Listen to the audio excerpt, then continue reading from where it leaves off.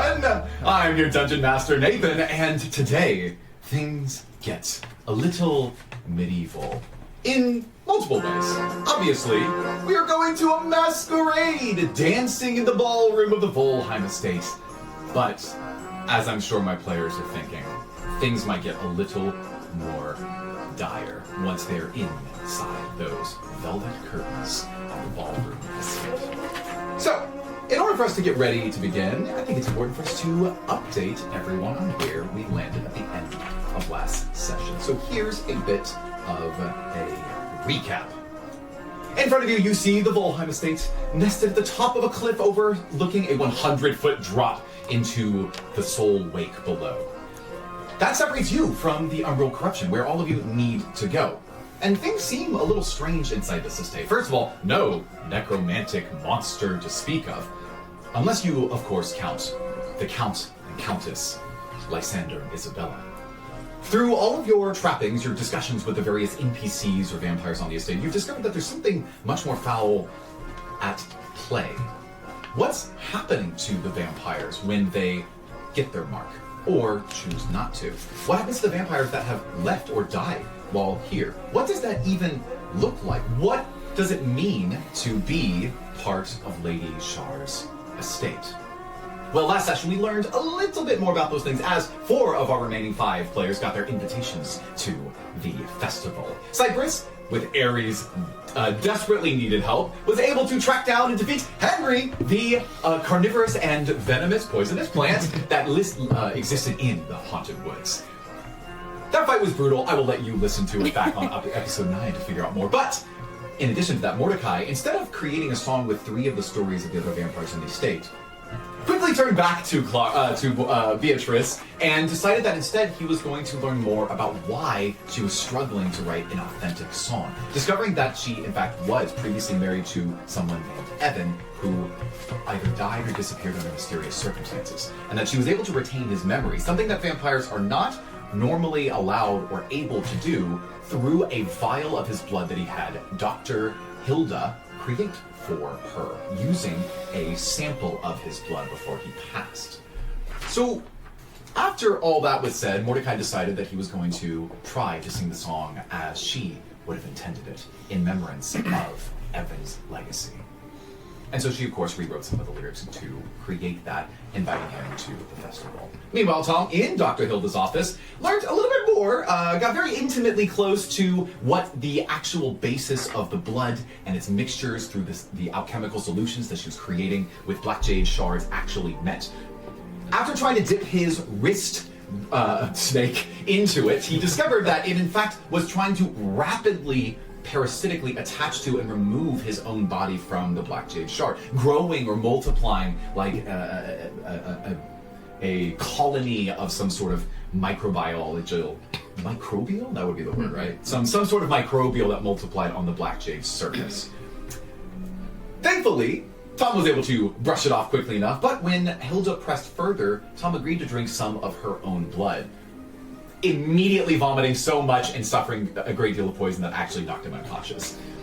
So while Ari and Tom were both simultaneously unconscious at different parts of the estate, Winton finally was saved from being knocked unconscious when he invited Gareth to strike him with his best weapon as hard as he could. Gareth, of course, opened a secret compartment in the room, revealing not only a coffin, which must be his place of resting, but in addition to that, a large silver-laden sword, which after he struck Winton, the only reason he stayed alive was because one of his 7 souls, an orcish barbarian named Raska, came to the foray and actually imbued him with his I'm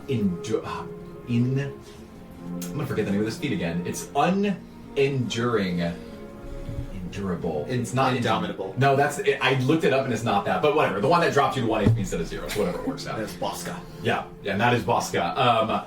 And therefore secured his invitation with Gareth to go to the festival. So all of you 5 then went into the tailor's room one after another and chose what your various looks would be. And so let's actually start there. I want a recap as to the names of the masks, the marks that you decided to take on before entering into this festival. So Ari, you chose? The Shadow. Okay, and Cypress?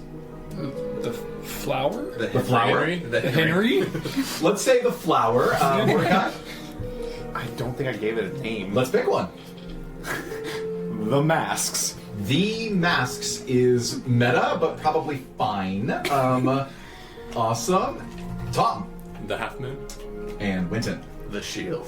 The shield, indeed. So, as all of you then joined up with your dates and eventually moved into the room, there was at least two major thoughts on everyone's mind. One, as a result of the various combat encounters or unfortunate instances of damage taken, you're pretty low on resources. Spells, abilities, wild-shaped charges. It is going to be difficult to prepare yourselves for what's next. But more importantly, there is a big threshold between you and Phase 2 of the festival. As the Countess Isabella narrated, this is a celebration of everyone's beauty on the estate. And so, there will be a competition, whittling down the 40 attendees to just 20, and then finally 8 for the finale.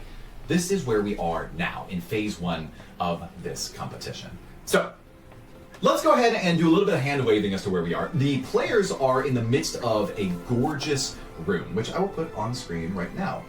The ballroom. You see as these red tapestries drape down from these long, ornate, marbled columns to a floor with an argyle pattern of marbled stone, and as people are dancing to and fro, the warmly lit chandeliers almost seem to contrast the haze of blood-red moon glow coming from outside. And everyone seems to be having a delightful time, enjoying various delicacies of meat and fruit and vegetable, and there are 2 separate drinking vessels. For humanoids like yourselves, you can have a fantastic goblet of wine, and for those vampires who are willing, probably not Tom, you can grab a little goblet of blood to soak down all of that wonderful food. And so the evening has begun. Now, what we're going to do is, mechanically, what I described is you're going to get to a point where you're doing a performance check. Basically, the Count and Countess are going to walk by, they're going to tap the shoulders of certain people, they will invite to Phase 2, and you will either make it or you will not. This goes for your partners as well. It's not necessarily a package deal. So, when we last left off, I want to recap where everyone's inspiration were, which is a d6 that you will add to that check. If I remember correctly, Aerie and Tristan were able to successfully dance even on Aerie's sort of splinted leg, and because she taught Tristan, who kind of carried the encounter. Meanwhile, Cypress and Minera were able to successfully show off a beautiful display, but because Cypress micromanaged something that Minera put together, he undercut her expertise and made her feel a little worthless, dropping her while he gained 1 inspiration himself. Meanwhile, Mordecai and Beatrice were preparing for what will be her song to be, and you went into a bit of a pun-slinging competition with a jokester in the room. Tom, meanwhile, and one of the wings and some of the symposia seating is having a debate about democratic politics with someone who is there. And finally, Winton was able to go over to a wrestling corner and throw Gareth into the ring, betting and actually securing an artifact from Barnabas, a scroll. And that's actually where we're going to start right now. The music continues to play around you. Gareth is grabbing a goblet of wine and leaning way back in a chair. You see sweat on the side of his body where he was facing off with this stonemason vampire. I grab another glass of wine for myself as I leaning against the wall with him. I guess with Barnabas next to us. Barnabas is looking at you with a kind gaze. He almost seems eager for you to read it. And he says, "It's nice to note that someone is actually willing to partake in and enjoy the historical records of the estate. I am surprised I even had this on me at this time and evening, but you know what? A deal's a deal. You win the bet, so it is yours." And Winton, you hold this scroll in your hand right now. It has his own Barnabas's writing on it. Do you mind if I read this out loud for my good friend Sir Gareth? He says, "Well, I suppose that Gareth would already know most of this, and it's really for your own betterment. So, be my guest. I invite you to read it out loud." On the history of the curse on the Volheim estate. A chronicle of shadows. The curse of the Volheim estate. In the year of shadows, under the gaze of the moon, the grand estate of the Volheim vampires stood as a testament to ambition and vanity. Count Lysander and Countess Seraphina leaders of this nocturnal dominion. Yeah, sorry, that's Isabella. And Countess Isabella, leaders of this nocturnal dominion, sought to carve a realm of unparalleled beauty and grandeur from the darkness. Yet their desire caught the eye of Shar, the Lady of Loss and the Mistress of the Night. Disguised as a sorcerer of ancient power, she offered the Volheims a gift, the secret to eternal dominion through the black jade gemstones of necromantic might. Little did the Volheims know, each stone was a shackle to Shar's will, binding their fates to her capricious desires. As the estate rose, crowned by the black jade's dark splendor, a curse unfurled, ensnaring the souls of its inhabitants. For more than 300 long years, this curse has woven through the fabric of the estate, compelling each vampire within to serve an unending quest for beauty, a beauty dictated by the whims of Shar. As new spawn ventured into the estate's embrace, a grim choice was laid before them. Join the eternal endeavor marked by the curse, or slumber in the morgue's silent depths, awaiting Shar's return. Many, fearful of the curse's judgment, chose the latter, while those whom roam the halls labor under the weight of uncertainty, their tasks a ceaseless tribute to a goddess they may never please. Historians speculate on Shar's motives, a lesson in the futility of vanity, an expansion of her shadowy realm, or perhaps a grand experiment in beauty and decay. These theories remain conjecture, for the true intent of the Lady of Loss is as elusive as the shadows she commands. Now, the estate stands on the brink of unrest. Doubt seeds among the newer residents, challenging the narrative spun by the Volheims. Was this curse merely a tale to ensnare them further into servitude? Or does Shar truly watch from the darkness, judging their every deed? This chronicle, penned by an observer lost to time, leaves more questions than answers. The vampires of the Volheim estate toil, bound by a pact of blood and shadow, ever vigilant for the day Shar deems to walk their halls once more. Will their efforts satisfy the inscrutable goddess, or will they find their eternal struggle has been naught but a whisper in the vast, uncaring night? And under, in etched in darker ink, should you dare to walk these halls, know the pact that binds us all. Sign in blood, join the dance of night, but beware, for shadows judge what's right. So you see that Gareth is leaning back. He's got one goblin in his hand. He's like, I don't know any of the words that you just said, but seriously, it's not that complicated. You serve the goddess, or you lay in the cemetery. And frankly, I'd rather be partying up here with all these good people. And you hear that a few people that are nearby who just watched this fight where he wrestled this mason, the vampire, they cheer as they clink their glasses together. Barnabas, I just rolled, also seems to be handling his wine not so well. He seems a little, his voice begins to slur a little bit as his pace has become quickened. I raise my glass to Gareth, and I drink myself just a full glass. Give me a super easy con save. Yeah, I'm gonna roll a 1 for this, just watch. Oh, 16. Cool. Tastes great. You detect just the whatever flavor that you're used to from your Ruby Empire days. You're like, yeah, it reminds me a lot of that. This is a good drink. Truly, this tastes like the milk of some of our summoned beasts. You see that Barnabas says, I regularly drink the blood of other creatures for my livelihood, and that still sounds just so disgusting. and then he drinks another goblet of blood. Are you saying that you never had dragon's milk mixed with the blood of an Utyug? Heavens, no. Not only do we not see dragons in this part of the land, but we can't even meaningfully get close enough to one. They are at odds with us, as it were. You can't milk a dragon. So, I know that there was quite a lot of text. I want to make sure that we're going to do a reading comprehension quiz. So what's For the inspiration. For inspiration. I just want to make sure. What's the gist of what we got from this scroll that Winton just read out loud? Yeah, so we don't know if this, the promise that Shar is watching from the shadows is real or not. It Okay. could just be, like, perpetuated to keep the people in line, kind of. Correct. The cemetery is not for dead vampires, but dormant vampires. Got it. That seems true as well. Anything else? We signed the pact in blood to join the Dance of Night, and so the shadows are now judging us. Yes, that is true. We've got one of them. Okay. Well, you have a you've shadow. got the shadow as Aerie is dancing with her shadowy mask on her face. The Count and Countess were the first. What's that? The Count and Countess were the first here. They wanted power, but now they're bound. It seems, according to Barnabas's writing, that they took on these Black Jade shards under a promise that Lady Shard gave, according to the story. And that is what subjugated them to this curse, and is the reason why any new vampires, like the ones that they create themselves, have to decide whether or not they're going to join the pact or not.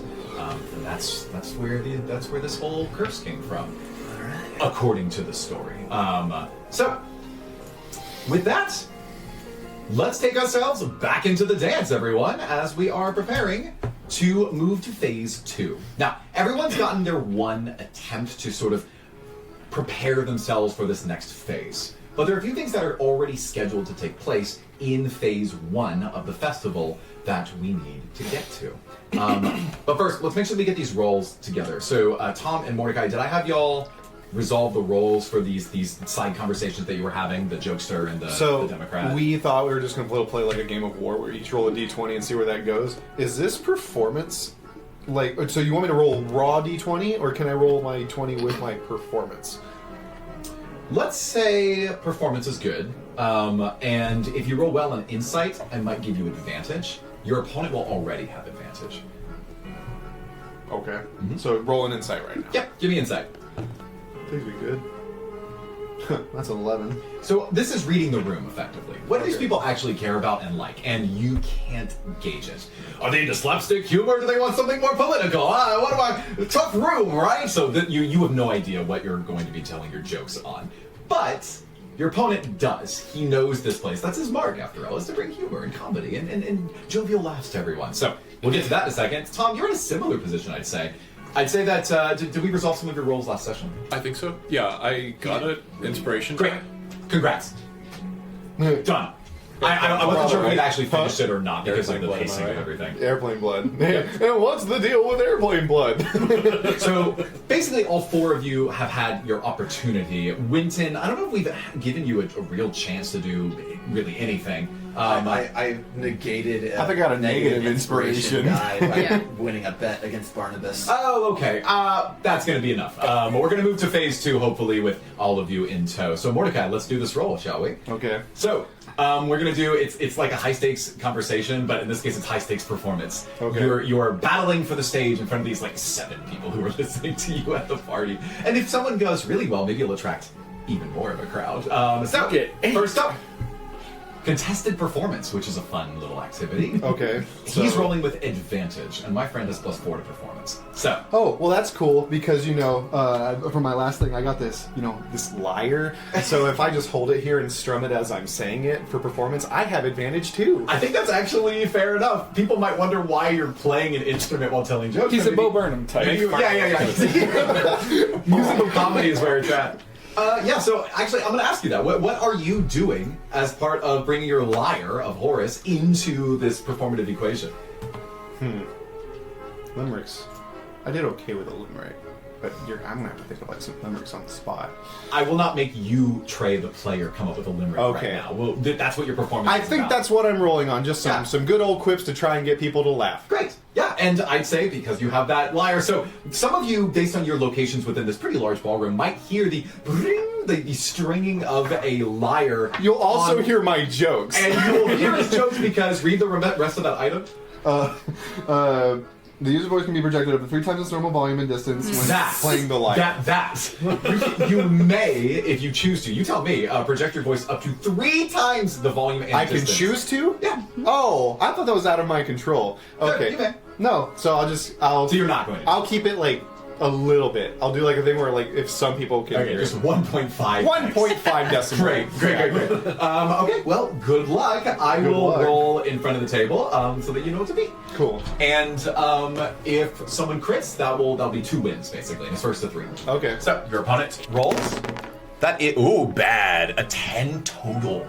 Okay. He comes out swinging. He says, "So how about that airplane food? They just serving blood, and they like a what? What? Do you serving blood over here?" And crickets from the audience. Okay, so Oh, am trying to I roll rolling something other than 2 two ones. performances and then and combining those together? No, advantages you take. Oh, okay, cool. Because I thought you said total, and but you were talking rolled about a plus 6 4. plus 4. Yeah, okay. Yeah, he literally rolled a 1 and Cool. a 6. Not great. That my first roll was a 1. But good thing I have advantage, right? The liar comes in clutch. Get a 2. Style on him. That's a 13. Oh my gosh. so you start playing your lyre, you tell some jokes. I mean, what are you talking about? I'm not in even general. playing it. I'm lightly strumming it just so I'm not drawing attention. You're like the guy at like the speakeasy like beat poet society where you Yeah. just like hit bongo twice and then you like say 2 lines and then everyone's like, oh, yeah, I like this guy. Yeah. So what are you talking about in general? You don't have to say a true limerick. Well, considering I roll a 13, let's do like a. Oh crap! The lines at the You don't have to write a limerick. the zombie via DMV An or the insult to vampire grateful. DMV. I've got so much fresh blood in me, you can call me a blood bank. There. So you actually are fun slinging. You get like a couple of chuckles from the 5 or 6 people around you. Okay. Beatrice seems a little awkwardly reserved. I look as at she her and it's like, stands I beside- told you, be ready to watch me make a fool of myself. She says, I thought that by fool you meant like a jester. No, I meant literally. You turned, okay, I'm so sorry. Which one? Do any of us hear like where? Who Yeah, rolled us a here? decibel. Whoever rolls, the 2 people that roll highest on D6 here and can walk over and join. D6? Yeah, this is just luck, basically. 5. 6. Let's go. 4. Can I get some friends? Cool, so- Can I get my hype man? Aaron's Can I on the get my dance hype floor. man up Tom in here? is over discussing. Maybe you could be wrapping up your discussion with this sort of political science guy, and you both hear this happening. You hear the strumming of a lyre at 1.5x volume. Tom casts a message and points at Mordecai. Say something funny. I'm working. You're getting telepathically heckled right now. by my own teammates. All right, cool. So let's go to round 2. Ready? How about you roll first? We'll keep Okay. these things suspicious. He says, "You go first this time." That's a natural 20. Okay, great. And So unless he crits, you're just let's see gonna if I win. roll another one. Yeah, no, that was a 13. Yeah, So, I'll take that unless 20. he crits, you're just gonna win because I said it was worth 2 wins. Yeah. That is not enough. That is a 14 total. So you really just kind of mop the floor with this guy. What's your nat 20 here?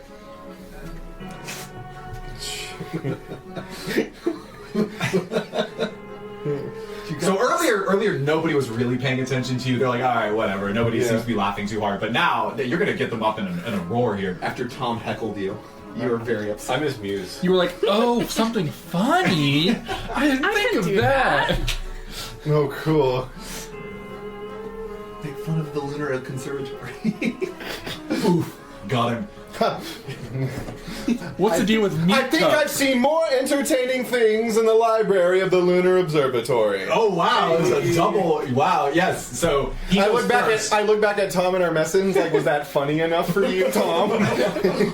Say something about coffins. So you see that he goes first, and then you basically just counter him saying, "I've seen funnier things in the conservatory." How about you return back to that bed you call a coffin? Nice. And everyone in the audience, you notice that for whatever reason they found this just hysterical. Like, yes, we all knew exactly what the Lunar Conservatory is like. I read about it once. So topical. So topical. So you've got the crowd in a tizzy. Let's say another like 6 people join, and they're just kind of listening in. At this point, you've already won. You could do a victory lap for round 3. Do you want to risk it? I'm afraid. I've rolled a 1 and a 20. I'm on the entire spectrum right now. It's all in my first 4 rolls. Here's your chance. You can drive it home, or you can just kind of leave it where it is. No, I bow and I reach out my hand to shake his hand, and no hard feelings in good competition. Interesting. Your opponent, You have made a mortal enemy. you reach out to him, and he smacks it to the side, and he says, "You don't know what you've just done." And he runs away. Literally runs. Did I just make an actual the Joker? You hear? Give me a perception check. Oh, great. All right. What's that? +4. And he says, whoop, whoop, whoop, whoop, whoop. That's a 14. You just get the sense that like you hear something muttering under his breath as he runs off back towards the earlier entryway where the food is located. I look over at Beatrice. Did you know who that guy was? She says, we didn't exactly intermingle circles most of the time here, but I didn't know most people when I'm at the estate." Gotcha. Okay. Cool. I was just trying to get a vibe on him, but if you don't know, then we'll just figure that out later. All right. Well, that concludes phase 1. You see that everyone has one last opportunity to dance. There's a number that appears, a musical number that is being played by let's just say that there's a 4-piece band off to the side that are preparing. They're using some of the instruments that might come into play later, and you hear...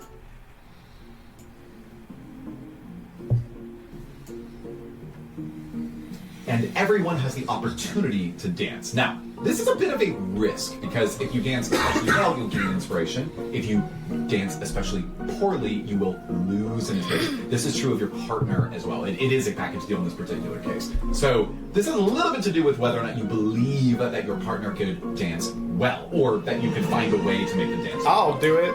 Yep. So I have a question. Yes. So Tristan's very confident after that nat 20. He is certainly more confident than he was. Yes. Right. Way more confident. Could we throw in some lifts and dips and stuff for maybe a dex check instead of a performance?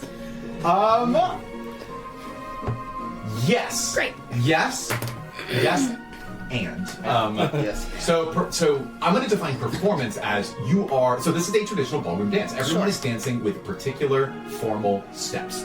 You go in and then out and then around the circle. And so if you are performing, that means you understand the culture. You're able to pick up on the steps. That's what that means. You're in the crowd part of it. And if you do well, then obviously you will look good.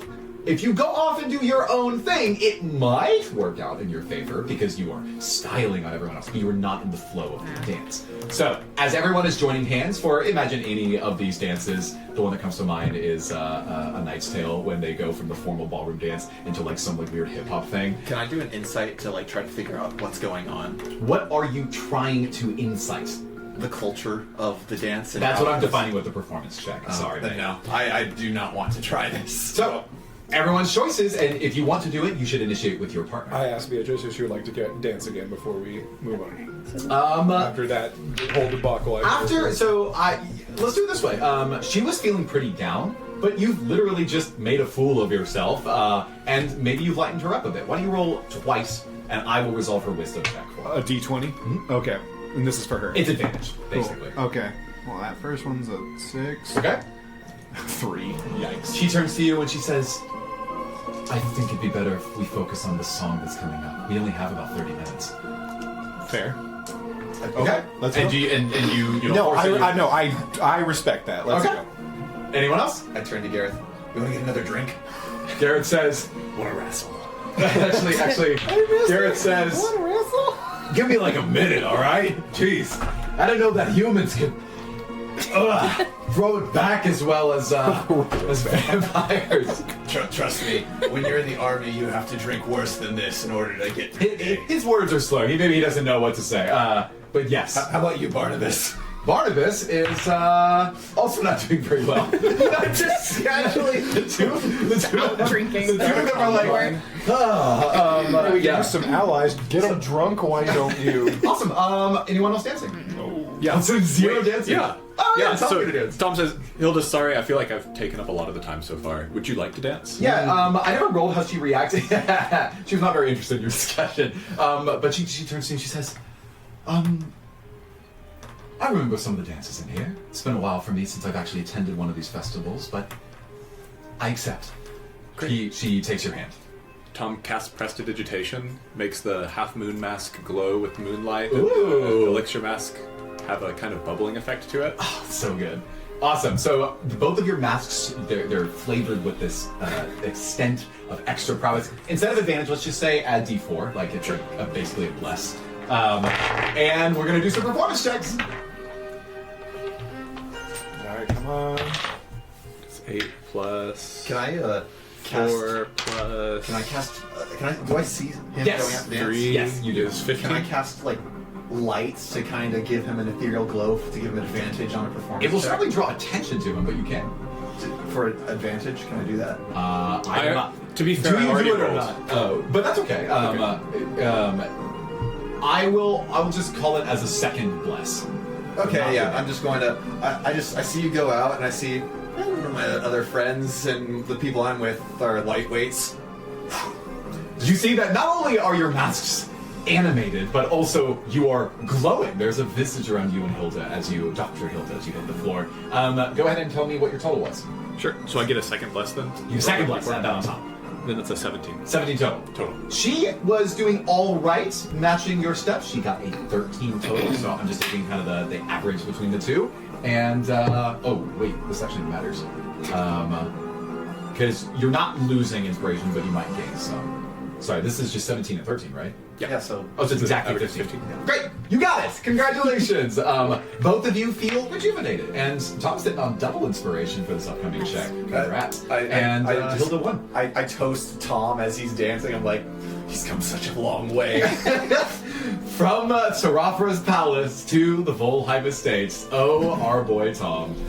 So, as that happens, the groups then gather together, they hold hands, there is some tunnels, you see that people swivel outwards, you then cross arms and you swap, and somebody else is going to be taking your arm.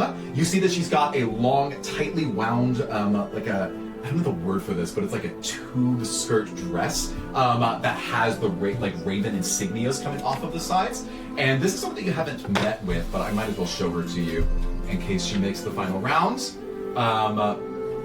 This is Giselle. And so the two of you are dancing, she turns to you, and she is dancing pretty well. So you see it, so the two of you have a bit of good chemistry there, and then you hand off right back to Hilda, who, since we're here, might as well put her up on screen. And then the group comes together, and then they finish, and a bow. And you see that a lot of people are applauding from the wings, being good sports about the fact that everyone else is dancing. Do you say anything as the dance concludes? No, thank you. And Hilda thanks you as well, does a bit of the traditional vampire three-quarter turn bow and curtsy, and then the two of you will hold hands and move off to the sides. And the evening continues. You know that next up is going to be a few different things that are on the agenda. This was written as you were entering, but want to make sure that I have these correct.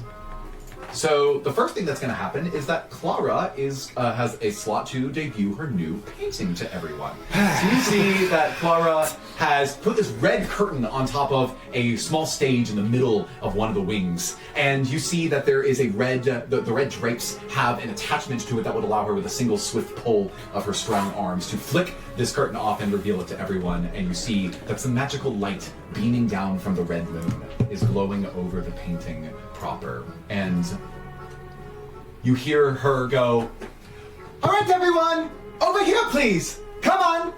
Oh, I see you over there." She points directly at you, Winton. "Come on over here. And you," she points to you, Cypress and Monera, "come on down. Feast your eyes on this wonderful creation." I grab another wine glass as I head over. Great. There's basically unlimited wine. You will not run out of wine if you want to have more wine. Although, roll me another easy con save. Nat 20. Nat 20! You feel so confident.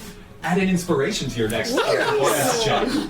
That's a D6. You're just like, wow, not only am I handling this better than Garrett, that's hilarious, but also, I feel better than I did, an hour ago. That liquid courage. Exactly, that liquid courage. Truly, this place has some of the best alcohol I've ever had, and I have not had that much. So, You see that as everyone gathers around, let's say roughly 30 to 35 of the 40 people are in a tight group around her. The Counting Countess standing off to one side, letting Clara run the show. She's pretty good in front of a crowd of people. She stands up and says, "All right, friends and family, I am delighted to provide to you the newest, best landscape that I've ever had the pleasure of creating, because it's not of distant lands or fictional places. It's not of times in the past or maybe places in the future. It's right here. It's right now. Ladies and gentlemen, the Volheim estate." And she pulls off this curtain, and there's a glistening, sparkled magic that follows the curtain as she withdraws it. I should comment that this curtain is a heavy, velvety material covering a frame that is at least 3 feet wide and 2 feet tall, and yet with one flick of the wrist, effortlessly flings the entire thing off of it, showcasing her strength. But underneath it, you see a picture. It is a landscape of the Volheim estate proper, which truly, the best way for me to show you it is to show you the image you've already seen. It is the image that I've been showing you this entire time of the Volheim estate. So, this painting includes the blood-red moon behind it, the haunted forest with groves of trees, the tributaries of watery rivers that drip down into the land of Osiria, and at the top, you see that there are... Wait. I need everyone to roll really, really well on perception. Okay. This is not a creation thing? No. Okay, cool. It's a 9 for me.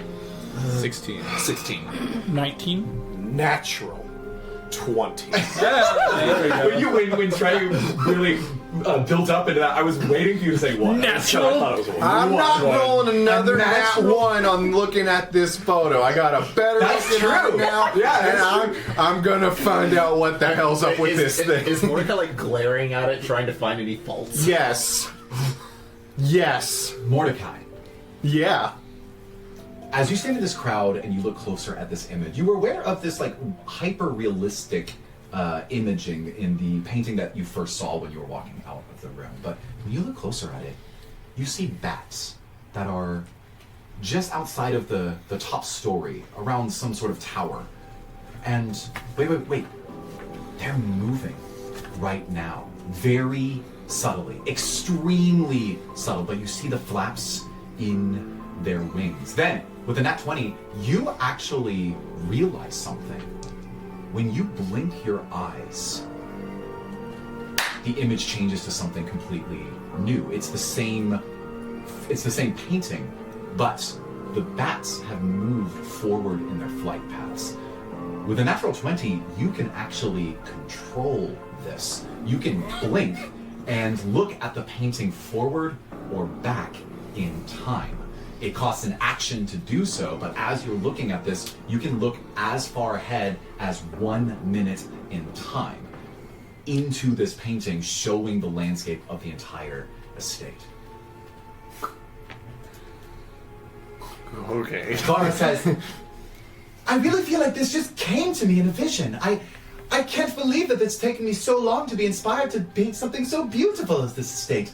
I have Tristan to thank for the gorgeous hedge maze that makes an appearance right over here." You see that Tristan sort of blushes in the audience. He's rubbing one of his shoulders. And and look, it's Edgar's clock tower. Do you see the little minute and hour hand moving in place like a tick, tick? And Edgar is standing in the audience. He looks up at it and he shakes his head like he doesn't know what she's talking about. And then she's going to point out more features on the estate that, frankly, you now have on the maps that I've given to you. Every single one. And like it's Dimitri's horses that are out playing in the field right now. And at least, unless I roll a 20, most people are not going to know what she's talking about. Oh, shoot. Tom, you notice that Hilda's expression has changed, and she looks at it with curiosity, going, "Wait, Tom, do you see that?" She nudges you in the side. Painting? No, sorry, within the painting, it looks like it's moving right now. Every time I blink my eyes, it's like I can see a different part of the, like something's changing over time. Strange. Can I make an Arcana check to see if it's a magical painting? Well, so already I'm going to gift you the chance to look at it again to see if you can crit. So give me a perception check. And then, yes, you can give me that Arcana check.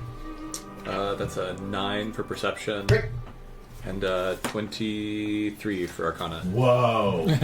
So, Tom, you look at this painting and you realize that what Clara has effectively done is she's taken this moment in time at the estate from the perspective of someone looking from beyond, and has frozen it, but has imbued it with some sort of temporal portent that allows her to see both forward and back from that fixed moment.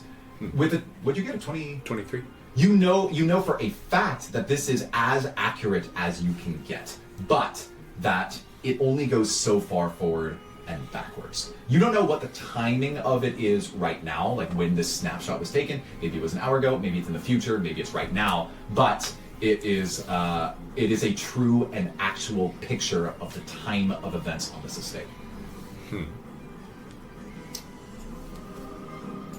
Interesting. But I can't see it moving right now. You just know that it has that magic sort of emanating from it. Interesting. Yeah, I think I would tell Hilda as much. Say that I recognize the magic. Great. And she responds to you. I'll give her an investigation check. It's funny. She saw it, but she's not rolling well on investigation. So she says, "Okay, I think I see what you're saying. This is quite marvelous. I might have to stay here for a while just to see how she accomplished this." Mordecai, you were going to say something? I was going to say, Mordecai goes over to, looks over and says to Beatrice, "I'll be right back." It goes over to Tom. It's like, Beatrice says, "Mordecai, we're next with our song. We only have a few minutes." Okay. I go, Tom.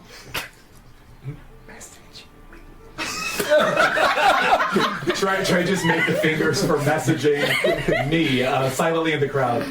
Give me a stealth check. Stealth. Okay. I'll show passive insight on the crowd.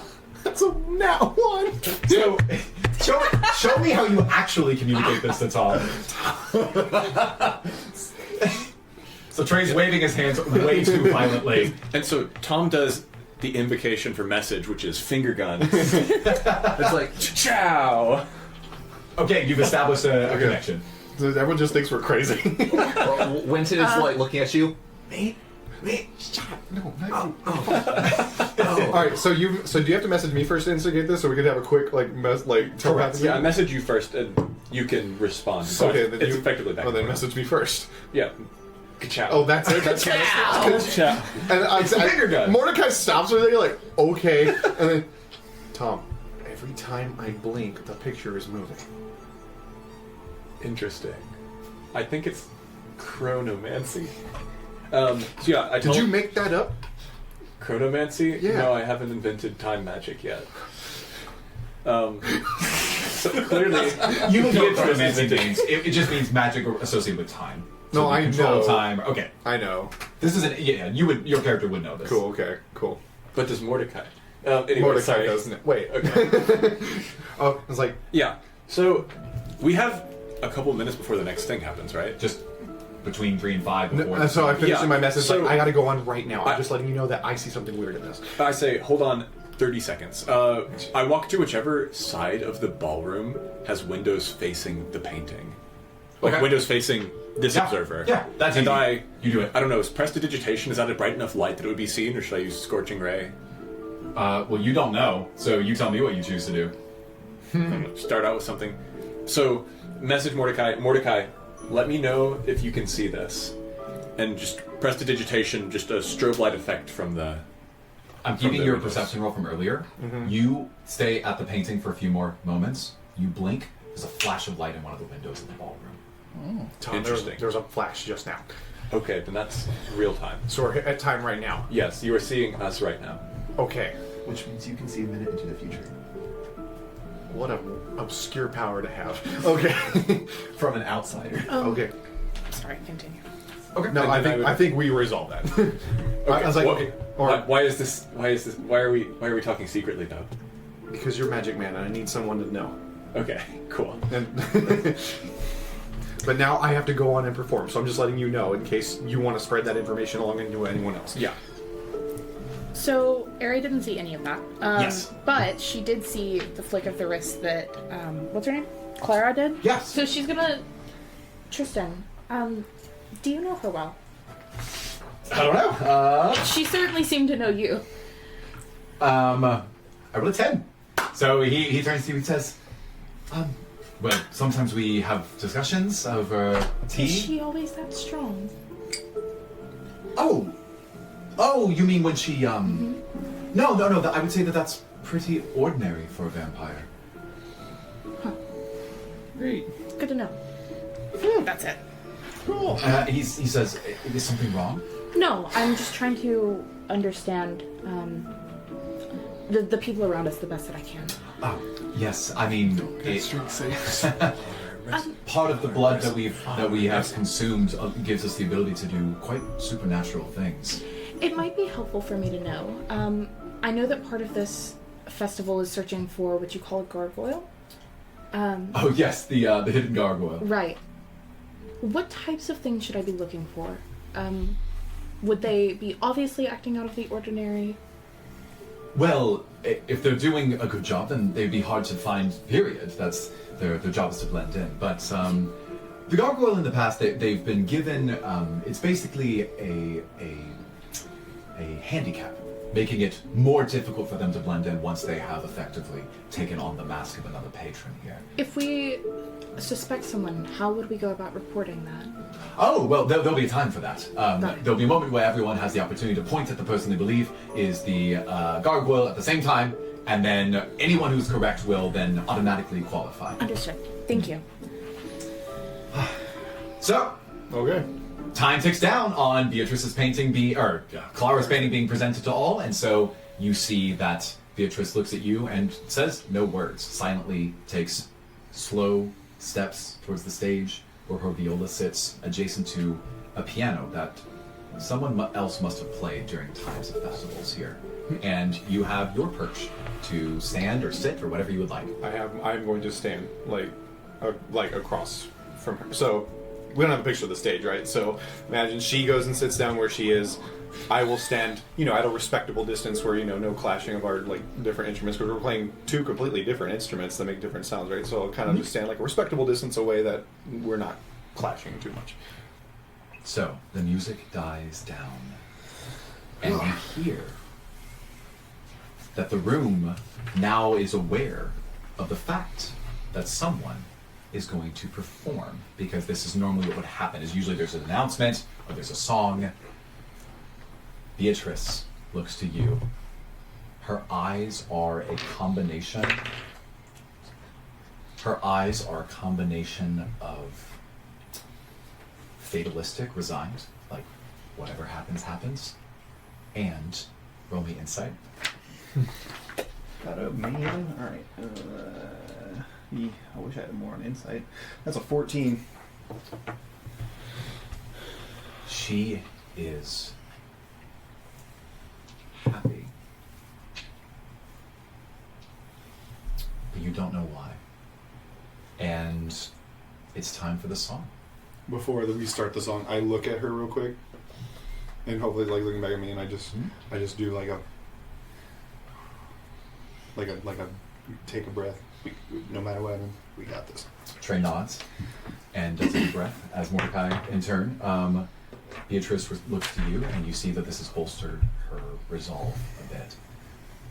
No matter what happens. That's the tone, at least. She doesn't speak.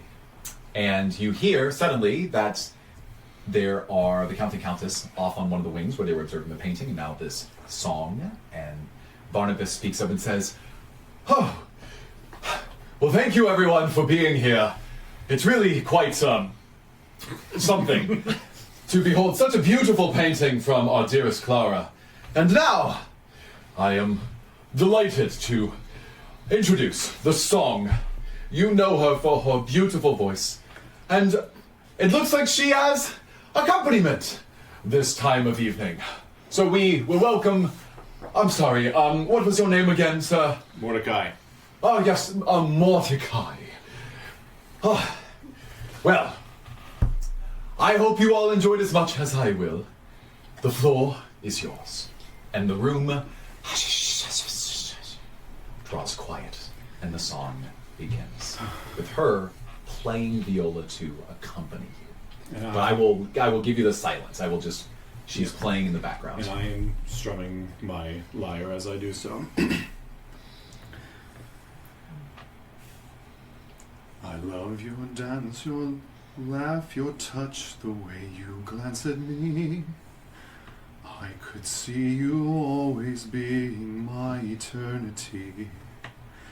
If I could turn the sands of time to see you once again, the waves would wallow, there'd be no more sand to tend. From the grandiose of castles to the lowliest of bars, you make me feel as though I can dance across the stars. Climb with me through the rafters of this thing that we call life. I want your pain, I want your suffering and your strife. They want blood, you wanted peace, so they made you take your life. What once was yours, I scream what they deny. Impossible to ask of you, no sense of certainty. Darling, I'd wish you returned to be my eternity.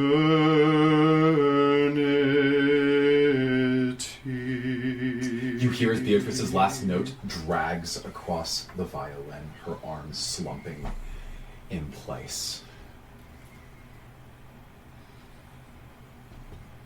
Players and listeners, what you may not know is that in the lyrics that Beatrice presented to Mordecai, she went on what I would describe as a frenzied tangent, lines of pain and suffering, of death and torment. She then specifically named Evan as the certainty of eternity and dedicated the song to him. Mordecai has chosen not to include any of these parts in his performance. And you see as the note breaks your final note in two. Dissonance rings through the room, and everyone is silent and a bit awkward. First, I need everyone not named Mordecai to roll a high insight check.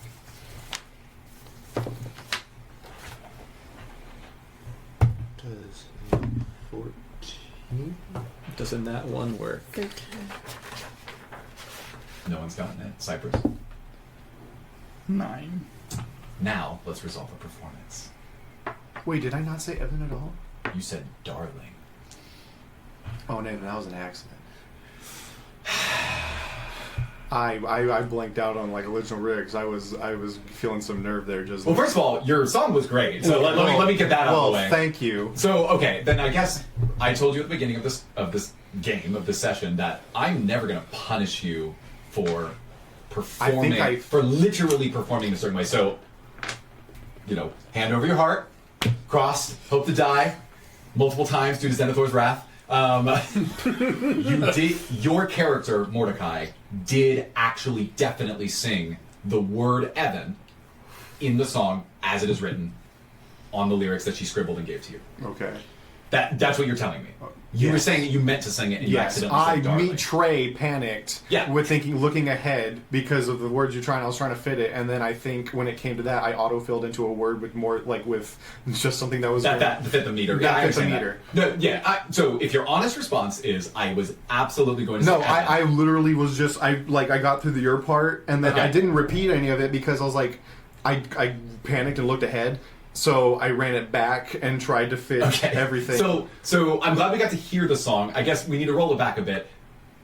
So this is more of a yes/no question. You can describe to me the degree to which did you intend on having Mordecai sing everything that she wrote as she wrote it? Yes. Okay. I will say, however, I think through Mordecai, when I first saw the lyrics and I was looking over, I think Mordecai was hesitant to say Evan in case to really out Beatrice to protect her. Sure. But in the honor for Beatrice, he stumbled a little bit. I think this is where darling came in when I said darling. So I was saying darling because I was afraid for that awkward pause because I was starting to get into my own performance anxiety.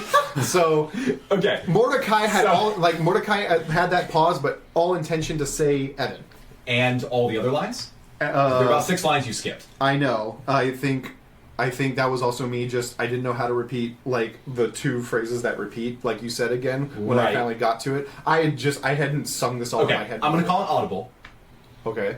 We have lost a lot of the impact of the song because mechanically things are going to be very different than what I thought they were going to be. Okay. So this might seem weird. I might need you to sing it again, like the real way, because it sounded like your character was making a huge choice. So and now we're like, it feels weird to listen back on. So Okay. I think I might just have you sing the whole thing Song again. Okay. And I will include Do everything. you need me now. to point where you go from one place to another? No. Okay, you got it. I have that. I think I tried. I think just. I'm sorry, y'all. No, it's okay. No, you're your good. song, It's your okay. song was Just really stress good. Your song was really good. I just was like, oh wow, he made that choice. That's super interesting. And it turns out, no, none of those things are good. No, So- I had so- all intention of keeping like what Beatrice That's totally wrote fine. down as that. So that itself will still be interesting, obviously. I literally, Stick. as I was walking here, all I had was silence and my own like anxiety Yeah. because I've never performed Yeah. in front of y'all. Yeah, and I'm sorry that I'm making you do it again, despite that. And I thought I would be comfortable with this, Yeah. but turns out somewhere subconsciously, Dre was kind of like, Okay. So I'm gonna go back in time about 10 minutes. I'm going to say that everyone gets silent, and she's preparing to back you with her viola. So I'll just say that again, and then we're gonna do the exact same thing as though nothing else happened. You have Cool. a lovely. Our camera just went down. Sorry, everyone. That's not good. Let me double check where we are at on the camera. Just be careful not to unplug it. We're cutting this out anyway. It's fine. If it helps, you have a wonderful singing voice. You do. Thank you. Okay, lower and very slightly to the right. My right. No, the camera's right. Oh, okay. There. That's good. Slightly to the right. Tilt or slide? Oh, I mean like rotate. Roll the dice. What do you Less. That's perfect. Oh, perfect. Right there. Perfect. No longer perfect. There's a hook here. There's a hook here. Okay, cool. That. Sure. I'm holding everyone back. Good thing we're doing a whole You're super fine. session. This is what they call a plot hook. seriously, don't worry about it. Cool. What about that? A little bit to the left. Rotate left? Rotate slightly. Yeah, I was Less. heart beating out of chest. Yeah, it was super intense. I think that's perfect. Right Okay. there. Okay. Cool. I'll try not to bump that again. Yeah, I know. I'm Here, let making- me move I'm making over a little all bit so that you have My more. legs are gelatin right now. I love it though. It's real, right? Like this is really what Mordecai's probably feeling right now. Yeah. Okay. So Okay. So I'll we're doing bring, that. we're I'll doing bring that. us back to the scene. Okay. Okay. You hear as the crowd begins to hush, attention drawn to the stage where Beatrice and Mordecai stands. And with that knowing nod, the two of them prepare to begin, with her not singing as we had discussed, but playing the viola to back you up, which I won't actually sing to give you the silence to do your own thing, but imagine that she and your lyre are these two instruments are intertwining Okay. as the song. All right. I love your dance, your laugh, your touch, the way you glance at me. I could see you always being my eternity. If I could turn the sands of time to see you once again, the waves would wallow, there'd be no more sand to tend. From the grandiose of castles to the lowliest of bars, you make me feel as though I can dance across the stars. I want all of your pain, I want all of your strife. I want all of your pain, I want all of your strife. They wanted blood, you wanted peace, so they made you take your life. What is yours once was mine, so I scream what they deny. Impossible to ask of you, no sense of certainty. Evan, return and please be my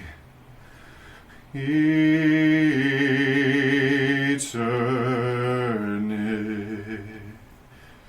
You hear as her final note rings true across the strings, and the room is left in awestruck silence. Now, pause, out of game. Thank you, Trey! That was wonderful! So much fun, and with the audible, that was the lyrical changes that Beatrice specifically asked for. Every word, adding lines like Evan's own name, like the fact that he wanted peace, but in the sake of blood, they forced him to take his own life, and that she, Beatrice, would take his pain and strife instead. This all sung in the audience of the entire festival. Oh, this was 3 times. You could hear everything. I need everyone who is not named Mordecai to roll a very high insight check. Huh, alright. 14. 5. 7. 18. You see, so if you roll higher than a 10, you would notice that there are certain people in the room whose eyes draw wide and their heads subconsciously, naturally dart subtly in the direction of the Count and Countess. The two of them seated on a slight elevated stage in the middle of the room, overlooking both the painting, dancing area, and of course this stage where the song was performed. And with an 18, Cypress, your eyes follow theirs. Why would they want to? And you see that the posture of Isabella Volheim has gripped in tension and intensity. Her face, her neck, her like upper body remains calm. She simply, with her hands crossed over her lap, one raven at her side on an armrest, pivots, turns, looks over the crowd, and puts a smile across her face.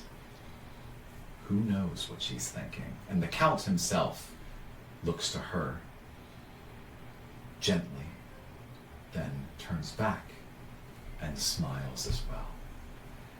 He nods with a sense of certainty and holds up one of his hands, not that different from the statue outside in the courtyard. And you hear him interrupt your final note as it's resolving to say, "Oh, well done, Mordecai. I am delighted that we get to enjoy your talents, since it seems that Beatrice is unable to reprise her role as the vocalist for this evening. Well done, and thank you! This was a beautiful song. Isn't that right, Isabella?" And she nods kindly, turning to the two of you and says, "This one is for the record books. I have not felt so much as I have in your song. Please, we would love to get you a drink and celebrate when this is all said and done." And she then stands up and begins to walk to the edge of her small stage, a little 2x3 foot stage, steps off and begins pacing through the center of the floor. You see as the vampires split like the seas being separated as she walks through, no one daring to even touch the frills and fringes of her long ballroom gown of black lace. And she walks all the way up until she is face to face with Beatrice. She looks a little more closely, and the words that come out of her mouth are, "Did you write this song, my dear?" Mordecai, I need you to roll an insight check. I've been doing bangers on that the whole time. 4. You wonder why she would have asked such a question. But at minimum, there is tension in her voice. And Beatrice is going to roll a very important wisdom saving throw. You're going to roll it. I'm gonna roll her wisdom. Just roll a d20 and tell me what you get. Wait, before you do, we'll do this chronologically. let's roll your performance on that song, shall we? cool. Because you stuck to the script, and she did not go against you out of anger or sadness or betrayal, you are going to roll your performance check as normal, which is to say, with advantage because you are literally using the Lyre of Horrors for what it was designed to do. Okay. So you do that, she's going to roll stats, base performance, and then we're going to add it together and see how well you do. Cool. My first roll was 16 with the modifier, and my other one with advantage was 23. Great, 23 is great. Now, she did not roll very well, but she has +6 to performance, so that is a 15 for her. And the two of you did very well. For all intents and purposes, you just gained inspiration, my guy. Oh, Nice. lovely. Congratulations. You now also have double inspiration as you're preparing for the end of phase 1, assuming you make it that far. Now, fast forward. Here she stands in front of Beatrice. Did you write that song, my dear? And Beatrice is going to roll a wisdom save. Before I roll this wisdom save, can Mordecai do anything, not to change the outcome of this, but interrupt where this wisdom save doesn't need to happen? Not with that insight roll of 4, unfortunately. All right. I mean, you have bardic inspiration, but I that have- would sound like you saying something to her or Yeah, doing no, something. so that won't work. So, all right. I like that there's no music in this part. It's very... Good luck. Beatrice. That's a 3. Oh no. Did you write this yourself, my dear? And Beatrice's eyes initially meet hers, and then her lip trembles. There was already a tear running down the side of her face from the end of the song, and she drops her head suddenly in shame. Her voice trails off, muttering, "Now speak up, my dear. Did you write this yourself?" The Count, Lysander, turns to the group and says, why don't we prepare for the dance to end the first phase of activities?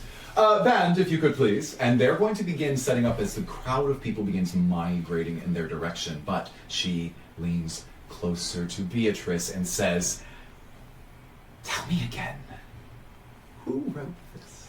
And under her breath, you hear,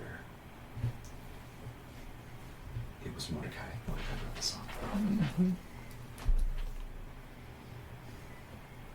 And Beatrice slumps in shame, but she, Isabella, leans back and says, oh, well what a talented writer we have. She turns to you, Mordecai, says, I would love to know some of your storytelling techniques.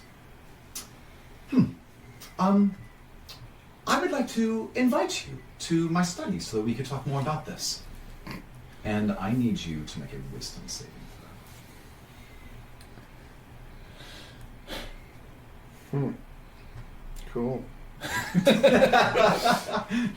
That's a 13. You feel an overwhelming urge to do as the Countess says. Only good things for Mordecai from here on out. And you will decide to follow her. I nod. You just nod silently? Mm-hmm.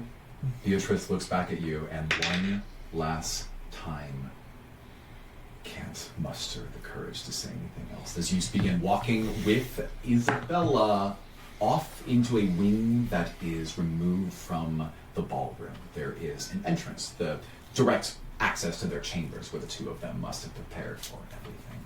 It is in the midst of a parted, heavy curtain, one that would be hundreds of pounds, inches thick. And she is walking with you only steps behind her, and the rest of you see this happening. Did we hear her throw him under the bus? Nope. Am I still with my drinking buddies?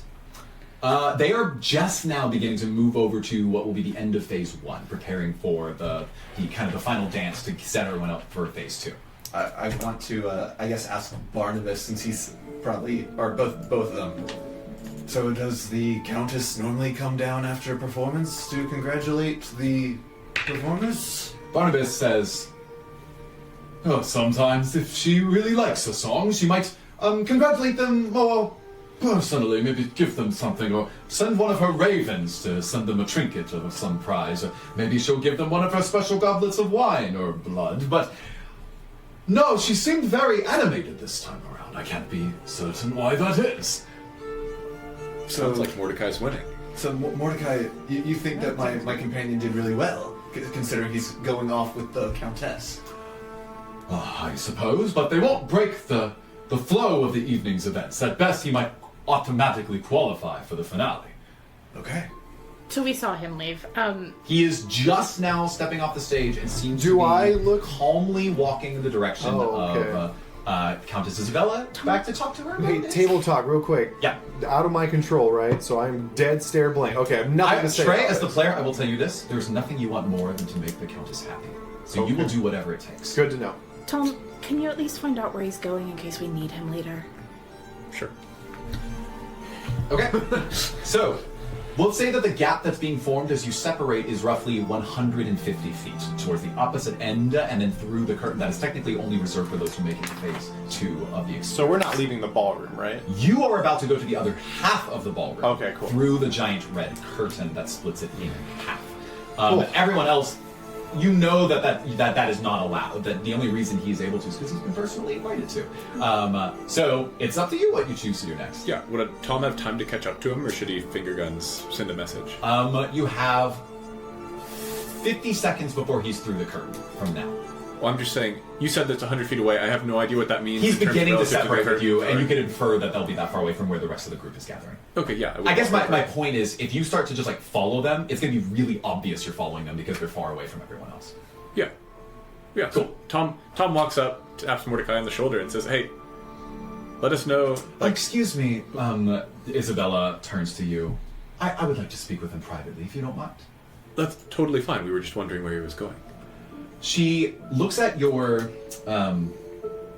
visage, what you're wearing, how you're standing, your physical features, up and down, and then says,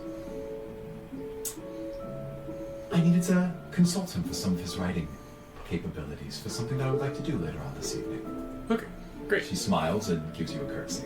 Yeah, I mean, at this point, Tom has noticed nothing amiss, so walks back and tells Harry as much. Great. Thanks. Good to know. Great. Good effort. Good knowing you. Yep. I mean, truly, I will allow the remainder 4 of you to roll a high insight check. Is this something Mordecai would really do? Maybe. But I will tell you that she is a very good liar. Dirty 20. 16. Great. 10. 16. Okay. Final roll, 22. So, to all of your perception, Mordecai just found his way. A fast pass to phase 2, baby.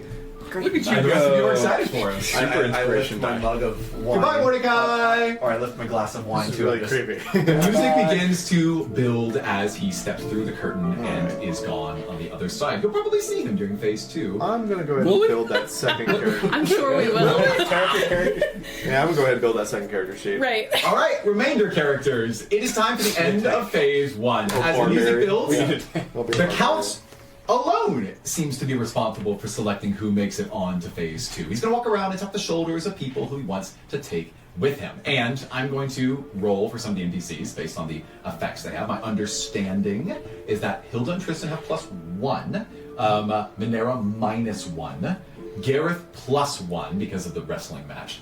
And other than that, everyone's flat. Correct? I had a +1. Oh, well, I'm talking about the NPCs. Oh. Yeah, I guess I said Airy. How's, No, yeah. how's Gareth doing with the alcohol, and how's Barnabas doing with the alcohol? Does that give them anything? Because they are both. If you're asking for me to roll for luck, no, they're just drunk and happy. Okay, cool. Gareth has the Can I drunken have a master stats feat. marker? and so- Yes. I keep forgetting my exhaustion, and Real I want quick. Oh, something yeah. to remind me of Could this. I have used? I've been cheating this whole time, but I've I'm also deaf. been rolling badly, so it's fine. The Hey. dice seems to have enacted their revenge. Yes. Nathan, real quick, could I use that inspiration that I got for the performance on that wisdom saving throw, or does that No. does not apply to it? Or No. just wanted to make sure. Yeah, the word inspiration is not even really the right word because it's only confined to this one roll you're about to make for the sake of getting to phase 2. Oh, good. Bardic inspiration kind of maybe, but no, it really is not So for that. this is Your event dices can't hear confidence. anything. It's how well you've appealed to the greater culture of the vampire. So, okie dokie, only half or 20 of the 19 at this point. Looks like someone's already taken a spot.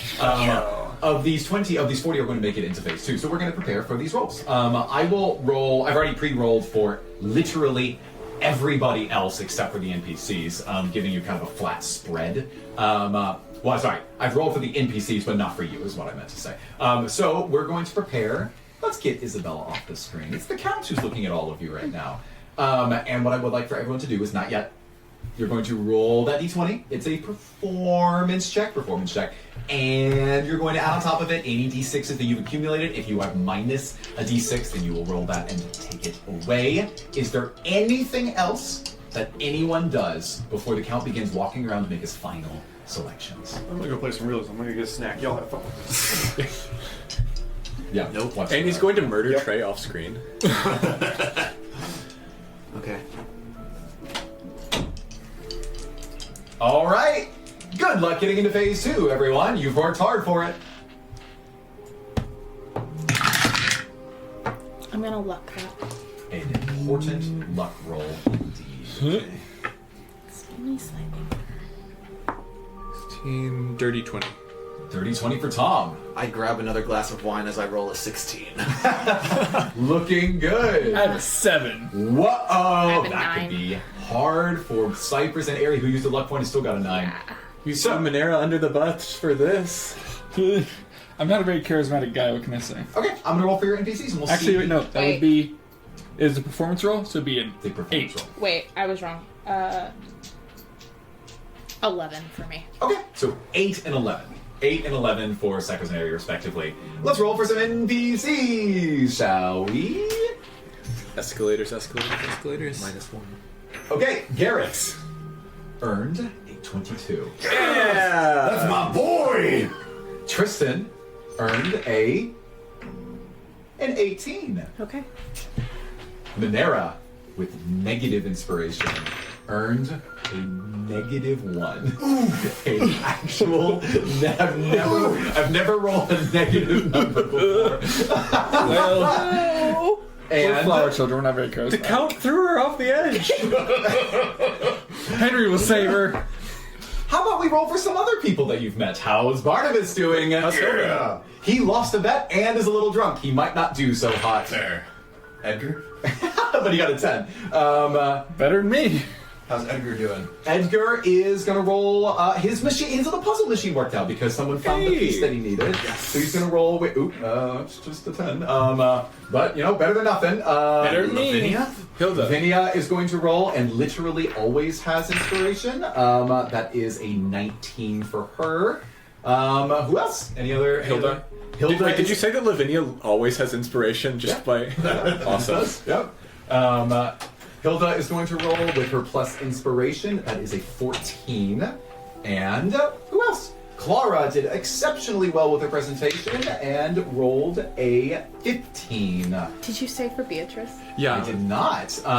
Let's roll for Beatrice. She is inconsolable, but nonetheless, she was part of at least in the Countess's own words, wonderful performance. So that must mean that the Count would be interested in bringing her over, right?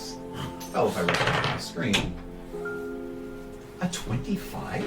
Yeah. Seems Good news, Beatrice very made it through. strong. Oh, sweet. Cool. Seems it. Looks like we're all making Seems it. very strong as the Count taps her on the shoulder for phase 2. Now, let's resolve for everyone else. Obviously, I wanted there to be stakes with this first phase. I'm not going to kick a player out of the second half of this whole thing. For fear that we would then have to come up with some other side quest to get you back into the event. So, you will have to sacrifice one of your allies or contacts in order to make it in instead. Later, flower girl. We can check out Dimitri. Oh, That- later, flower Dimitri. girl. Would Dimitri consider you to be... No, of course You said ally or contact. I have contacted Dimitri. Fair enough. My point is they're going to give you their spot. And we can hand wave all the reasons why, but it basically means you've lost an ally for phase 2. So that's the punishment, basically. So for Aerie, it's pretty clear. You would just sacrifice Tristan, who would not be there to protect you in phase 2. Protect. Everyone I know either failed worse or isn't here. Yeah, that sucks. We'll just come back to that now, shall we? Tom? Wait, so I didn't. Oh, you made it. You made it. You did make it. Yes. Dang, vampires are cool. Yeah, the average roll was like a 12, all things considered. Alcoholism I rolled works! everyone else. Man, I rolled everyone else without inspiration. I shouldn't have used a luck. Yeah, and it's most people super have cut all the things out of performance context. skills or high charisma. Alcoholism So works. I'm flirting with Nathan and it's working. that is truly rough, buddy. So let's resolve this part. So as you see that the Count walks around its house, we would like to invite you to the second half of our evening. And so sorry. Thank you for coming this year. We would like to invite you to the second half of our evening. So sorry. We would like to invite one again and again. You see his arm come down on your shoulder, Tom. He invites you and Hilda together. Hilda turns to you and nods, almost a little excited to be continuing her evening with Tom. And now, Winton, hand comes on your shoulder and to Gareth. And Gareth looks at you and brings you in one shoulder to another and says, "Ha yes! I knew they would pick us. Truly, let's get some more alcohol. Great!" Which, of course, you are going to do. And Minera seems very sad at the fact that the Count seems to be passing over her, and you as well. Cypress. Aerie, you're surprised when Tristan gets the tap on the shoulder. He says, "I really thought that my dancing was going to be the downfall, but I think it actually was the thing that saved my bacon, huh?" And he's turning to you and notices that you haven't been tapped yet. I need you to go somewhere safe. I need you to let me through instead. Why don't you roll me a persuasion check? His eyes are softened. He looks to you and says, I'm not bad at those. "You did promise that you would protect me." 14. And he says, "All right, I wanted to be there for you, no matter what happens. I want you safe more than anything. Honestly, I feel safer with you than with anyone else. But I'll do as you say." And you notice that he basically defers. It's culturally you can defer a position to someone else, and then he hands it off to you instead. And the Count says, "Oh, Tristan, you certain that you don't want to proceed?" Tristan says, "Yes, Count. I believe that I'm needed elsewhere right now. I need to tend to the garden." And the Count says, "Well, then, I'm sorry, the Shadow, I think it was. Is that correct?" It was, correct. Well, I would like to invite you to the second part of the evening. And you can I'd step be forward. honored. Now, while this is all happening, before anything else resolves, you do notice that the Countess has stepped right back through the curtains with no Mordecai to speak of. She looks at Did we everyone. hear a splash? Did you hear a scream? Like something that sounds like a body falling to the ground, but there's not any blood in the body? Yeah, why don't everyone roll perception checks for me? Oh no. 19. Dirty 20. 18. 12. Yeah, you heard two things. The first is that you heard the clanging of what is probably plateware, silverware that must be used to set up something that must be beyond the curtain. And then you heard the squawking of ravens from outside the windows of the estate. She's serving up Mordecai for dinner. Oh no, he's feeling. To your knowledge, Mordecai must be just back there preparing for some special presentation. Colonel Mustard. I'm just in the dining room With the raven. I'm just celebrating with Garrett. Sword and shield. On to the second stage. Sword and shield! Winton, please. And Aerie is having an aneurysm. The Countess comes back and says, "I'm sorry, I would like to make an adjustment to our invitations to the second half of the evening. If your name is on the following list, then I would like to invite you instead. For those who might have been tapped by the Count, please forgive us. He doesn't know exactly what he's doing this evening, and there's something special that we'd like to showcase." The Count simply shrugs his, he crosses his arms and chuckles to himself and says, "My wife, what could you possibly be preparing?" And she says, "Oh, something that will delight you for certain. If you have any of the following marks, please make your way through the curtain for phase 2 of the evening. And for mechanical in-game purposes, I will just say, it's everyone. You're all winning. Including Tristan, by the way. Including some names that you will then begin to look around and find. The Shield, you see, as Winton is invited back. The Quill, Barnabas stands up, readied, and walks through. The Song, as Beatrice realizes that she's been invited and steps forward. The Raven, and you turn around. Tom, why don't you give me a perception check? 19. You see a flutter of motion from to the side, near where the Symposia seating area is and adjacent to one of the large curtains, and you see that Cecilia stands up quickly and brushes off her dress and seems a little surprised, but then prepares to make her way to the entrance. Oh, and the Stallion, Dimitri, of course, steps forward, confident as always. The Gear, Edgar excitedly bubbles in place. The Rose, and Eloise, of course, does the same. The Sword, Architect, Elixir, Star, Mirror, Ivy, Minotaur, Gargoyle, and, of course, the Shadow, Flower, Half Moon, and Shield. You said shield twice. Yeah, that's true. I was first. You listed first. It seems that all of you have been invited to phase 2. Nice.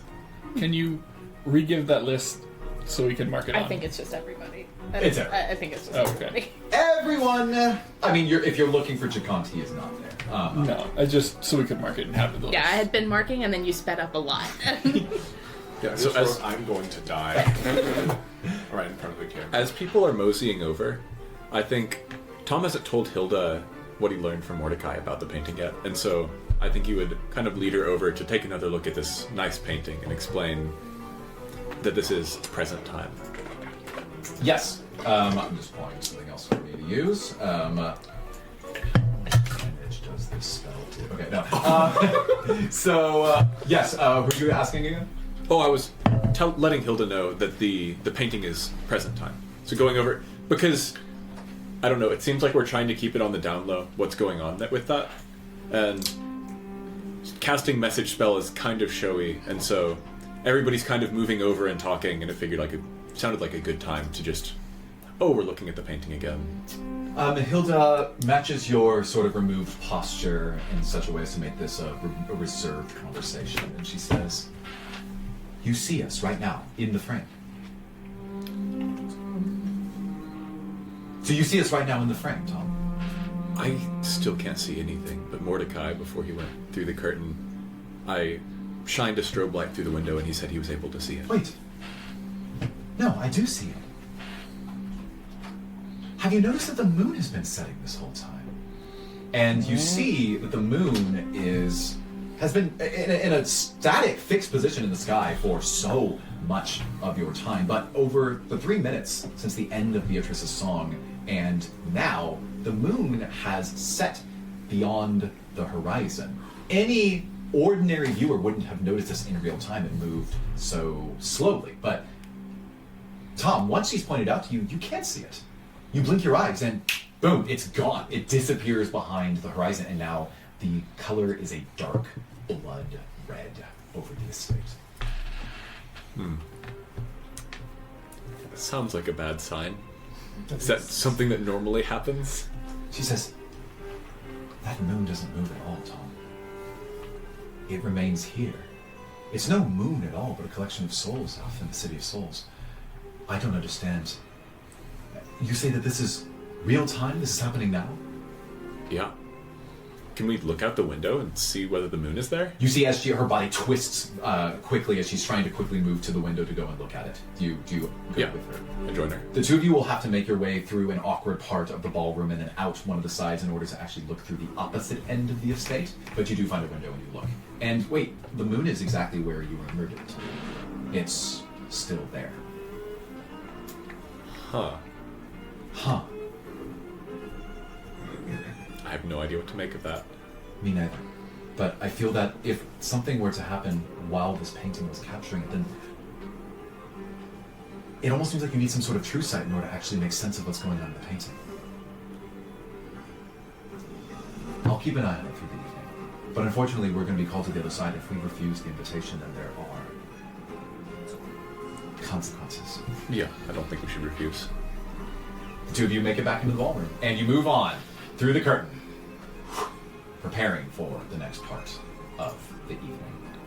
Now, on the other side, you see two things. The first is you see a long row of tables on which there's plateware covering up different segments of food and what must be drinks, once again ready for you to serve. You would know from a quick chat with any of your vampires that this is the good stuff. It's reserved only for those who are truly deemed the most worthy. And hey, look, it's Mordecai! Hey! Mordecai stands there. He's adjacent to what looks like a 2-foot diameter, or like a 2-foot length of the sides, square, rectangular prism, glass container with a red draped curtain over all of it. He's roughly 2 feet away, standing there, looking doe-eyed, calm, almost blank in his expression. The moment, Mordecai, that you see everyone else on the other side, you come to entirely. Look at these people! Oh, it's my friends! They must have made it to the other side of the festival. Mordecai! Hey! Congratulations on getting the Countess's personal invitation! What? Are you winning? I am so overwhelmed right now. What is going on? We've all made it to the second phase. How? Well, most of us recalled you were personally invited, I guess. When did that happen? After your song! You don't remember? No. Can I make an insight check? Yeah, give it a shot. I don't do it as well as she would call it. While she's doing that, have I It lost doesn't matter. anything? I don't get lost anything any from equipment? it. Do I look like I No. have everything on my person? No, not at all. Okay, my hat's still on? Yeah, I mean, give me a perception check. Okay. No, not my hat. 6.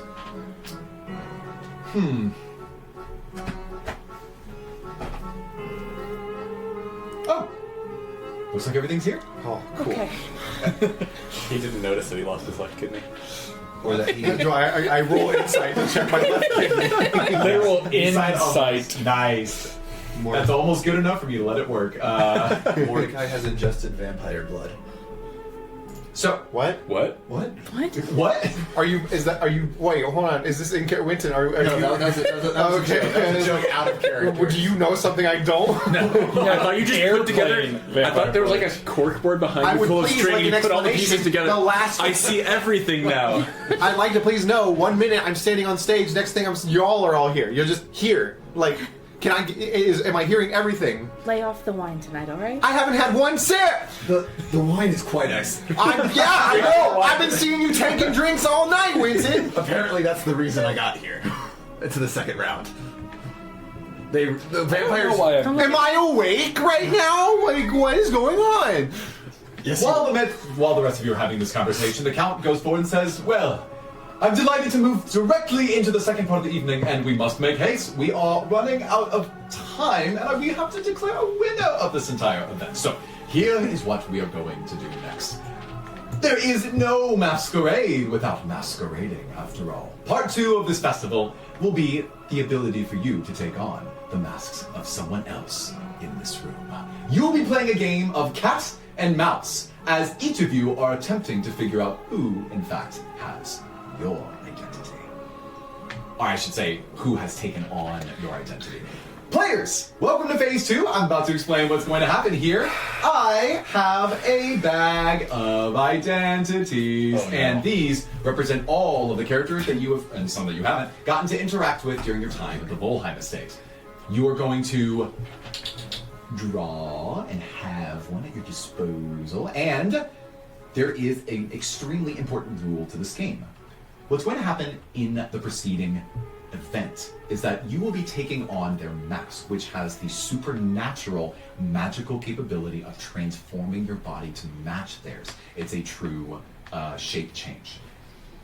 It even affects your voice and can affect some of your stats, but it doesn't affect your memories. And so your job, of course, is to play the fool and to make sure that everyone believes that you are who you say you are. Now, if I were to actually design like mechanically verbal wordplay that has to do with you trying to figure out every single NPC and who they're also trying to imitate, it would be impossible to balance and probably way too like mechanically crunchy to be worth doing. So here's what's actually going to happen. You are going to take on an identity, and that's your identity for the rest of the evening. In the world of Chrysalis, where this is taking place, what's going to happen is you're going to rotate doing particular tasks or answering questions that the Countess has for you. And when you are answering those questions or performing those tasks, you are obviously trying to convince people that you are the character you say you are. And based on how well you do, you will roll deception every time. Deception. And based on how well that is, someone might accuse you. If someone accuses you of taking on their identity, like basically identifying who you truly are under the mask, each person that is accused is eliminated and doesn't make it to the final 8 for this festival. So your job is basically to just lie your pants off and try to play each of these people. They're going to be 3 rounds. Okay. Great. And do we get these people's charisma stat for rolling deception, or we get... No, keep Keep our stat? Okay. I meant things like -1. So, +4. the final thing is that I have sort of engineered the way that these are drawn, not because I want to tell you who to pick. I truly rolled those randomly. It's because I wanted to speed up the process of giving each of you a unique identity that is not an identity you previously had, basically. So that's why there are this many cards. So I'm going to hand you your first ones. These are true, real, random rolls. I think it's actually very funny how these landed, and I set these up so I could hand these clockwise around the table. Once you have taken on your identity, you are absolutely not allowed in any way to reveal it to the other characters. Meaning, it would not be very wise for Aerie, once she finds out that she's freaking the stallion, to go to Tom and say, how do I be a better horse person or whatever, because then that would immediately reveal you and you'd be eliminated from the game. Dimitri would call you out immediately. So what matters at this point is, don't worry about the logic behind it. It's a gamified version of this identity stuff. So, now the last thing that I'm going to allow you to do is, this is a mingling masquerade. So you're going to have waves of time in between each one to talk around and try to suss out information. And the way I'm going to have you do that is you get to ask me any single question that you like about the identity that you have taken on. Mm-hmm. Obviously not saying something so obvious. This is going to play out a little bit like Spyfall. So if you ask me a question that is super obvious as to which identity you're trying to learn about, I will apply a huge negative modifier to your deception check. Okay. If you like slide the middle and I'm able to give you information that is helpful to you, then you'll be able to use that in your upcoming task from Isabella. So the right question can be the difference between proceeding or failing. Yes? So if, let's say I take on Dimitri. Yes. I am trying to figure out what role Dimitri has, or I am looking for the person who has the shadow? Yeah, it's even simpler. You're just trying to be a good Dimitri. Okay. And in so doing, you get to ask me one question, and based on the way that question is asked, I will apply a modifier to your role. So, cool. And you don't know what the tasks are. You don't know what but it's helpful to give you an example. You might get a question that says, who else in this room do you look up to the most, and explain why? Or you might get a task that says, show me a dance that you loved when you were growing up. And you don't know what she's going to ask. These are all pre-generated randomly. So that's the kind of game that we're playing. It is one of deception, and I'm excited to see how it plays out. Is everyone ready? Are we, the players, trying to deceive you, the DM, as well? Or you know who we have? We're asking a question and you're judging based... Okay. What mechanically this represents is the crowd listening or watching you respond, and if you're way off base, then there's a higher likelihood that someone's going to accuse you and then you lose, basically, because that's how it works. Cool. Okay. I think the best comparison now that I'm saying out loud is like Spyfall. It's Spyfall. You're trying to learn information about who you are without giving away who you are. All the spies. But you're all the spies, baby. You ready? Sure. Okay. Winton turns to Aerie. I'm not good at being other people. Just be yourself, but not. That does not help. So there's a variant of this rule that I straight up I'm going to ask you as players, as the DM. It's something that unfortunately I can only have the players do. I can't have the NPCs do. It'd be way too much upkeep. It would make the game feel a little spicier, but would represent the feeling of being in a room of liars and mischievous people. So, but you're allowed to. We'll vote on this basically. a rule that I could apply is that when somebody else is asking questions, if someone else at this table wants to venture a guess as to what identity they're playing, then you will gain advantage on your deception check. However, the person, if guessed, is not eliminated entirely, they will get disadvantage on their check. So I'm confused then, because It's net neutral for the party, but does mean it's a sum zero where, like, maybe Justin gets one because, Trey loses one. what I am confused on is there seems to be the part where we are answering Isabella's questions, Yes. acting the best we can as our character, and there is a part where we are asking you questions, Yes. trying to disguise what character we are. Yep. And so if we act well for Isabella, that seems that everybody would know Yeah. who our character The is. short answer is don't worry about it. Okay. It's just two mini games wrapped together. Just have fun What would with be it. an example of a good question? If I were the stallion, That's what a would good I, question. So I wouldn't want to say, how do I handle horses? Right. But Well, think of like Spyfall questions. So it would be something like,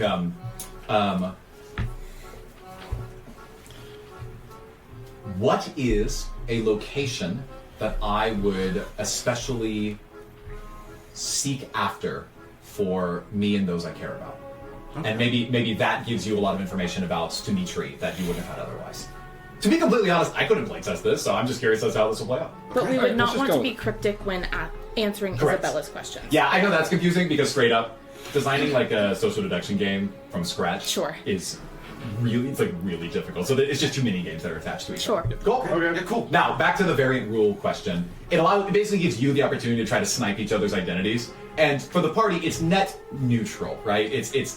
But it does technically mean that you weren't being deceptive, cryptic enough with your questions, and so you would suffer disadvantage on your roll. The other person would get advantage. To be clear, this would be for every wave. Okay. So it's a little more hostile, or not hostile. It's a little more like competitive for the table, but it doesn't actually affect the party's overall outcomes. Let's do it. But what is the... This is probably me not fully understanding, and once we start playing, it'll be fine. Yeah, I'm positive where I you'll am. understand once we start playing. But yeah, go ahead with your question. It seems like there are a lot of disadvantages for being obvious, but there are no real advantages for saying, what is my favorite color? Because you would never guess who I am based off of that, but I wouldn't get any information, but I don't need the information because I'm just making a deception roll. And also I'm keeping my party from sniping me. The questions will challenge you to prove that you understand the personality of the person you're inhabiting. Isabella's questions. Isabella's questions. So you So need if to we- know about them. That's what you're trying to figure out. So you are going to ask us Isabella's questions as well? Yeah. Okay, I see. I thought it was just a flat deception roll. Okay. No. Yeah, no. That's an actual question I'm going to ask you. So there is Okay. verbal play and understanding I where see. they're coming from. Yeah. Okay, now I see why you're confused. Okay, cool. Let's just do I a get it. quick practice Sure. round. I'm not going to give you Okay. identities. Sure. We're gonna do a single round with one person. Winton, you're up. So you have the identity of you get Tristan. You're the Minotaur. So now this is the mingling time where everyone's talking around and they're like drinking drinks. They're talking to one another. The way we are abstracting that is you get to ask me one question. Now, everyone at the table technically knows that you're the Minotaur, but you would want to ask in such a way that doesn't give that away. And you can ask me anything about yourself. What is the one thing I do to be comfortable when I am most stressed? The answer to your question is there is a burrowing creature that you have nicknamed Benzie, and you find them and you hold them and you tell them stories. Cool. I think he's a Minotaur. Great. So if that were to happen, you would suffer disadvantage. But just to be clear, oh yeah, this is important. I should probably bear this out. The accusations should only be allowed based on the question alone, not based on the information I give you. Okay. So that makes way more sense. Oh, interesting. Okay. So we'll make the accusation before. Glad we did the test run.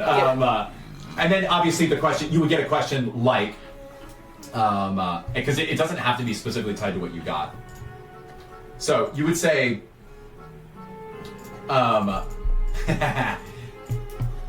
if you had to spend a century trapped in a portrait with one person here, who would it be and why?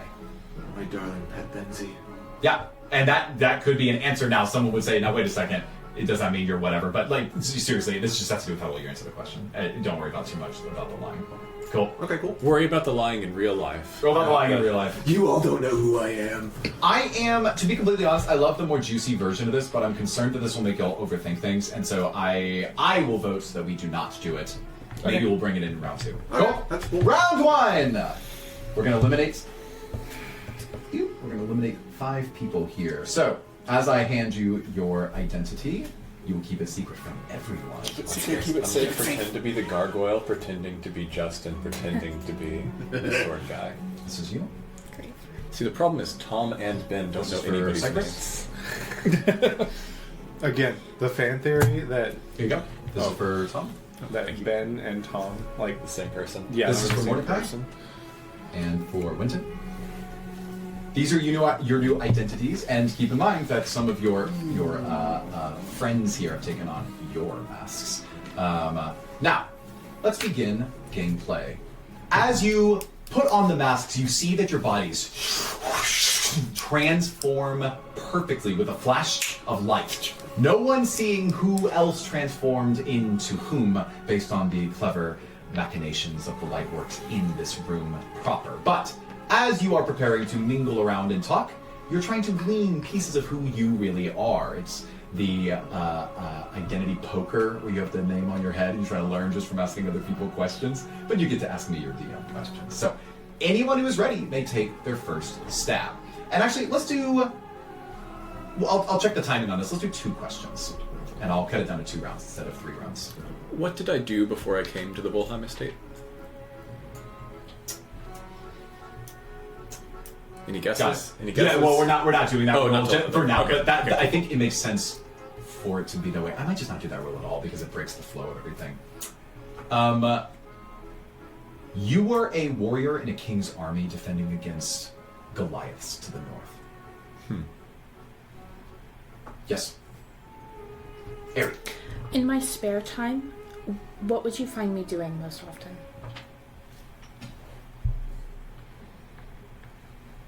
Oh, I'm dumb. Half of my answers are supposed to be dependent upon your insight. Blah. So, prepare your question, roll the insight, ask me the question. You already got yours. Am I still exhausted? Yes. Okay. Exhausted. No, the person who takes your mask gets 1 level Well- of exhaustion. And I am writing down the modifier, so I won't even tell you. Okay, so this is just an insight check, so it's just flat. Not 20. Nat 20. Ask your question again. In my spare time, what would you find me doing most often? So there's a special nook inside of your room where there's a beautiful view of the landscape on the back of the Volheim estate. You like to curl up into it with a blanket underneath you, and you take a notepad and begin sketching out really quick stencils of things that you see through the window as they happen in real time. You flip through it, making what is effectively a flip book out of it, because you know that one of those is going to be the inspiration for your next great piece of art. Okay, my question. Minotaur. Who is the closest person to me in the estate and why? What was your insight? Just look to your left and right. 17. 17? Great. Most important, you say? The closest person to me. Closest. Okay. With 17? Mm-hmm. That's an interesting question. And why are they the closest to me? You sometimes you do not find yourself very close to many of the people on the estate, but Julian, the star, is someone that you will find yourself very fond of, partly because he dreams of getting out of this place, has much bigger ambitions than just serving Lady Char's whims. And the two of you often honestly look down on the others on this estate because you fear that if you are allowed to get complacent, then you will lose your identity and what makes you who you are. Did you say we get 2 questions? Yes. In this round? Let's have everyone else ask first. Oh, you go first, Justin. Who do I most enjoy sharing a meal with here? That's a nat 20. And also, what is that my favorite meal? Let's combine. Okay, You don't hold have on. to answer that one. You should have asked, like, what is the location of the secret treasure of the estate? And Yes.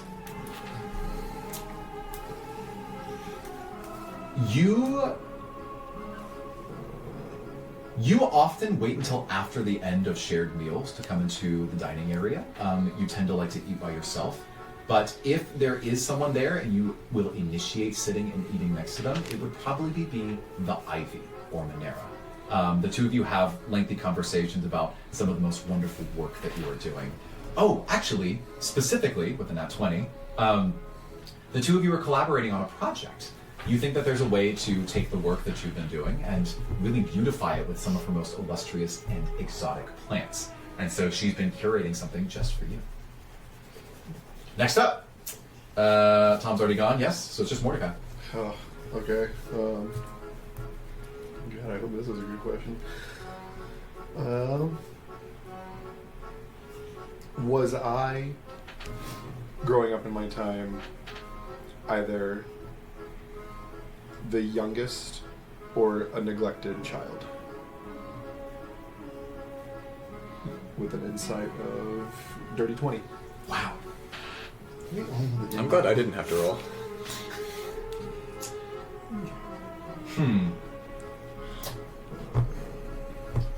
You don't know your own parents. You were taken in by creatures that are hard to describe in that they're not from this plane. And after a while with them, you found yourself thinking of them as your parents.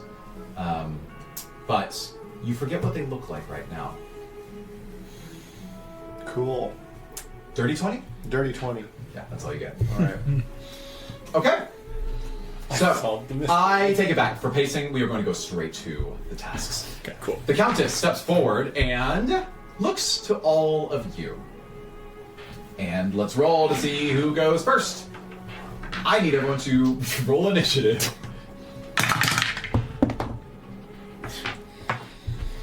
Got a 6. Got 3. Nat 21. Oh, and that 20. Something's over here. 6 is who? Me. Okay, Mordecai, Ari, 21. 21, Tom, 6. Winton, 3. Great.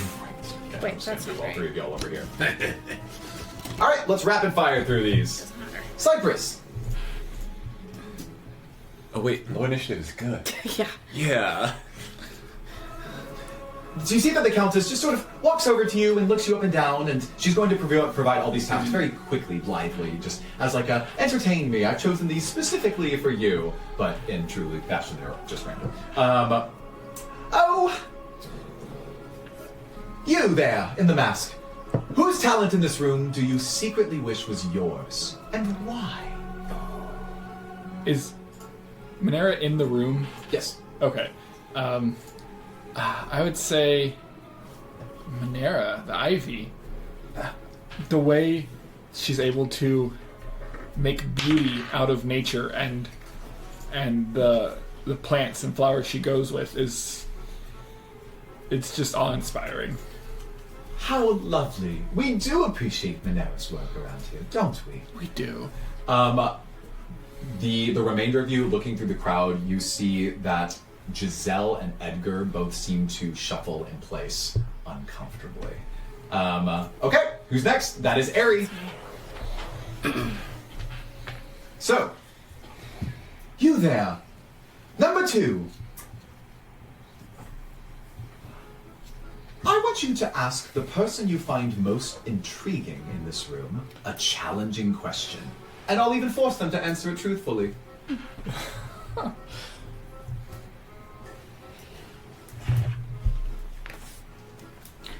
Wait, do I need to roll deception? Almost. I think what I'm going to do is based on your answers, I'm going to apply modifiers, and then we'll have everyone roll at once. Okay. Cool. Monera,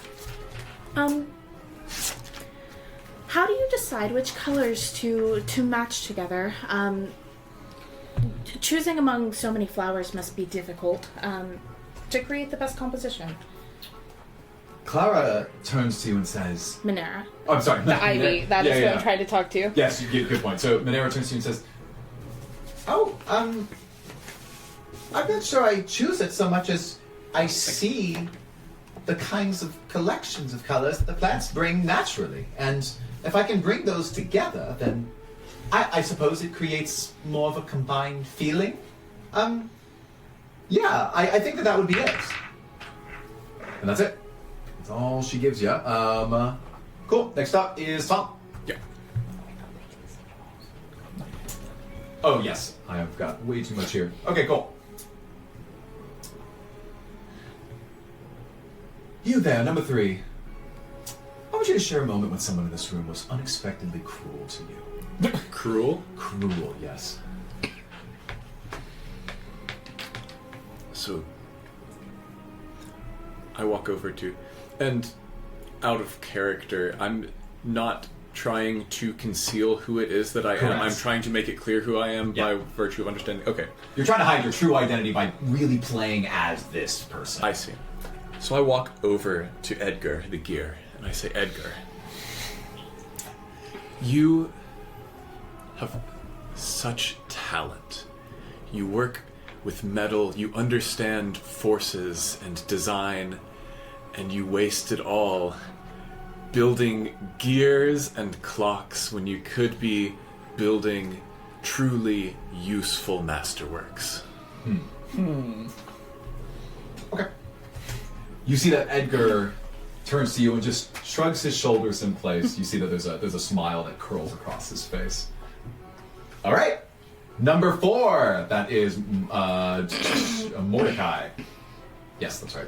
Mordecai. Tell me what you got. Whoa. Wait. Well, Oh, you no. tell him what. Sorry. Yeah. I was expecting the insight roll, Show but me what you got. show me what you got. Show me what you got. Show me what you got. Number 4. If you could change one decision from your past, what would it be and why?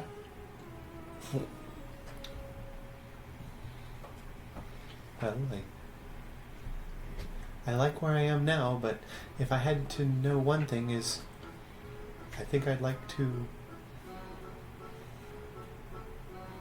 see what my birth parents were like. Maybe ponder if I would have been normal. Is that so? Oh, my dear, we love you just the way that you are.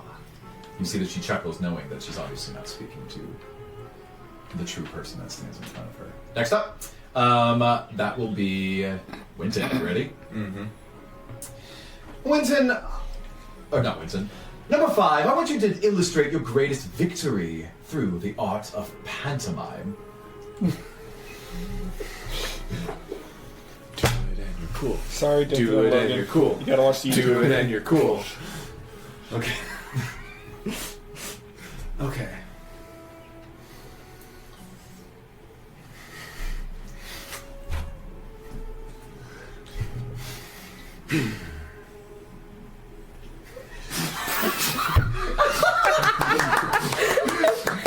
She says, So well, that is delightful. for those listening, Jordan threw a lasso at something and then mowed the lawn. It was a very thick lawn. That is a very terrible description of what I He did. went opening to Toy Story 3. Let's go. Okay, so, He did the whip and then we watched deception it. time! I did. So, I It's a double am. cut. Let me Anyway. apply a weight to these real fast. I think it should be more like this. Does our natural Great. deception scores apply at all? Yeah. No, We use I- our- See, Yeah, you're about I thought you to got Cypress, Great. which would have been so. Okay. I am going to. I think I'll resolve the modifiers on my own end, but first, for fun, only for fun, guess each other's identities. Who do we think Aries playing? Aries Clara. Yes. Indeed, she is. What about Cypress? I don't remember what you The asked. seance person, maybe? Okay. I was gonna I say. asked who do I eat with? Oh. I was gonna say Hilda. No, and it was you eat with Oh, wait. Ivy, right? Wait, sorry. Or Yeah. You said no. I think that you are the Raven. I believe her name is. Yeah, Cecilia. Cecilia? Yes. Okay. And. Oh, sorry. I guess we'll just go around the table. Who do we think Mordecai is? Monera. Yes. Mordecai. I think Monera. Is Monera? Yes. What about Tom? Sword Gareth. Gareth. Gary. Yep. Tom is Gareth. And what about Winton? Who could? Or, Can you possibly. figure Dimitri. it out? Yes, obviously correct on all of those. I'm going to On resolve all of those? on. I'm sorry. What? Oh, I guess I didn't answer for you directly. I moved on to Mordecai. No, Cypress is playing Tristan. He's the Minotaur right now. Oh. I'm Secrecy good at my down. deceptions. All right, let's have everyone roll your deception checks. To be clear, I will resolve the modifiers on mine. To be clear, I was essentially taming a wild. Oh, sorry. So So add a our very modifier. incredible wild steed. Yes, no, I could tell. Rolling but it was normal funnier deception because you check. were just doing 18. this. Great. 15. Great. That's a 14. I actually gotta write these I down. knocked it over. 15, 18. I wish it Cypress was got what? 11. 11. Winton? 14. 14. And Mordecai? Nat 1. Uh-oh! In fact, you want to know something? I rolled it again for fun after to see what another timeline. I rolled another Nat 1 after that. You seem to be in a daze of sorts. You know what? I'm gonna prep my new character sheet right now. Well, needless to say, all of you except Mordecai pass and make it through to the next round. So you see that someone in the audience says, wait a second. I don't know how this resolves. I guess they're saying that you're Mordecai. Like, that's the masks guy. The guy whose mask is masks. Masky, they call him. And Mordecai is eliminated among several others. We're going to do one final round here. We need a tank, right? We need a barbarian. For those at home, Yeah, like bear Trey is totem. actually Yeah. making a new character. Do we keep our roll or are we getting a new roll? Yep, you're getting new ones. Oh. Okay, I got my question. I did roll for my insight for the question Well, wait, previously. you're getting new identity. So so I have to re-roll for that. Yep. New All right, insight. ready? I did solid on that roll though. Thank you. Oh crap! I didn't write these down. I'm gonna have y'all hold them up so I can read them real fast. Wait, I'm still playing and I got eliminated? Oh yeah, no, you're not playing. Sorry. Yeah, cool. That's the unfortunate reality of it all. Yep. Your modifier was good. Just it wasn't enough. Okay, let's see here. Okay, gotcha, Tom. Winton, can you show me one more time? Yeah. Got it. Second time in a row for insight. Same thing. Got it. Oh yeah, I've got to roll insight. No, I asked the question and then roll Ari, insight, what you right? got? Well, For what? Your identity. Well, because then I could ask a different question forgot to based write on it how down. it Great. worked. Cool. Have fun. It is question time. You can roll your insight while you are telling me your question. So, they won't be able, not party members, but other people won't be able to guess No, we're not doing that. who. Okay, Yeah, so okay, if so I we- ask a stupid question to everybody else but me, it would be fine. No, I'd apply a negative modifier to your final roll, Okay. but we're not doing the like I'm- snipe a friendly player. I'm ready. I rolled a 17 for my insight again. And my question is, why did I choose to take the mark and join the estate as a vampire? With the 17, you've always believed that people are called to greatness, and that greatness can sometimes mean upholding the law of the land. When you were given an opportunity not only to make this place better for the Volheims, but safer for everyone, you thought that it was as beautiful as any of the other duties that are here. And that's why you decided to take the mark. Next up. I rolled a 6 on insight. Great. Who in the estate do I find the most interesting, and why? The star. Cool. And why? The star. Because they're a star. star. Because they're a superstar. Superstar! Okay. So, I rolled a 17 on insight. Okay.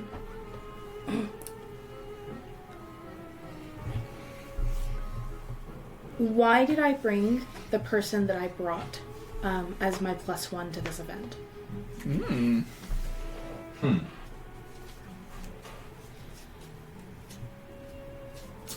I see.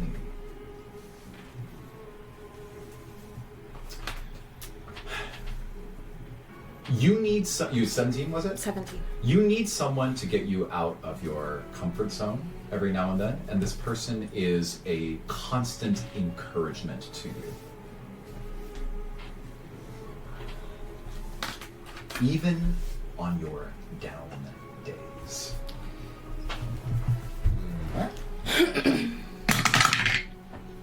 That's 17. What you got? What is the thing I am most proud that I have done? Like, what am I most proud of myself for doing? You believe that there is a solution to the problem that everyone here faces, and you are very close to solving it permanently. So close. There is nothing more important to you. Okay. Deception roll time! Or not roll time, questions time! Before we do that, why is it that whenever you end a sentence with comma permanently, it always sounds ominous? Anyway. Comma permanently. Alright! We'll keep our... Well, I'm gonna go... Do reverse order. Oh, I Very nice. didn't write it down. You mean this order yeah. reverse? Yeah. Cool. Quentin, you're first. Okay. Perform a toast to honor someone that you've lost.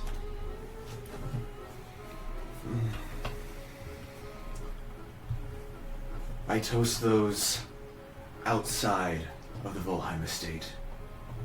Those who could not enjoy the splendor of the rules and regulations we live by, so that we may experience a better life within the safe confines of our grand seat of power. Thank you, number one. Number two, that's going to be Tom. If you had to choose a companion from this gathering to face the endless abyss with, who would it be and for what reason?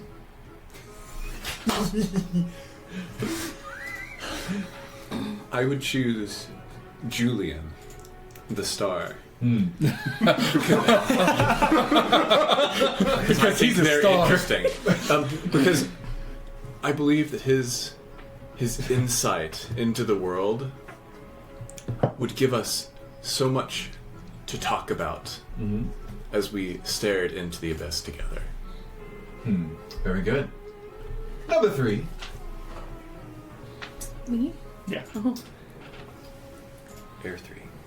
I want you to take the last person to speak, and I want you to give them a backhanded compliment that actually cuts them deep.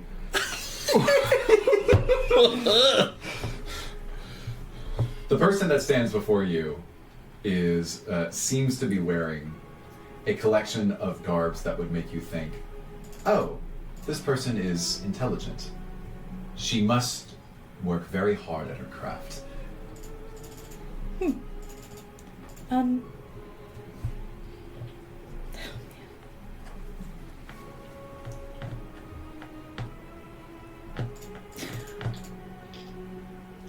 Well,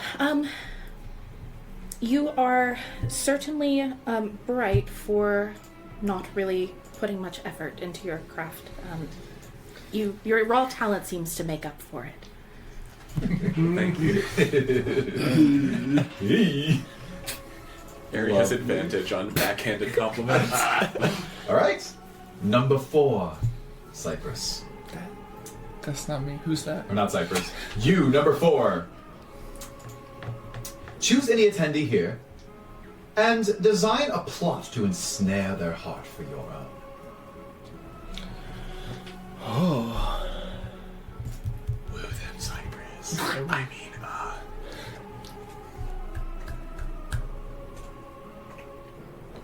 I think it would be fairly simple. I think the half moon would be or the what is it? Half moon would be fairly easy. I could just ask for a little assistance on my project, and I'm sure they would be more than willing to spend plenty of time with me helping out. Oh, I love that. Do tell me more when this is all said and done. All right, friends, let's roll those deception checks and move on to the finale. I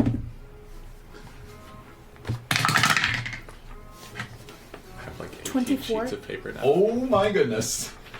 I have a +8 to deception. 2. Nat 20 plus 3. Oh my god. 15. 15 for Cypress. Your mod was decent, but you're going to go up against at least 2 other people.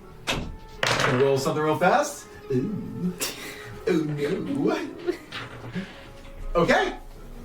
Well, I know that Cypress is out of the room, but let's continue on anyways to move to the next segment here.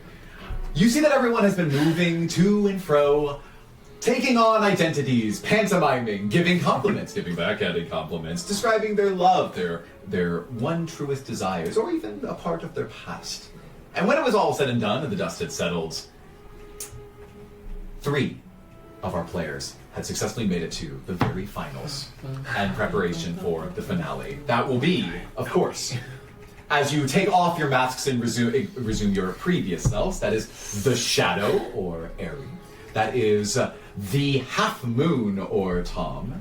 And of course, the Flower, which is the name we have for Cypress, apparently. You barely qualify. Woo! So, all of that said, the 3 of you join 5 others. Who was everyone? Y'all 3. Yeah. I was the star, someone we had never spoken to before. I was the architect and was told the person you find most interesting is the star. Who were you? I was the gargoyle. I was. So what we Elixir. saw play out was that Airy masquerading as the star just dissed you, playing someone who very much admires the star, which is very interesting. If only there was any time to do anything with any of that.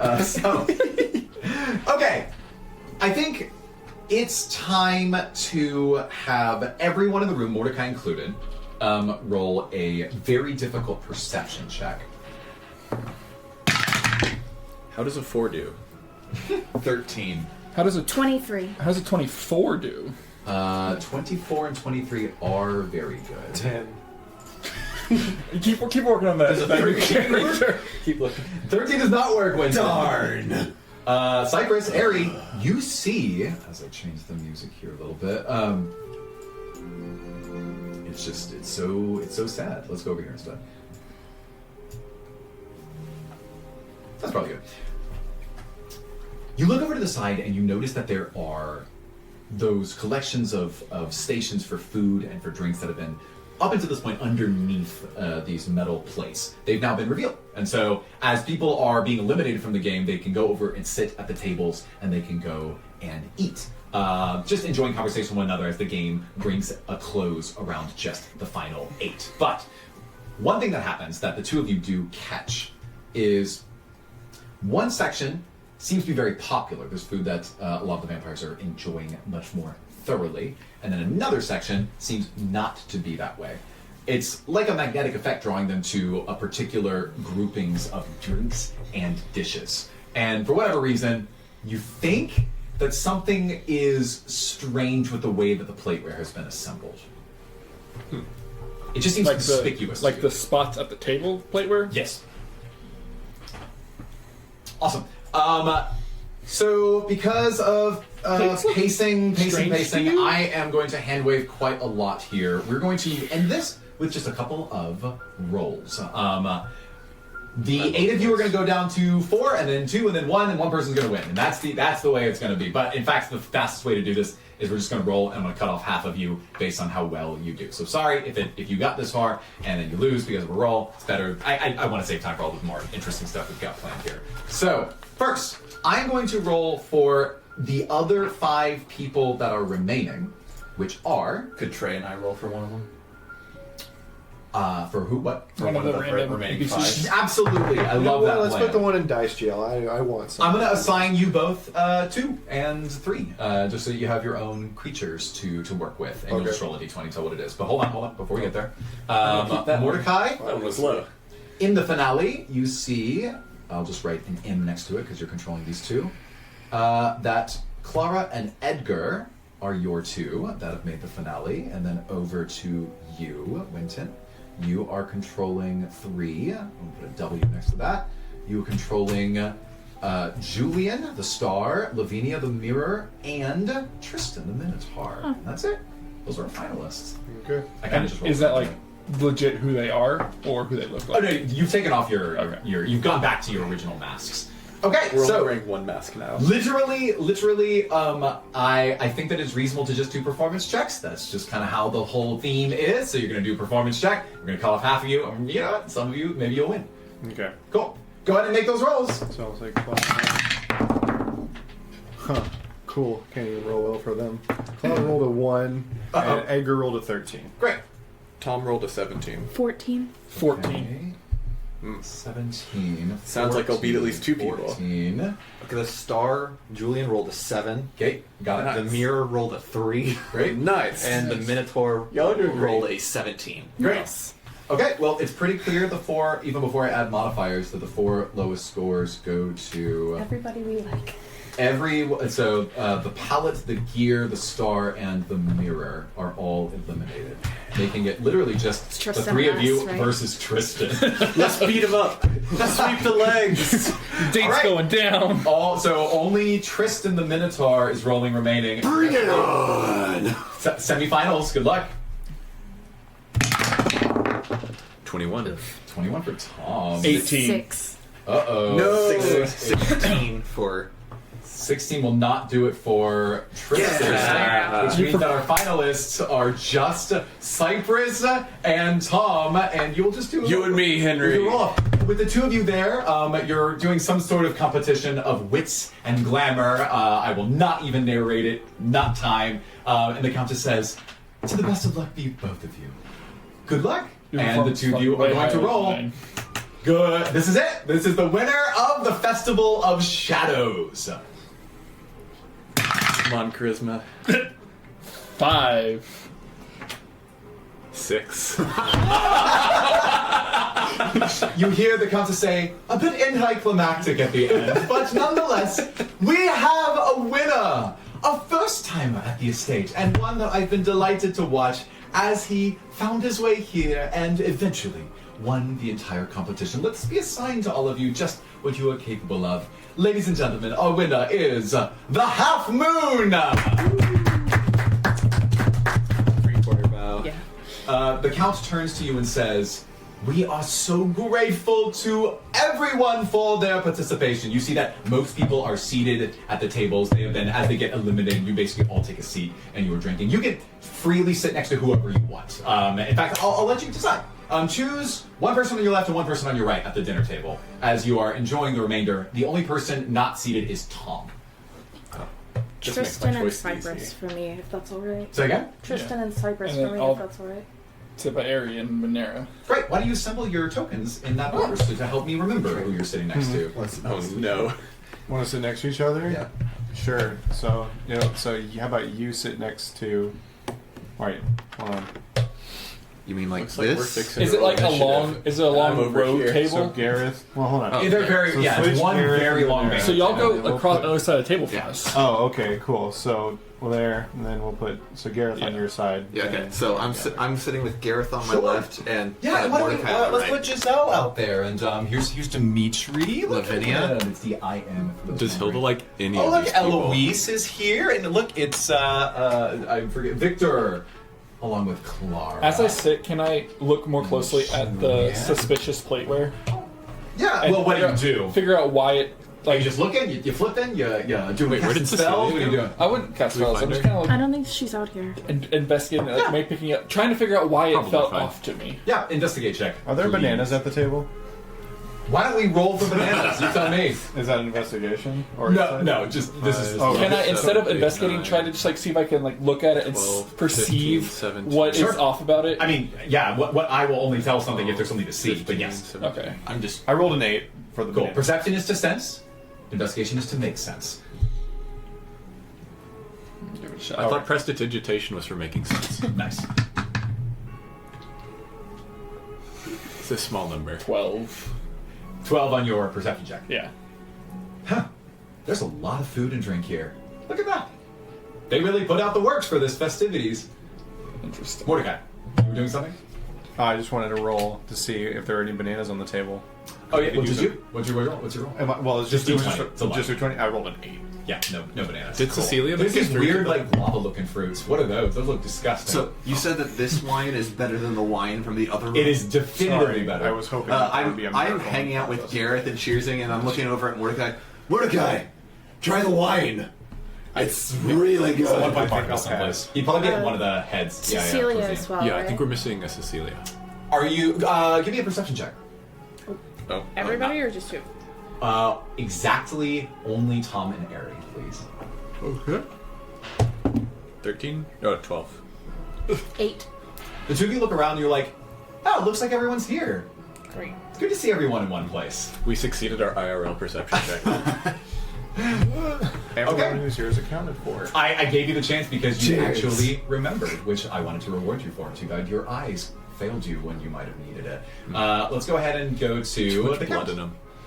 The Count looks at the remainder of you and says, Tom, I am delighted to reward you with the utmost pride and privilege of our people here. And, oh, wait.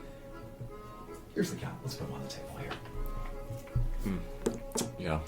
With the Countess at his side. Yep. I look like I could take these people in a fight. Right. That sword's bigger You than me. just throw the glaive over your head, the fireball, and just take yourself out You are far enough away. You could safely cast fireball. on Not yourself. that close to them. Okay.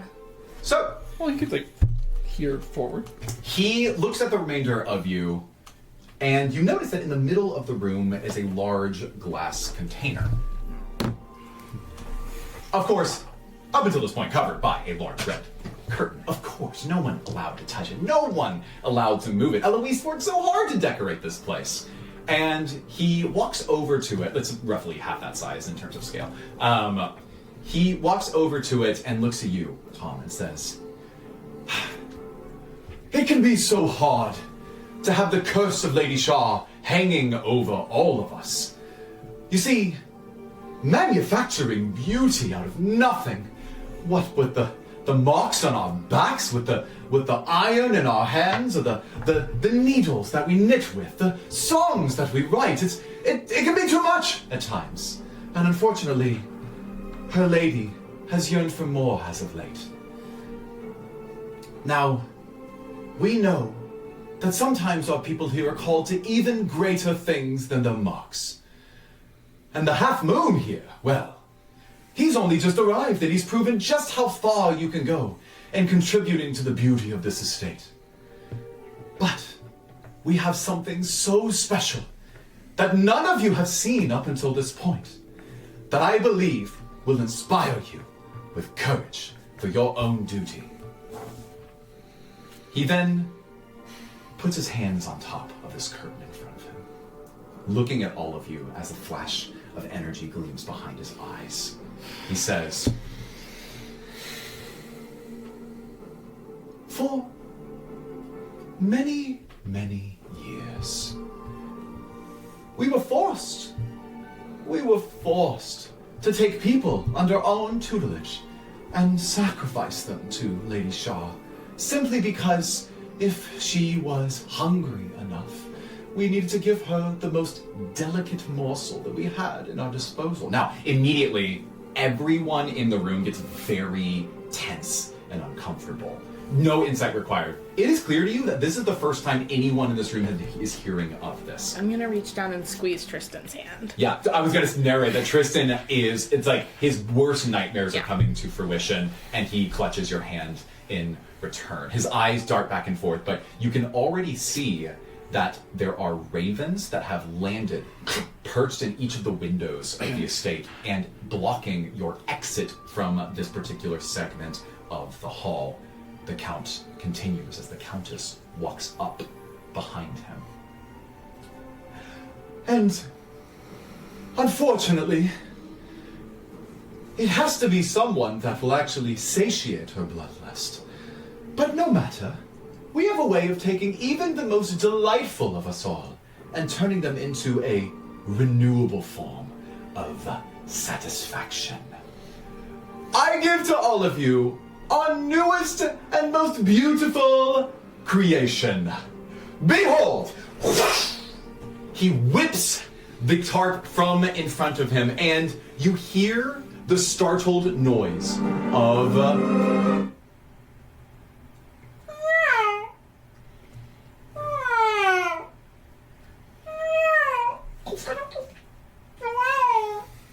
and suddenly, you see inside this glass container, on top of a small pedestal, the curved outline of a gelatinous figure, no bigger than a basketball, maybe smaller, and it looks absolutely adorable. Kill it with fire. You see as it wakes up, the light now beaming into its eyes, and you see the gelatinous parts of its fixture. It looks like a blob, an amoeba, an adorable, squishy little thing that opens its broad eyes and looks around at all of you inside of this glass container. And you hear the emotions of it, seeming excited.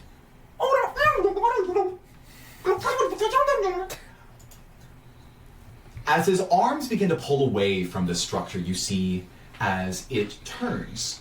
And the Count says, I think that he will be wonderful, gesturing to Tom, and suddenly you see the creature and starts smacking its face up against the glass over and over and over again. It flattens and then spreads out into a cone shape, then retracts and creates a cylinder shape. It's trying to find seams in the glass container, desperately trying to escape. And Tom, no investigation required, it is drawn to the smell of your wrist, as the black jade that's on it gives it a lustful desire to break free and feast.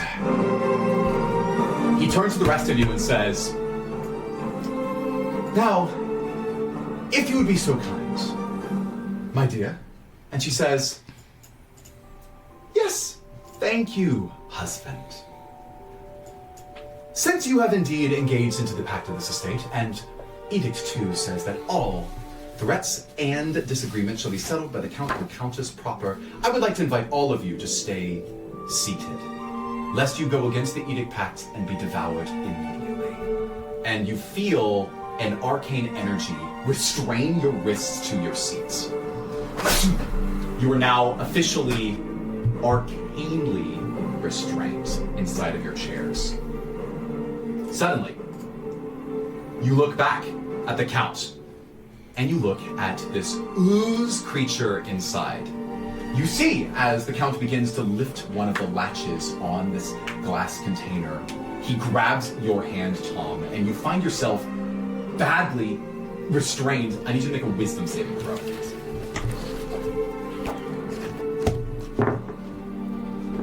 That's a nat 1. You are paralyzed. It's literally whole person.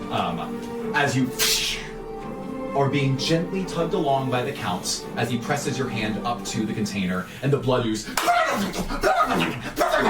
is trying to get its way to your wrist. And suddenly, as he prepares to open the latch at the top, he says, maybe one day we won't have to resort to such abominable sacrifices, but for Lady Shard and her beauty be our duty. Violence against another is forbidden here. Oh, is that so? Well, thankfully, I've got some other creature here to do it for me. Nothing like a little serum can't solve. And he is going to open it when suddenly you hear someone laughing.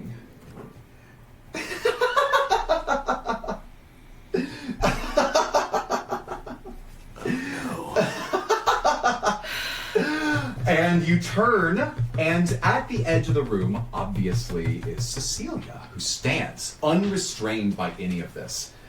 And the Count says, Cecilia, stop this nonsense. We need to get on with the sacrifice. And she says, no! You insolent, you insane, megalomaniacal overlord, both of you! She gestures to the Countess. I am through with all of this. With all of your fun and games. This is no way that we maintain our authority here. In fact, I don't even think that we deserve it. The Count says, so what are you going to do? Are you going to fight me? You're going to strike me down? She says, I don't have to. You see, this creature of yours, what, you're going to feed it the blood of this innocent man and all the others in this room? He says, just the one! That's the only one that we need. It's the only one that matters. You know that we have to do this. If you remember the past few cycles of festivals, you know that without this, Lady Shaw will come back and we will all be ruined. And Cecilia says, then let her come for us. Because I don't want to be a part of this anymore. I don't want to let those like Evan, like Margaret, like those who came before us, like those who have been waiting after us. I think it's time for a new order, and it's time for things to change. And he says, you still have no power, dear. I control this creature. There's nothing that you can do, because if it consumes the blood of a vampire, then it will have all the power that it needs to grow, and it responds to my commands. And she says, right, but one question for you, Count. What happens if you were to consume the blood of this creature? And the Count recoils a little bit, looks at her and says, that's preposterous. Consuming that sort of blood would give it access to all of your own regenerative capabilities. It would begin to multiply. And she says, well then, you better start digging your own grave then, huh? And immediately you hear as everyone in the room begins to retch. You turn to one side, and Dimitri is gagging under the influence of the alcohol or blood that he has consumed. That Edgar is shivering in place, desperately trying to grasp at plates on the table as he holds himself off. That Clara trying to hack up as much blood as to keep her alive. Barnabas moves to one side. He recoils but is locked in place from the Isabella's spell. And even the Count and Countess themselves double back. And all of them begin to vomit as blood ejects from their mouths and begins falling to the ground. And when it does, you see two things before we roll initiative. The first is that the blood splatters on the ground and then immediately, within seconds, pools together, creating a smaller version of the creature in front of you right now. And then you see that the blood inside their bodies turns to the host that they came from and will leap up at their throats trying to consume the remainder of these creatures.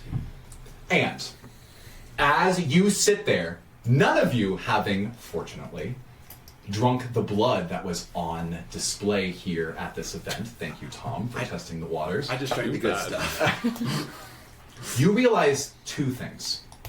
The first is that you are the only ones at this party that have not consumed this blood.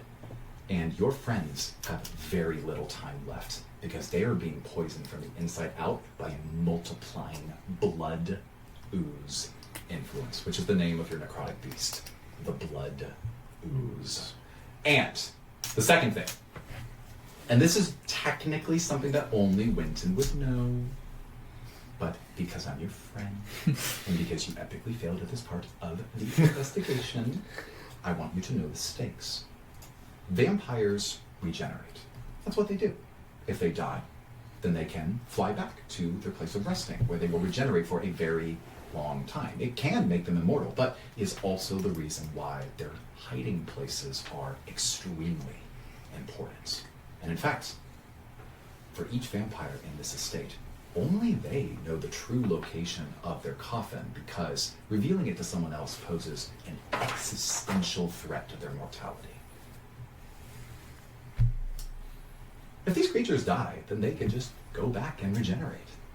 But if something or someone gets to those coffins first and permanently destroys them, then there will be no more Beatrice, no more Edgar, Minerva, Lavinia, Gareth, Barnabas, and so on.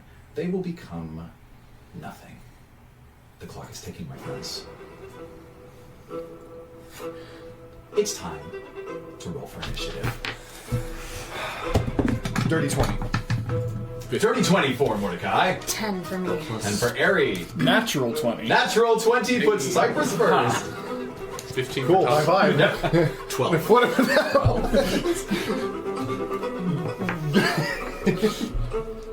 Now, this fight is going to utilize a mixture between theater of the mind and an actual map with rough distances that are traced out on it. You have the map in front of you, and I'm about to put on screen everything else. Oh. So I'm the only one that knows where my friend's coffin is. Everyone else doesn't. We don't even know that they're all coffins. Yep, and we will begin that part in almost immediately. Here is your map. Alright, First. so we are all in the ballroom. Exactly, and specifically in the second half of the ballroom. Anything happening inside, anything happening inside of the rooms, we are going to do theater of the mind. What's Cecilia doing? Cecilia stands at the very edge of the room, watching things unfold. She seeming to revel in the chaos. Now, oh, and here she is. Is that a lot of vampires? Yes. You bet it is. You can remove the stand. Okay. It's not there anymore. And don't forget the Count and Countess, who are also in the same predicament as the remainder of the vampires. Now, I'll bring the music back in just a moment. Anything inside the rooms will be theater of the mind, but to give you a general sense of the map in front of you, the scale of each of these buildings and rooms is roughly approximately correct relative to one another. So the hedge maze being about its size compared to the ballroom or the grand foyer. Now, the distances between them is roughly, I'm going to use movement units. When I say one movement unit, that's 30 feet, and I'm not going to deal with the headway of like long strider or trying to measure 5 to 10 feet distances. It's 30 feet or not. If you have dash actions, that is obviously 2 units of movement, or even for Harry 3 units of movement. The width of the ballroom is already 4 units of movement, but that's not really what's happening right now. I just wanted to give you a little bit of a heads up. Let's go ahead and enter in combat. At the beginning of the round, you see. And let's represent our cute little origin, our alpha blood ooze. This guy. At the beginning of the round, every single person is going to make every single NPC is going to make a Constitution saving throw. These saving throws have to do with their own ability to, kind of like what Tom was doing in Hilda's office, resist the influences of this blood that's actually inside of their bodies, rewriting their genetic code in a way. And so, as I roll all of these, I need y'all to actually mark them on the characters. That's what I'm very smart, and I'm a good boy. You didn't forget to bring the correct marker. Okay, real quick. So,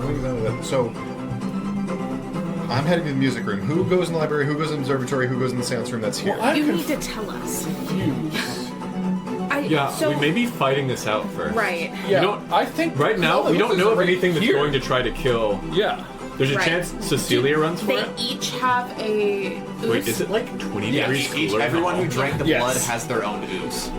So everybody's got an ooze but So us. everyone but us And Cecilia. and Cecilia. and Cecilia. Okay. I keep it by the table. Wait. Specifically in this. But the vampires regenerate if they die.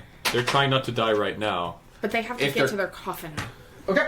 to Right. regenerate. Right. Okay, so I'm not saying... Okay, go ahead. when I read off that a character has failed, you're going to put 1 tick on them. Okay. The moment that they fail 3 times, they definitely, fully, permanently dead, and something else happens. So, permanently dead or oh well, they die. They die the way you would indeed. regenerate coffin. They guy? die if you were Okay. to have killed them in combat. And I'll give you another blue one, but these mean the same thing. Okay. Just for 2 markers' sake. Ready? To ask a third time, so they head back to their coffin, or they dead? They will and start to flitter back into the Okay. mist Okay, back great. over. Okay. You would know this just from general vampire stuff. Great. Okay, so are we? Ready? Yes. Well, at this point, I don't know that the coffins are trying to be destroyed. That's so true. I have no reason to share that. That's true. Okay. Wait. Yeah, I guess that's fair. Yeah. It, There's it no way depends they on how much you would know of general vampire knowledge. Let's go beat up an ooze. Well, can I roll to see how much I just know of general vampire knowledge? I guess. Sure. Yeah, give me like a really quick history check. History is Just a 9. You see them choking, and you are certain that if they die, they will try to make a desperate play to get out of there so they can regenerate somewhere else. Okay. Okay, ready? First round. And I think the easiest way. Oh, actually, I have a switch of this. Yes. Okay. Ooh, aha, yes. I am smart. I'm using spreadsheets to my advantage. Okay, I'm going to read out every single person with their status on the con save. Cool. So as everyone begins hawking up, you begin seeing this ooze fighting them. They are resisting in place. The seal still locked because no person under the pact has enacted violence against them, making Edict 2 still active as Isabella has ordered them to maintain their seating. Not good. However, maybe that will change. We'll see. First, in order. Yeah, I think it's just easier if I do it this way. Okay, keep your hands ready. Those who fail to take 1 point of poison death, we'll call it, three ticks is full death, is Barnabas the Quill, Beatrice the Song, Edgar the Gear, Gareth the Sword, Giselle the Architect, Hilda the Elixir. Hold on. It's hard to find them. Yeah, here's Hill. Alright, Hilda. Minera the Ivy, and Tristan, oh no, not Tristan, Victor the Gargoyle. Okay, so let us read this back. Bar, Yep. Gar, Hill, Min, Vic, Giz, Bia. Bia, and Edgar. That is all correct. Cool. and no others. And everyone else passes. So you see that some of them, like the ones that I did not mention explicitly, they right themselves and they're trying to steady their breathing as they are forced in place to wrestle with this blood inside of them. You notice that some of them close their eyes or are muttering a prayer to themselves or are simply dead set, rage-induced staring in Cecilia's direction or in the direction of the ooze. Are we still locked in our seats? You are currently locked in your seats. But at the top of initiative, you see as I should definitely roll for Isabella and I'll actually roll this time. Isabella fails and the count passes. So there's no way to mark that, but I'll keep a record of it. For the purposes of planning my turn, Yep. am I threatened by them? Like, can I move, or are they going to attack me? Let's resolve initiative at the top of the round first. Sure. You see that Isabella is, and the ooze hits the ground, turns back at her, and leaps in her face, and she screams, saying, get this thing off of me! I release you! And everyone's restraints are officially off. And no, Tom, you are not threatened by these two. You are threatened by the ooze that is immediately adjacent to them and is now adjacent to you. The alpha ooze, if you will. So for mechanical purposes, the only thing that is even targetable right now is just the alpha ooze, which is that little D4 right there. Cool. Oh, so attack the Alpha Ooze. Range attacks, no physical. Let's do it. That's my assumption. Oh, so I'm sorry, Tom's not first. Cypress is first. Cypress is first. We're the only ones not coughing up. You said this is a poison? So everyone is currently seated at the start of their turn. They're released, and now you can stand up and do whatever you want. You are adjacent to people who are choking on blood. Okay, let's have some fun. Let's moonbeam the ooze. Ooze beam. Let's ooze beam. You're gonna ooze beam? Gonna ooze beam. All right, dex save, yeah. Con save. Con save. Ooh, my. It has quite a fascinating constitution. And that's it, just straight con save? 15. Fails. Yay. Wow, It yeah, is- roll a 3. 3 plus 11. Wow. 2d10. Dang, yeah, make it happen. Is it a shape changer? What's the definition of shape changer? A shape changer makes shape-changer- a saving throw with disadvantage. If it fails, it instantly reverts to its original form. Oh, Shape changer no, is like it's a thing, like Yeah. a werewolf. Yeah, it is not. Yeah, okay, this is 2d10. Roll high, roll high, roll high, roll high. All right, Mordecai, you're on deck. 6. Okay. 6 damage, and the moonbeam, you see as it comes horizontally through the back window. Yes! and shatters. Right. Is it red? As it sears, red moonbeam from this blood red moon through the back window shoots directly into this creature as it and it enlarges in size as it looks to you with a feeling of innocence and sadness. Its big bright eyes up at you. How could you do this to me? As it burns underneath this radiant energy. If you were to look over at Clara's painting, deep in the other part of the room, you might see a bright red light, like a laser shooting through the building. That is Mordecai, you're next. I have an interesting question. Oh, yes. Maybe hard for you, maybe not. So we look outside and we see the moon outside the window. Yeah. Where is it coming from in the painting if the moon isn't in the painting? It's off screen. It's off screen? Yeah. Interesting. If you want to go over to the painting and spend a turn looking at it, let me know. Okay. That takes us to Mordecai, you're up. I push the chair back. I get up. You're up. Do I want to look at the painting or do I want to attack this thing? I specifically designed this to where there are many ways you could lose or win. Oh, awesome! Thanks. So just fit. There's probably not a wrong answer. Is my Okay, point. there's just been a long time. I don't remember we have any significance to the painting, so that's why I'm trying to make it. It lets you see forward into the future. You And know you that it lets you specifically see. can control it. Yeah, you know you can see a minute into the future because you talked to Tom. Right. Okay. It may be useful when they are running away, like to get to the coffins Yes. to see where they go. Cool, but cool, Probably cool. less useful now. All right. Then let's go to attack. I'm going to use my newly acquired Eldritch Blast. Eldritch Blast. Who would have seen it coming? Yes, I would like to do Eldritch Blast. So I have to do 2, see if it hits, right? Yep. Just be attack roll. Okay. That's a 13. 13 will not hit. You see as this ooze monster, you blast forward and it just undulates around the structure of your blast, unaffected by it. Cool. You still have bonus action and movement. Can I move? Wait, so we're blocked off. The curtain is still up. It's blocking off the other half of the room, right? Yeah. You could find the seam in the middle and run through it, but it would be, Is there like a way, like a pulley system to open the curtain? Yeah, it's on the end of the room. I want to run to that. You can get there, yes. Cool. I want to run to it. Cool. I'm going to run over there. Awesome. You are now at the corner of the room on your side of the curtain next to one of these pulley systems. Cool. Tom, you're next. Tom casts Blink. And I'm threatened right now, so I can't, run away from this slime. Just get an opportunity attack on you. It hasn't used its reaction. Well, Yeah, I don't want to. Don't want to do that. Blink's teleportation. Blink is not teleportation. It is at the end of your turn. You may or may not phase out. Oh. It's a 50-50. Awesome. I can't get attacked this next turn, but Yep. it's also my best defensive spell. You see as this appears over Tom's body and seems to be phasing him in and out of reality. Go ahead and give me the rest of your turn. Rest of my turn is I kind of sidle around to get towards open space, but I can't get that far away from the ooze. Yeah, and you're moving less than a unit of movement because Yeah. you're staying within arm's reach. And then rest of my turn, bonus action, not much. Yeah, I'll just roll my blink, and I blink out of existence.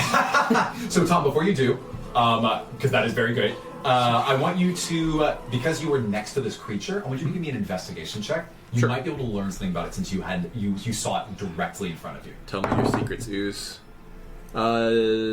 7. Yeah, that is one ugly and weird looking thing. I have no idea what's going on there. Yeah. Does exhaustion apply to the blink roll? No, It doesn't. Okay, cool. just for checks and Yeah, saves. so it's and just a attacks. 50-50. Cool. Yeah. Okay. So the rest of you see as Tom scuttles around this creature and then vanishes into a different Do you have plane to of wait till existence. the next turn to just find where you would end up, or you just? At the beginning of my next turn, I get to pick an unoccupied space within Oh, okay. 10 feet, and then there's 18 extra pages of rules about what happens when the space is occupied okay. because D&D. Cool. But yeah, I was Great. just curious.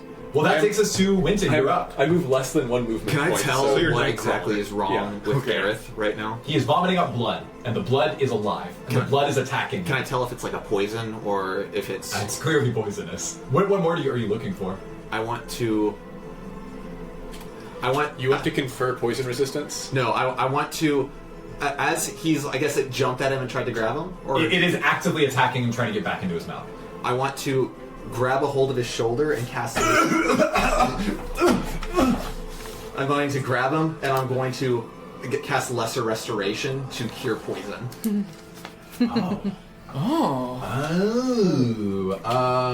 Ooh. Good pick. While Nathan's looking at this D&D question, does one healing magic do disease damage to will undead in one. D&D, or is that just Final Fantasy? I think that's just Final Fantasy. Okay, but so I'm not you sure. cast Lesser Restoration on him. Just breaking it and for- immediately you Just see been trying. as he 9 parts. and you cast Lesser Restoration, and you hear a screaming noise from inside of his gut. And this entire glob of blood just completely out of his throat and lands on the ground, which unfortunately adds another ooze to combat. We did it! Well, we can hit and, that one. And Gareth is Yeah. completely purified and cured of the blood You condition. still got that sword on you? Are you fine?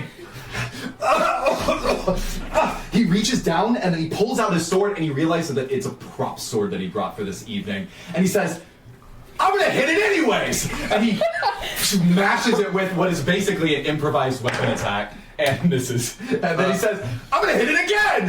And he hits it. Good, great. Barbarian. You see that he swings with one hand and then he just like stomps on it with his other boot as it squishes his blood underneath it, and he does not a ton of damage, but you can see that this blood in front of him, it's weakened significantly. It might not even be able to take too much more damage. As a bonus action. Let's see, should we go ahead and... What happens if you turn undead in the middle of all of our friends? Nah, I'm not gonna do that. I'm going, as a bonus action, I'm Area, going you're to on deck. cast Spiritual Weapon. You're giving Area a hammer! And as the language reads, create a floating spectral weapon within range for the the duration of a minute. It's not a concentration.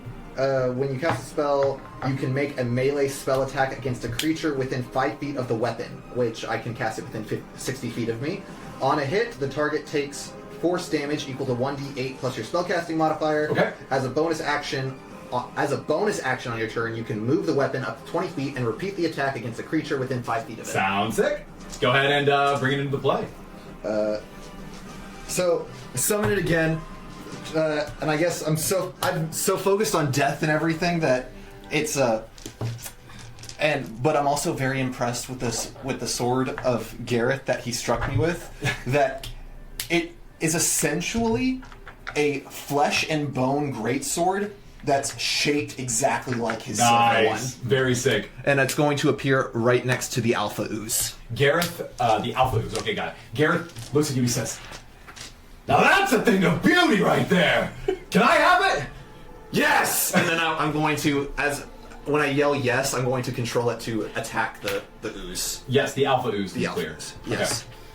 Does a 10 hit. Does not hit. You see that this ooze, once again, after Mordecai's blast, it just swiveled around to dodge it. It does the exact same thing, flattening against the ground as your weapon comes through for the swipe. Honestly, it might be better if you grabbed it. All right, I'll do it on my next turn. Seems to work better that way. Harry, you're next. Yeah. Are you within 5 feet of this little ooze? Me? Yeah. Probably, because I was right next to Gareth. Great. Gareth is, yeah. I'm gonna try to sneak Gareth attack is it. stepping on it, which may count as being threatened. Oh yeah, yeah. Might be threatening. Oh, yeah. Okay, I cast that's that at a 3rd level spell. Attack. So that's another 3rd level spell slot gone. Notice dagger. I have 3 spell slots left. That's a crit I fail. finally get to start using my spell slots. So you reach in and you stab with Nova's dagger. It does not strike. Yeah. Anything I'll else? make my offhand attack for Yeah, bonus yeah. action. And it's Does Gareth go a on my turn 16 now? to hit. You see as Aerie comes in, and this thing has been flattened under Garrett's 15 booth. to hit. 15 hit. Flattened under Garrett's booth, and then she just comes in and like, how do you stab an ooze and then just slice, and then you see as you split it into enough pieces that it can't crawl back together, and then Garrett stomps on it again and flattens Great. it into the ground. You fully destroyed this one minor See, ooze. you know how the organ systems of an ooze works. They're really a lot like a person. That is my turn. Yeah. We're gonna use these in a second. I want you Mighty to Morphin give. Power Does Gareth go on my turn now? No. Yes. Let's, No one here knows There's a- about there's- Ivan Ooze, only me. There's a chance. You don't but know it was about a that while one ago. scene from Delicious in Just Dungeon where they put eat this an on ooze? Garrett to signify that he's probably purified and he's incapable of taking ooze. Right next to you. I'm actually very disappointed because whenever I make references expecting Jordan to pick up on them, Which is pretty he's funny always because- doing something else. Did you make another one? Yeah. Dang it. I think it's really funny that you purified Garrett because he's probably drank by far the Yeah. most blood out of everyone here. So like, honestly, I probably should have started him with disadvantage, but you know, you purified him anyway. So There you go. Lesser restoration. He was my drinking buddy. He's your I drinking can buddy. cast Lesser Restoration 3 times, and then I'm out of spells altogether. Ooh, that's a choice you'll have to make because it is time for the top of initiative. Everyone is going to roll again. You ready to make some marks? Whoa. Yep. Those who failed, Not initiative roll yet. Barnabas again. So put it Which in means he's spot. one tick away from failure. Dimitri fails for the first time. Edgar fails again for the first time. Eloise for the first time. Or sorry, Edgar again for the second time. Sorry, I'm reading way too many numbers at once. Eloise takes her first. Giselle takes her second. Hilda takes her second. She's one tick away from death.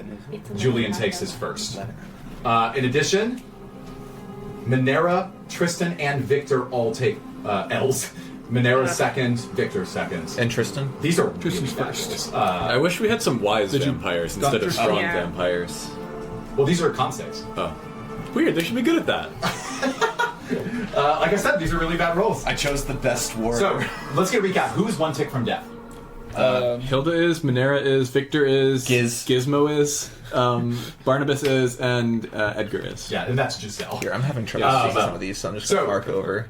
I will narrate on passive perception that it looks like as they are choking on this blood, this represents the blood getting back into their system. They failed that con save, and it begins to flow deeper into the crevices of their body. And you notice that they begin to move unnaturally, clutching parts of their sides, desperately trying to regain control of their own bodies. Cypress, you're first. Did the main ooze not take a turn? Oh, good point. Thanks, Cypress. All right, at the start of his turn, he takes moonbeam damage again. That's true. Let's take the moving damage, which you're going to roll I'm every fine time. with it because I'm not in existence right now, but I'd be so mad. But I want to do damage If I got to it. eaten, What's that? 7? 8.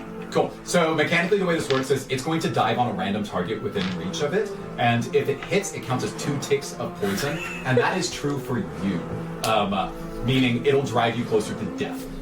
So let's do this. wait, So, is it closest so if we take 3 ticks of poison damage, we just die. Yep, you die. So, it's Okay.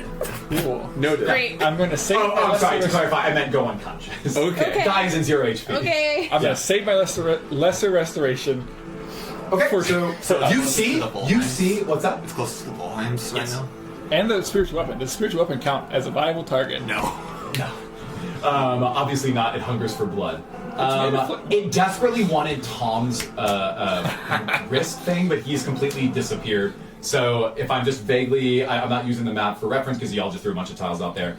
Generally speaking, pretty close to him and also in possession of either a shard or low on HP from these rolls is probably the Count and Countess. Yeah. And or Airy or Winton. So I'm going to roll 4 between those 4. But before I do that, wow. Yeah, the Countess fails again and the Count succeeds again. So the Countess is 1 tick away from death. Countess totally fine. I'm sure that's fine. Lysander! I will help you, my dear. And you see that he launches into the foray. By passing, he's able to actually do something this round. And you see that he draws a sword that he does keep at his side and swings it directly into the Alpha Ooze twice and crits on his second strike. You see a gleam of black energy shoot through the sky and then crack down on this thing as it takes... What was your damage, Cypress? Just so I can mark all this. Oh, I did 8 too. 8 more? Okay, so that's 8. And he does 14 additional damage on top of the 7 slashing damage, so for 21 total. Cecilia, why have you done this? We only needed 1! We don't need everyone! And she steps backwards, trying to pace herself out of the room entirely, and says, No, this whole place needs to go down.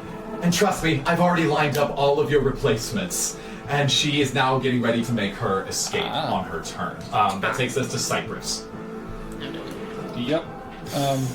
So is... Oh, I'm sorry, I didn't even roll this thing's attack. D4. Airy. Yeah. You see as it... And it creates an arching motion as it leaps into the air and makes an attack on... How close is it to me? Or how close is Did it Aerie to crit? me? oh, that's 4 ticks 5 feet? of poison. Right. It crit, right? So, that's going to... I want to use the Give me a shield strength saving throw. yeah. You weren't using that leg. I want were to do you? the shield bash for the shield of the Raven Sentinel. We'll resolve that in a second. Cool. It's a 3. You see as it spreads out like a net and then completely collapses around your face and begins suffocating you straight out of, Alien versus, Alien or whatever. And you see as Ares' body convulses backwards as she hits the ground, and then it uses its tethers to create basically suction cups against the ground. So you've basically taken a net over Ares' face and then glued it to the ground, and it begins to pour blood directly into her orifices. And Ares, you take 2 ticks of poison and 14 poisoning damage. Yep. Can I half that? Yes, you have damage. Great. Wait, is that an uncanny dodge? Yeah. Uncanny dodge on the ground. She's Yep. able to her mouth out of the way. Cool. Her ability to spit Uncanny. is uncanny. Yeah, you are desperately trying to breathe underneath this, and Tristan gasps. He says, "No, stop! Anyone but her!" And that's going to take us to Cypress. You're up. I want to use my reaction to Give that attack roll. I've been up 7 times now. I guess I I don't should know what I'm doing. No, I got a 6. You fling your shield at it, and you've missed. Because I fling it in the air and it dodges by dragging Harry to the ground. It's par for the course. Ooze. Okay. Yes, Cypress, you're So now you're officially up. up. This thing is on her face. Yes. So if I moved a moonbeam on top of it, it would hit her. Don't Definitely. do that. Absolutely, yes. And Let's she's see. literally restrained, so she would auto-fail the dex save. Or it's a con save, isn't it? Con save. Keep forgetting. Wait. yeah. It's sideways though right now. So can he Can I move see it top? slightly above? So it is literally like a film on your face. If you try it, I'll make you roll crazy high on your spellcasting Please don't modifier. try it. Please Because you're don't basically try trying to it. like scalpel, like a creature off her face, right? Please Yeah. don't try it. I will let you try it if you want, but it's hard. And there are no other creatures currently. Yeah, well, you've around. got 14 vampires who are all, fighting oozes inside of their bodies. Yeah, I'll just let them. That when they We'll die, just let that them. when they Figure die, it will out. spawn the ooze things and become Okay, creatures. so this is relevant. So moving concentration, can I, if I wild shape, still take my action to move the moonbeam Yes. as a creature? Yes. I'm almost positive you can. Okay. But that's scare That's the bomber. ooze's signature. Yeah, but if I, So D&D things. it's on her face. Do I oozes can't take attack bludgeoning it. damage, or is it just all physical? That damage is would be correct. worse? Generally, for oozes, physical damage is meh. I will say Winston would know this. Especially since you work on an Atia. You probably are aware of these kinds of All right. Yeah, oozes are generally meh, or with physical damage. It's, Here's They can be resistant to most physical forms of damage. it's here is magic, my that's decision. their bane. Yeah. Justin is talking. Yeah, I hold my turn until I'm gonna move Moonbeam to it when it is not on someone's face. Okay. And or if another little one spawns, I'm gonna move Moonbeam to I the will first accept that. open ooze. Okay. Okay, yeah, that works. If you move, let me know. No, So far, not nobody gonna has moved shoot. anywhere except Mordecai to his position by the pulley system. I moved to the ethereal plane. You moved. You didn't move left or right. Yeah, I You guess moved I up and will down. move one movement away from the blob. Okay. But still in the middle of the room, so I have Yep. Moonbeam access. Mordecai, you're up. All right, so is it my main action to pull the pulley to Yes. open up the? Okay. It's a heavy, big. Well, that's what I got to do. I see- went there. I'm going to do it. As you pull on this pulley system, and the curtains slowly, but we'll say within 6 seconds, separate entirely, giving you an open view into the remainder of the ballroom. You notice 2 things. One, none of the other attendees that were at this party are here. They must have gone back home. But also, you see Clara's painting in the center of the room, in addition to a bunch of other booths, such as the one with Minera's plant on it. At this point, you are standing in the entryway, right there, between the 2 rooms. You can put yourself on the border between the 2. Is he in front of Cecilia right now? Cecilia's on the opposite side. So she's over here, at the- or over No, on the opposite side, back where you were, but towards the corner. so over here. Oh, Okay. weird. That seems like a weird place to be for somebody who's running. So She'll jump out the I'm window. Sorry. Oh, right. Sorry. how wide across? 4 movement movement units. You're halfway there. Okay, no. So I just want to know for range. So I So think 60 feet. Okay, for range. my plan is going to be to like get closer to, let's say, the paintings right here, and just kind of play like guard as Okay. best as I can. Guarding the if painting? if I'm guard, like I'm the only one that can really see what's going on with the blinking. Sure. So until that becomes relevant, I'm just going to stand by it just in case. But I will stand here and be ranged once things start getting a little more Spicy. energetic around here. Sure. That works for me. I have range spells, so I'll just play. Usually, kind of like what Justin demonstrated, you would tell me what it is you're preparing by the end Well, he of did the it. Well, I'm not He did his preparing. I action did my like a action. Oh, that's true, you when did it your comes around the next Got it, turn, got it. I'll sign you're just my getting action ready. there. Yeah. Winston, So you're up. I'm getting close to painting. Okay, as I get ready, I look to Gareth. I recognize that the ooze is the necrotic beast. Well, wouldn't take a rocket scientist, but a close investigation check might show you that there's something inside of it. Okay, I shout to Gareth. Gareth, I can either give you my sword or you can run to get your sword. These things will probably be as weak as I am to your blade. No, I can't run away. They need me here.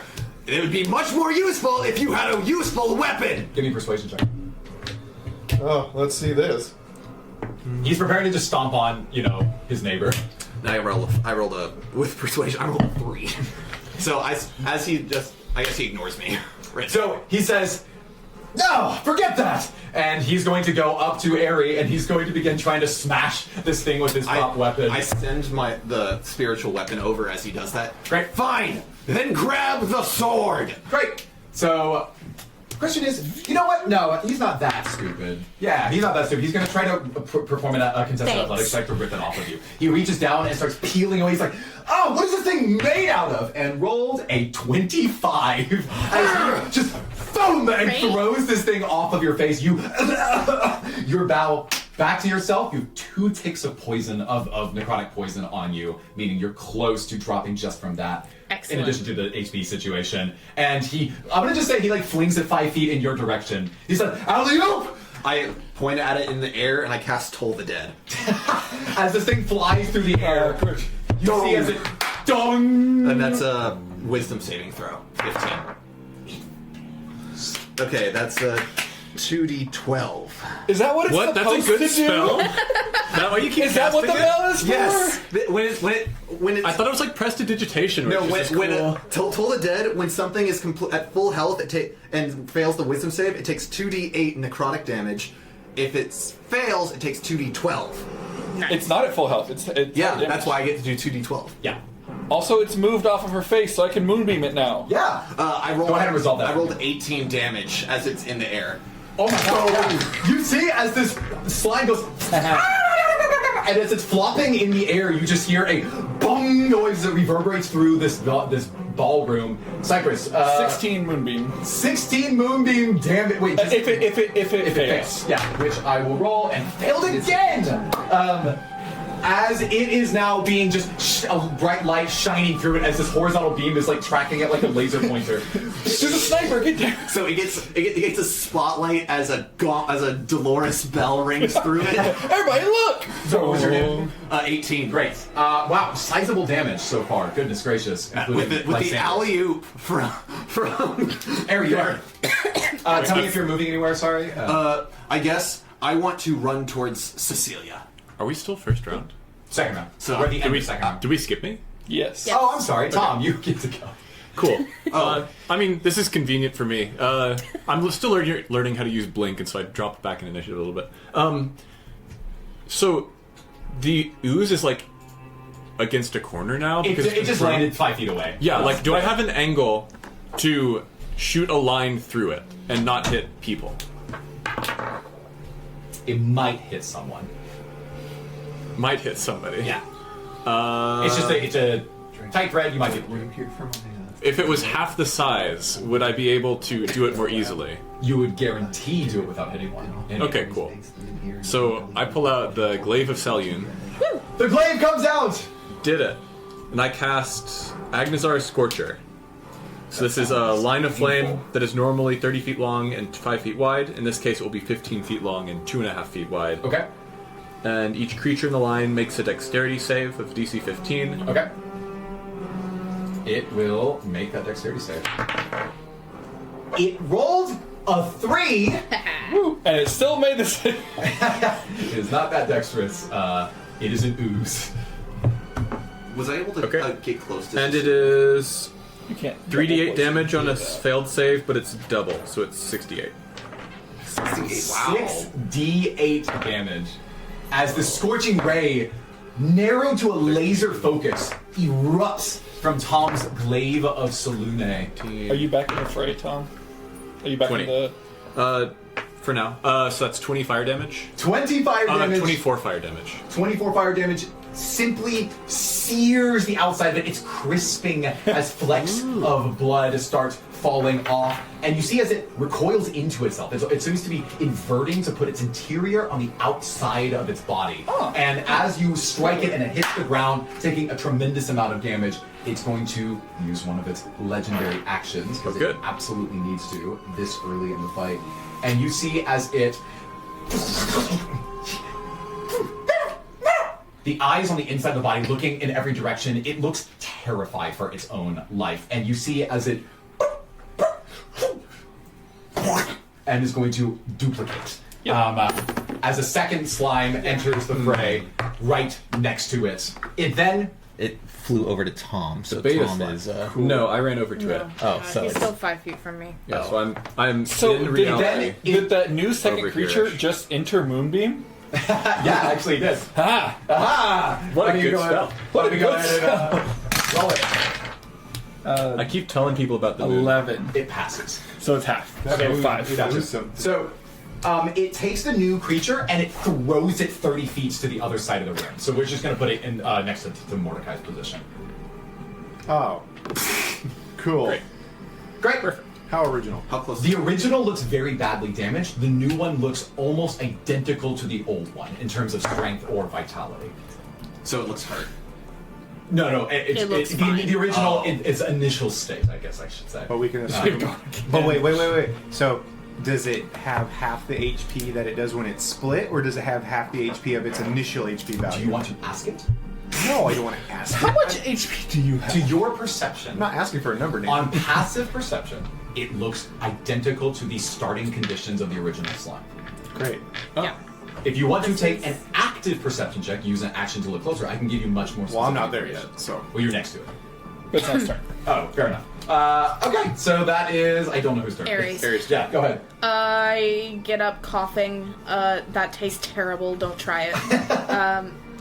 Am I able to hit it with Moonbeam there? Yeah. Okay, great. Yeah, don't worry about it. I'm just You gonna won't take enter. my- You're just your hand, so it's fine. Yeah. You see a gigantic raging fire blow past you as you stand up. 19. 19's gonna hit. That's with Nova's dagger. Ooh. And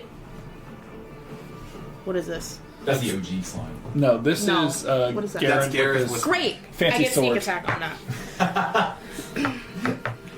Gareth with the spiritual weapon. So that's How many does your sneak attack? 3. When Gareth hits something with the sword, he'll essentially be dealing. I guess the sword is 1d8 plus 4 Oh, you're force giving, damage. you're letting me use the sword again. 17. Well, so, needless to say, this charred original Wait, slime... what's the dagger see? Oh, sure, yeah, What do we'll I start with see? that. With spiritual bleed. So Ares' eyes Right. light up. With spiritual With bleed. spiritual bleed, Ares' eyes light up as Nova's dagger activates, and here's what you see with the remainder of the round. You see... Actually, give me a perception check. I'll give you a few things for free. So already you see that the slime dies. It just dies. It splatters Great. into a bunch of We did pieces. it. Take the thing. You should change your attack. You shouldn't do that. Don't hurt the sweet little thing. 16. 6 down perception? On Great. perception. Here's the other things you see. I'm going to give you 3 people who are going to die this round. Can I do anything about that? Not really. You are certain... Actually, just 2. You are certain at the Very? start of next round that the only 2 people who are definitely going to fail their next save and die are the Gargoyle Victor and the Elixir Dr. Hilda. No. Okay. They're the ones we care about. I don't care about Victor. I who's Victor? have a bonus Oh, the action. gargoyle is different from the guy with the gargoyles. Can I... The Minotaur. Yeah, The Gargoyles are everywhere, to be clear. Yeah. They're in the hall, they're on the roof. He's different than the. We've seen guy with exactly goggles one person in have the gargoyle hedge visions. Fair enough. Can I try to make a medicine check on Hilda to help with my bonus action? You can. Okay. What a novel concept. Wait, a random skill is useful? Wait, Yeah. that's a bonus action as medicine? I'm letting her Yes. use her uncanny roguish Okay. stuff to perform this as an action. Okay. I shouldn't, but It won't matter. it won't matter. It's a 7. That will not do it. You rush over to Hilda for some reason. Everyone else seems to be dying, and you try to steady her, but she is incontrollable. Would I know enough to ask where she goes when she dies? Would Gareth know to yell it out? But Gareth wouldn't know she's I'll roll 2 things really fast for you. Ooh, okay, yes. Great. You would at least know that. Are you just gonna yell this to her as she's dying? I mean, I'm right up next. I'm not gonna yell it out for everybody. I'm gonna quickly ask her. Ooh. You're going down. Tell me where you're going. Is she? I don't know. She's Hilda? somewhere in here. As she's There. talking up blood, she says, I couldn't tell you. And she loses herself. Or she will very soon lose herself, unfortunately. You don't just give away your home address to anybody, any rando that comes up while you're dying on the side of the Oh, road. the ones who were trying to save you. She I doesn't think know you that. do. She doesn't know you're gonna go to her coffin to save her. That sounds like the thing you do to permakill someone. Fair. So that's gonna be it. That's the end of the round, Yeah. which means at the start of the round, Ooze. the ooze is going to take its actions. Actually, Okay, so this everyone rolls con save first. So ready to resolve? Not us. Oh, Do yeah. I roll con save? Oh. No, Great. it's only if it attacks you. But you did not drink the blood. That is true. Thankfully, Garrett ripped it out of you a second ago. So failures are Hilda? Barnabas. Oh, Barney's dead. Wait, that should have been his second. No, that was his third. Then I misspoke for round 2. Alright, so I hope these numbers translated correctly. we can Do you verify. want us to read off what we have? No. Okay. And just keep them at 2. Okay. Okay. He's fine. So I'll tell you what I think they should be, and you tell me if I'm Okay. wrong. Beatrice just picked up her second, Yep. Yep. as did nope. Pass. nice. A lot of good rolls. Woo, Hilda nice. goes down. Yeah. Hilda's dead. Julian takes his second. Yep. Lavinia her first, Yep. Yep. and Victor his third, so he goes down. Yep. And this is what you see. Hilda, in your arms right now, as you're trying to steady her, goes. There might be something in the. And then she collapses, and you see as her body convulses with a force that's pushing from inside of her, trying to. And she then jolts up and looks at all of you, and she will immediately make a swipe attack on Ari as the blood inside her own veins That's not good, forces her guys. body forward. So go on here. Hilda flails in your direction with one strike, and you dodge backwards at the last second, narrowly missing the attack. The second one comes from behind as her claws begin to emerge from underneath her dress, and you see it coming at the last second, dodging one more. Any strike could bring you down permanently, or at least to say drop you to 0 and then you'd be at risk of dying. So, unfortunately, Hilda is now dead, and you see that Hilda's eyes dart back and forth, and her eyes look in the direction of the curtain where Mordecai is standing right now, and she begins to dash 60 feet in his direction. I need, if you want to use your reaction to make an opportunity attack, now's your chance. Yes. As I guess I would have to wait, but I want to. How many movement units is Mordecai away? 2. So he gets up to Mordecai. Yeah. Do I'm the one making the opportunity attack, right? Yep. Yes. Okay. Am I able to use Nova's dagger on this? Sure. Okay. Yeah. I mean, it's just an attack. It's a Yeah. weapon attack, right? Meanwhile, I will narrate that Victor does the same thing. You see that his body erupts to life. His eyes dart around as they're completely blood shimmering, and his eyes look in the same direction towards Mordecai's direction, and he uses his action to dash there. 22. 22's gonna hit. Go ahead and roll damage. I'm not Where's it going? I'm not gonna do sneak attack damage on this. I don't Tom, even know if I can. Can you see in your plane of existence? I can see like fuzzy. There's exact text. I can 9. see what is going on in the real world, but it's less 9 damage? clear. Wait, you Got got an it. attack. Can you do an Plus attack soul while you're bleed, blinking? I guess. You can inflict You soul bleed if you unblink wish. at the start of your turn, and then you reblink at the I end. don't if have you to do roll. that. Okay. You can see and hear the plane you originated from, which is cast in shades of gray, but you can't see anything more than 60 feet away. Well, based on where you're standing, most people are within 60 feet of you. I'll just quickly roll perception for you because it doesn't mechanically. I rolled a 1. Chaos erupting. There are people running in different directions, and it's hard to make sense of it. You wouldn't know at this point currently that your date, Hilda, has died and is attacking your allies and is running for the exit. What do I see? On the attack. Oh no, just on your primary attack, not the protection. Wait, you Oh, said okay. Hilda is running for the... So they're running... Okay, noted. Running for the entrance that Mordecai conveniently opened. For. I thought they were running at Mordecai. Yeah. Well, towards Mordecai's direction. We don't know what they're going to do. Maybe you know what to do. But now I know what to do. Cool. So that was top of round. Lysander, I didn't roll for Isabella and Lysander We again. keep them from going and killing themselves. This is weird. Yeah. So Isabella failed 3 straight times, and Lysander passed all 3 times. So Isabella fully converts, and she's going to immediately attack Lysander. As her vampire claws come out, and she's trying to make Let them go at each other. multi-strike attacks. The first, I bumped my HDMI. So what are y'all's opinions on me starting to cook some vampires? Okay, so the first one misses Lysander, the second one rings true, and you see Especially blood if you erupt from the back of his shoulder as Lysander digs claws deep into him, puncturing the side of his body. That takes us to Cypress, you're up. All right. Gonna move this moonbeam into the new orb. Yeah, just hit the new ooze. ooze. Yep. News. 15 con save. Dagnabbit. I didn't even hit that. 11. Okay, 11 damage to the new ooze. It looks damaged. Little damaged. What's Cecilia doing? And then She has not taken her turn this round yet. I guess I should mark her. can I do a medicine check as a bonus action? Nope. Okay. Use your uncanny dodge. Where's the shot? Yeah. You haven't used your action though, right? No, moving moonbeam is an action. It is an action. It's not a bonus Yeah. action. Oh, I see. Oops. Yeah. Oopsie doops. Cool. Well, Cecilia's next. Conveniently. Thank you for asking. How close am I to her? 20 feet. Okay. You see that she runs back to the side that you think would have been adjacent to just a window, and then you are maybe not that surprised to see that she lifts the window very quickly and then back tumbles out of it, completely removed from you. So go ahead and take her out of the room right now. Cool. That is Mordecai, you're up. You see that Hilda is now running in your direction, and an ooze has just landed on the ground in front of you. Moonbeam has been thrown on top of it and is searing it. Okay, so we're okay with hurting Hilda?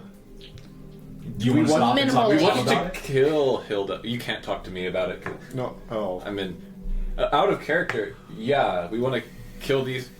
It's not bad if these people die, if the bodies die. It's very bad if their zombies get to the coffin and kill their actual selves. If they, we don't have time to talk about Okay, this. okay. Yeah, so still playing. I have the ooze right in front of me. Mhm. How far, is Hilda to me? 10 feet. 10 feet? Okay. I'm gonna use a second level thunder wave and just right in front of me in my cone try hopefully send everything away. So Would he None also shall hit pass. Victor as well? Yes. Awesome. Yeah, we'll say all 3 of them.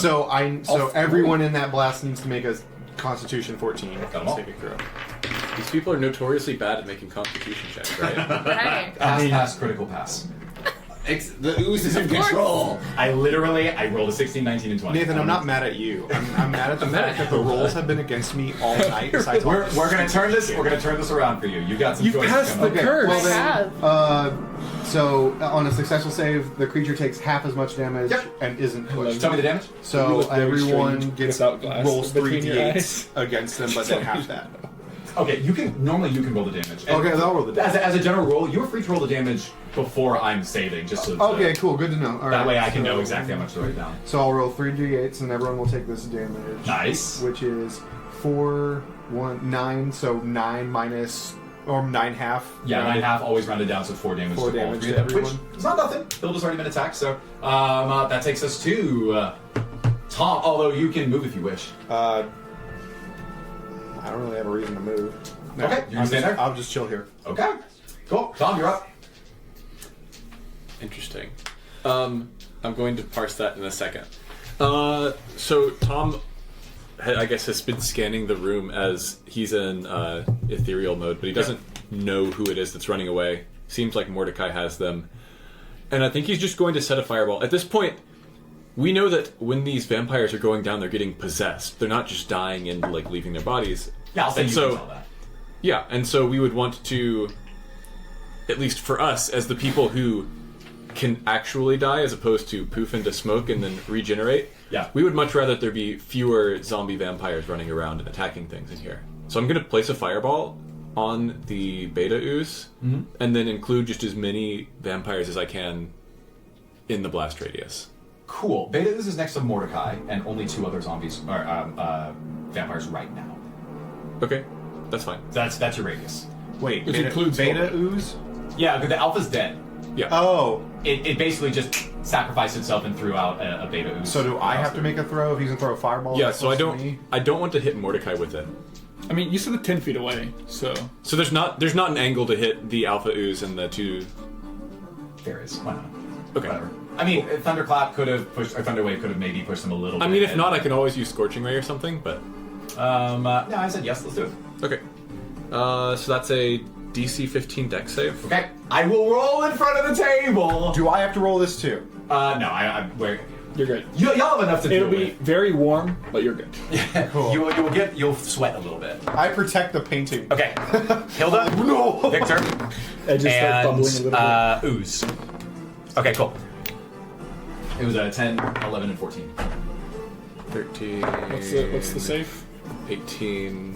One moment. 18 plus 4 saves a DC 15. 15? Yeah. So, only the ooze saves. Okay, so the ooze takes 11 fire damage and the rest take 22. Very good. You see as the fire and immediately erupts, lighting the clothing that Victor and Hilda decided to wear to this ballroom entirely in flames. The ooze skitters to the right, and you see that sin just come off of it, but it is able to swivel around it. Hilda erupts in flames, and then she turns into a puff of mist as she is flying out of this room immediately. Not technically incorporeal, she is a gas after all, but I want you to mark her with a new condition. Oh, okay. This condition is light green, right? You've been using blue so far? Yeah. She is basically mystified. She's gassy. Or gassy. Uh-oh. Does an ooze appear where she was? Good question. Or does the ooze still with her?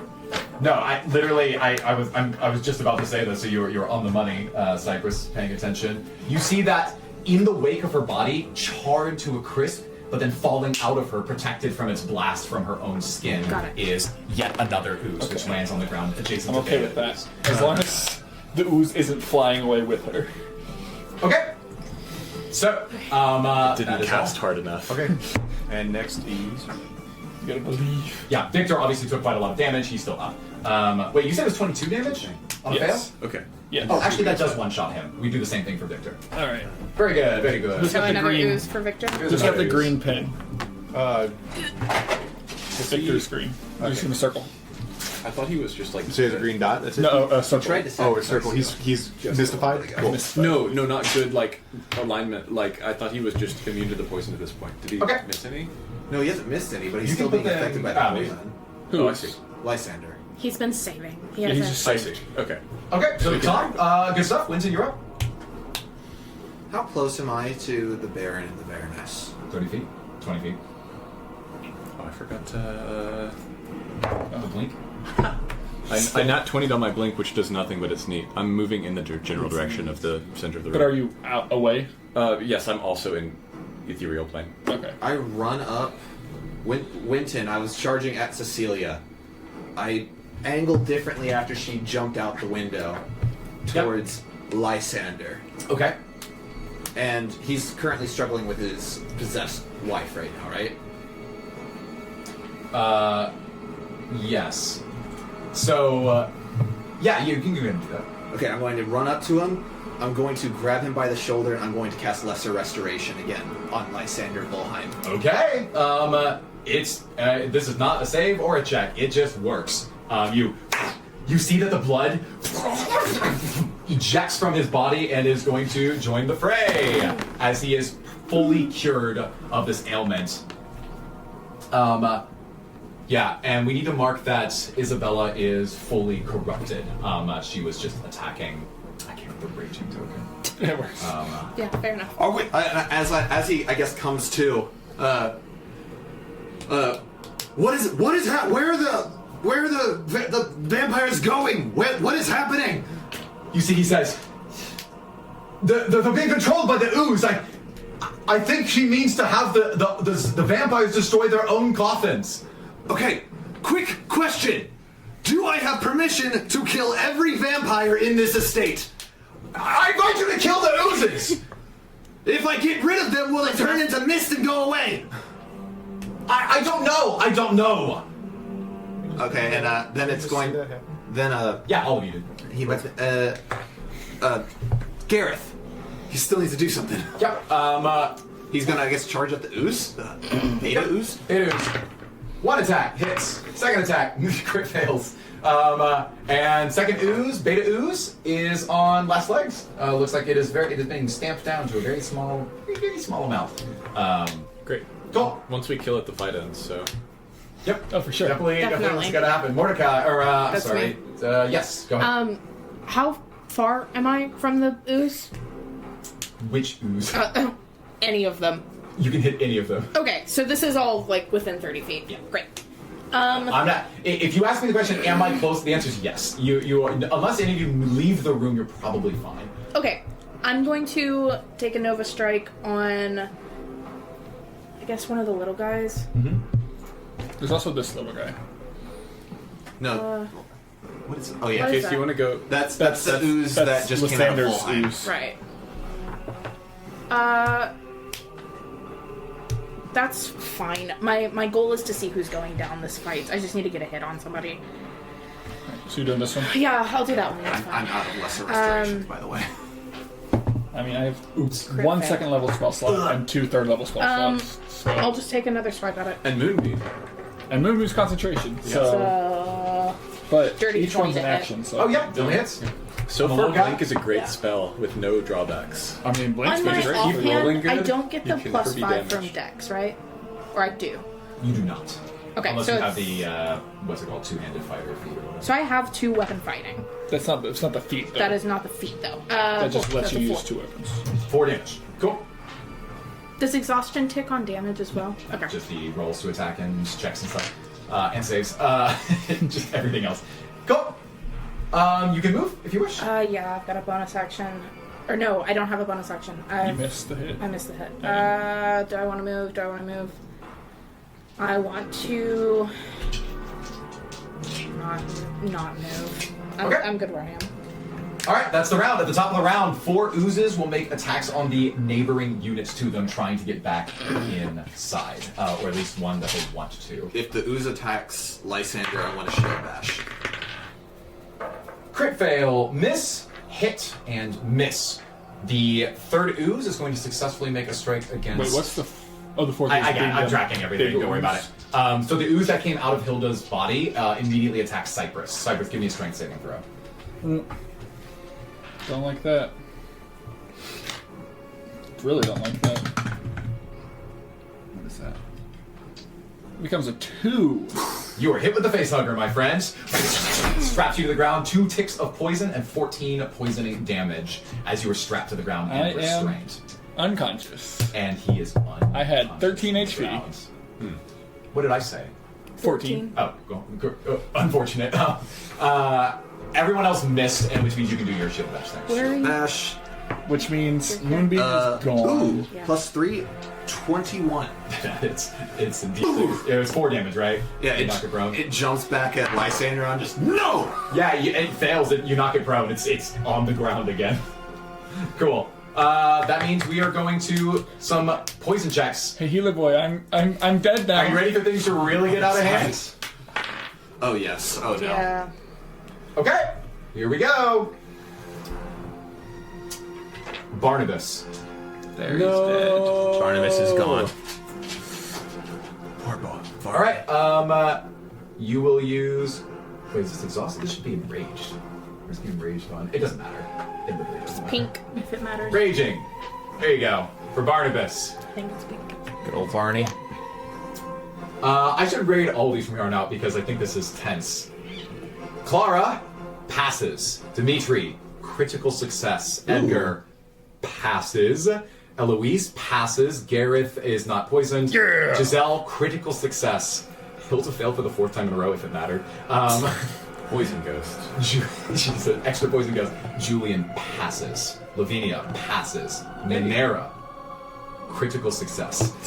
Tristan fails. No! That's Two. fine. That's 2. Oh, that's only 2? Oh, Okay. never mind. 2. Cool. Okay, alright. We're doing great. I'm gonna We're have to great. kill him. They rolled very well. You see that all of them worry. seem to be coalescing I in wanna their clean up power. crew. Did you say Gizmo? Good. I can help Did I you with say that. Edgar? Edgar's That's is- Giselle. Passes. Oh, Giselle. Her name is Gizmo. Really good round for the Gizmo. crew. You see that Lysander's just going to take 2 swings on this slime in front of him and just murders it. Just completely takes it off the map. What about It's his gone. wife? He cannot bring himself to do that. That's just how it goes. His wife, meanwhile, is going to attack him twice. And hits twice. Yeah. You see as Nash, that's 3 hits total on him so far as she does another 20 damage. Slashing damage to his body. He's looking pretty bad, but not definitely dead. Or extra dead, I suppose. That takes it to Cypress.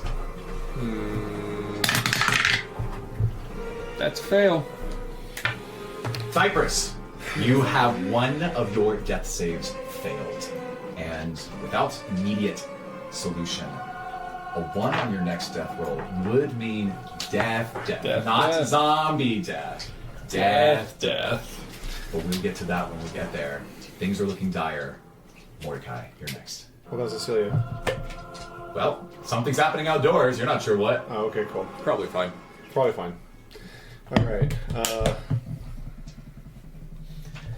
Without saving anything that I think while keeping my location, I have those 2 oozes, right? 3.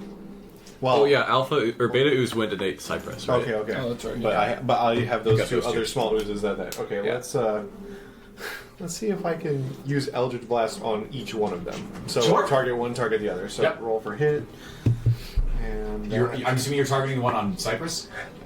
no, those 2. Okay, great. Front, yeah. Yeah, All right. got it. So 16. Hits. Okay, so I want to do 1 on each one. So that 1d10 for one is 5. Okay. The other 2. Okay. You see that both these blasts erupt from your hands and they're unable to get out of the way as they take damage to them. They both look very bad, but not dead. Cool. Do you move? Do you bonus action? 7 total. 7 total. Okay, cool. Do you move for bonus action or? I don't have bonus. Do you have bonus action Don't be healing? afraid in the long time you have before your next round to think ahead as to what your bonus actions and or movement will be. you have Because bonus there's a lot action more to do healing? than just hitting the slimes. I do not have bonus action. The only thing I have is Bardic Inspiration. But who could use some Bardic Inspiration right now? I have 1 left. Bardic is good. And How about the guy yours. who's dying? Yeah. You know what? Yeah. I use Bardic Inspiration to Cypress. And it's like, What do you say to him? Cypress, do not give up on me now! He's literally with a blood ooze on his So face. you get a plus D8. Or you get a D8 roll on your next Yeah, you say that's not important. That's just extremely important. He basically, well, I guess he would still die on a 1, but it is much more difficult to fail your next check. That will be. I'm just establishing that now in case it happens. I don't Alright. want to. And I end my turn. Awesome. So that means Tom, you're next. Yes. Hypothetical question. Yep. How do vampire coffins interact with the Soul Sea? Wait, you mean like if you were to throw a coffin into the ocean? Like if I were to knock the whole estate into the ocean. Just kind of wondering what our outs are here. I think you're asking for an Arcana check. Okay, I can do that. This won't be easy. 9. You think Textbook. that it would Textbook probably vampire coffin. Textbook Soul Ocean. exactly. I would probably destroy the coffins, which would probably be bad. Okay, that sounds bad. Let's not go for that then. And when you're on Yes. deck. So Mordecai, Yeah. how are you doing health-wise? I haven't lost 1 HP since we've been Okay, so I don't need to like focus on the oozes because you're surrounded. You've got it handled. Unless, in the luck that it's been, say, crit and kill me. Yeah, with technically one they attacked, they just missed. After talking Okay. around, they just all missed. So I think I'm fine. Don't Okay, worry you're about fine me. for now. Then I will. How many vampires could I get in one fireball? Is that worth doing? I rolled luck, and they just happen to be very, very, very close together. We'll say 6. Interesting. I'm gonna hit 6 things, and hopefully one of them's Tristan. Does somebody have a bunch of D6s I can borrow? Sure do. I have a I whole roll bag. Ayla has a bag of Perfect. D6s and D4s. I roll them sequentially, but also I can re-roll with sorcery points, and so it makes So sense to roll them all for together. resolving in a way that doesn't make my head explode, I'm just going to take the first 6 on my list. Is there someone that you really wanted to hit? Tristan. Can you tell who Tristan is when you're in the blink plane? Yeah, it's just black and white. Yeah, I heard It would be a fuzzy perception gray. roll, right? Yeah, you give can it a see shot. it, but it's monochrome. Yeah. 13 or 12. It's not the end of the world. Yes. Cool. You're able to spot Tristan and notice that he is dying. Yeah, I He's mean, dead. ideally, any 2, of the ones who are 4, at 2 ticks would be great. Doesn't have to be 5. Tristan, but You all see that, like a split in reality, a fireball is emerging from outside the domain of existence and is preparing to strike all of these vampires. Whoa. Okay, so it's a DC 15. And by the way, I would save. not have let your fireball hit 6 people, except I rolled a 20 on luck. So they Hey. just happen to like sort of shuffle in such a way that they're all really close to each other. And then I re-roll 4. It's a DC 15 1, dex 2, save. 3, 4. I'm gonna do this in bulk. Okay, so I'm gonna guarantee Tristan gets hit, but the others are gonna be random. Oh my gosh. Your sausage like has more of a kick than I. Is it the anime sauce? Yeah. Okay, Nice. so 15 is your save? Yeah. So 15's the save. Okay. I will tell you that I rolled 3 times, representing 6 units, Uh-huh. putting them in bulk, and I rolled for Tristan and one other a 2 on their dex save. Cool. And then I rolled an 8 on their dex save, which was a Great. failure. Cool. Then I rolled a 7 on their dex Great. save. You hit Great. literally every vampire. How does 34 damage do? That's a lot of damage, if that's what you're asking.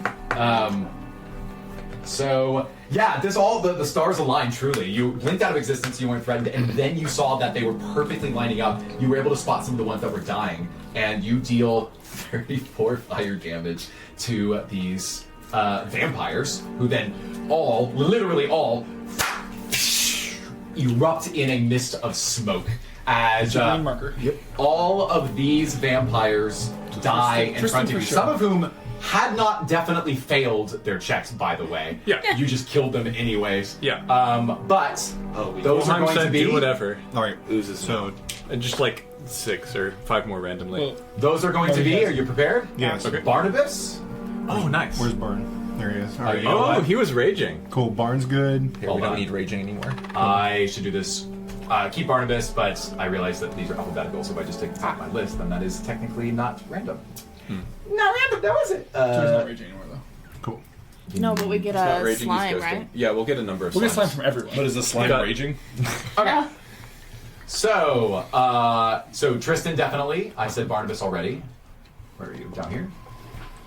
Beatrice, Eloise, and Clara, and Beatrice, Julian. Eloise, All immediately Great, that's really good for us. Julian, and what was the last one? Clara. It was succeeded every time so far. Wow. Yeah. Cool. So the only ones that remain are Minera, Giselle, Dimitri, and Edgar and Lavinia. Edgar and Lavinia. Cool. Yes, So that's do correct. we take these guys off? You do, and you replace it with oozes. Okay, so we need 6 oozes. I'm just grabbing your. So they are off the board. 6 Off the oozes? board. Well, you might as well. I mean, technically, on their turn, they're going to immediately start flying back to their coffin. So just go ahead and remove them. Okay. So it's gonna be easier 6 for. oozes? Oh, Six we can oozes. move. Yeah. Lincoln. We can move Get these. B out of there. Yeah, I'm coming. I don't have that ability. I I'm have coming too. I'm just Fireball. kind of. Yeah. And now There's a there's a sea of swarm. oozes. Do they probably get leap to me. on people too, or is it just the big guy that does the poison leap? So far, it looked like they just attack. Great. This would be a bad time to lose my blink. Yeah, that's a 9. Okay, so I'm back in the material. After this fireball emerges, Tom back into the room and sees what's going on around him. Okay. Wow. Tom's done. Winton, you're up. Okay, I point out. See Volheim like getting attacked by his wife, taking 2 hits. We just freed 6 of your vampires from getting possessed by the oozes. Do you not want more of this? Wait, what are you hoping to get out of it? Will you let me kill your vampires? Oh, What? Oh, you're still following the rules. No. he's. Jordan, we've been doing that the entire time. I mean, he turns to you and he says, "Do what you have to." He's currently brandishing his sword against his own wife, trying not to get murdered by her. Okay. First off, I'm going to run, I guess, this way towards Cyprus. Yep. And how close can I get to You him? can get there. Oh, I can get there? Yep. Oh, then that changes what I was going to do. I'm sorry, Jordan. Okay. You were doing a bit. Okay. Cool. Yeah. I was not grasping that. I'm going to immediately baseball slide down to Cyprus, hands on him, cure wounds, 12 hit points immediately. Nice. Wow. That's almost as many hit points as I have. Oh, because he's dead, right? He stands up so and he gets is smashed. immediately dead. That's nice. Winton, give me a dex save. Dex. Okay. A nat 1. You lay on hands, right? Cure wounds, yeah. Which is a contact spell, right? Mm-hmm. Yeah. So you bring your hand up, and then the blood sucks around it and attaches to you instead. Oh yeah.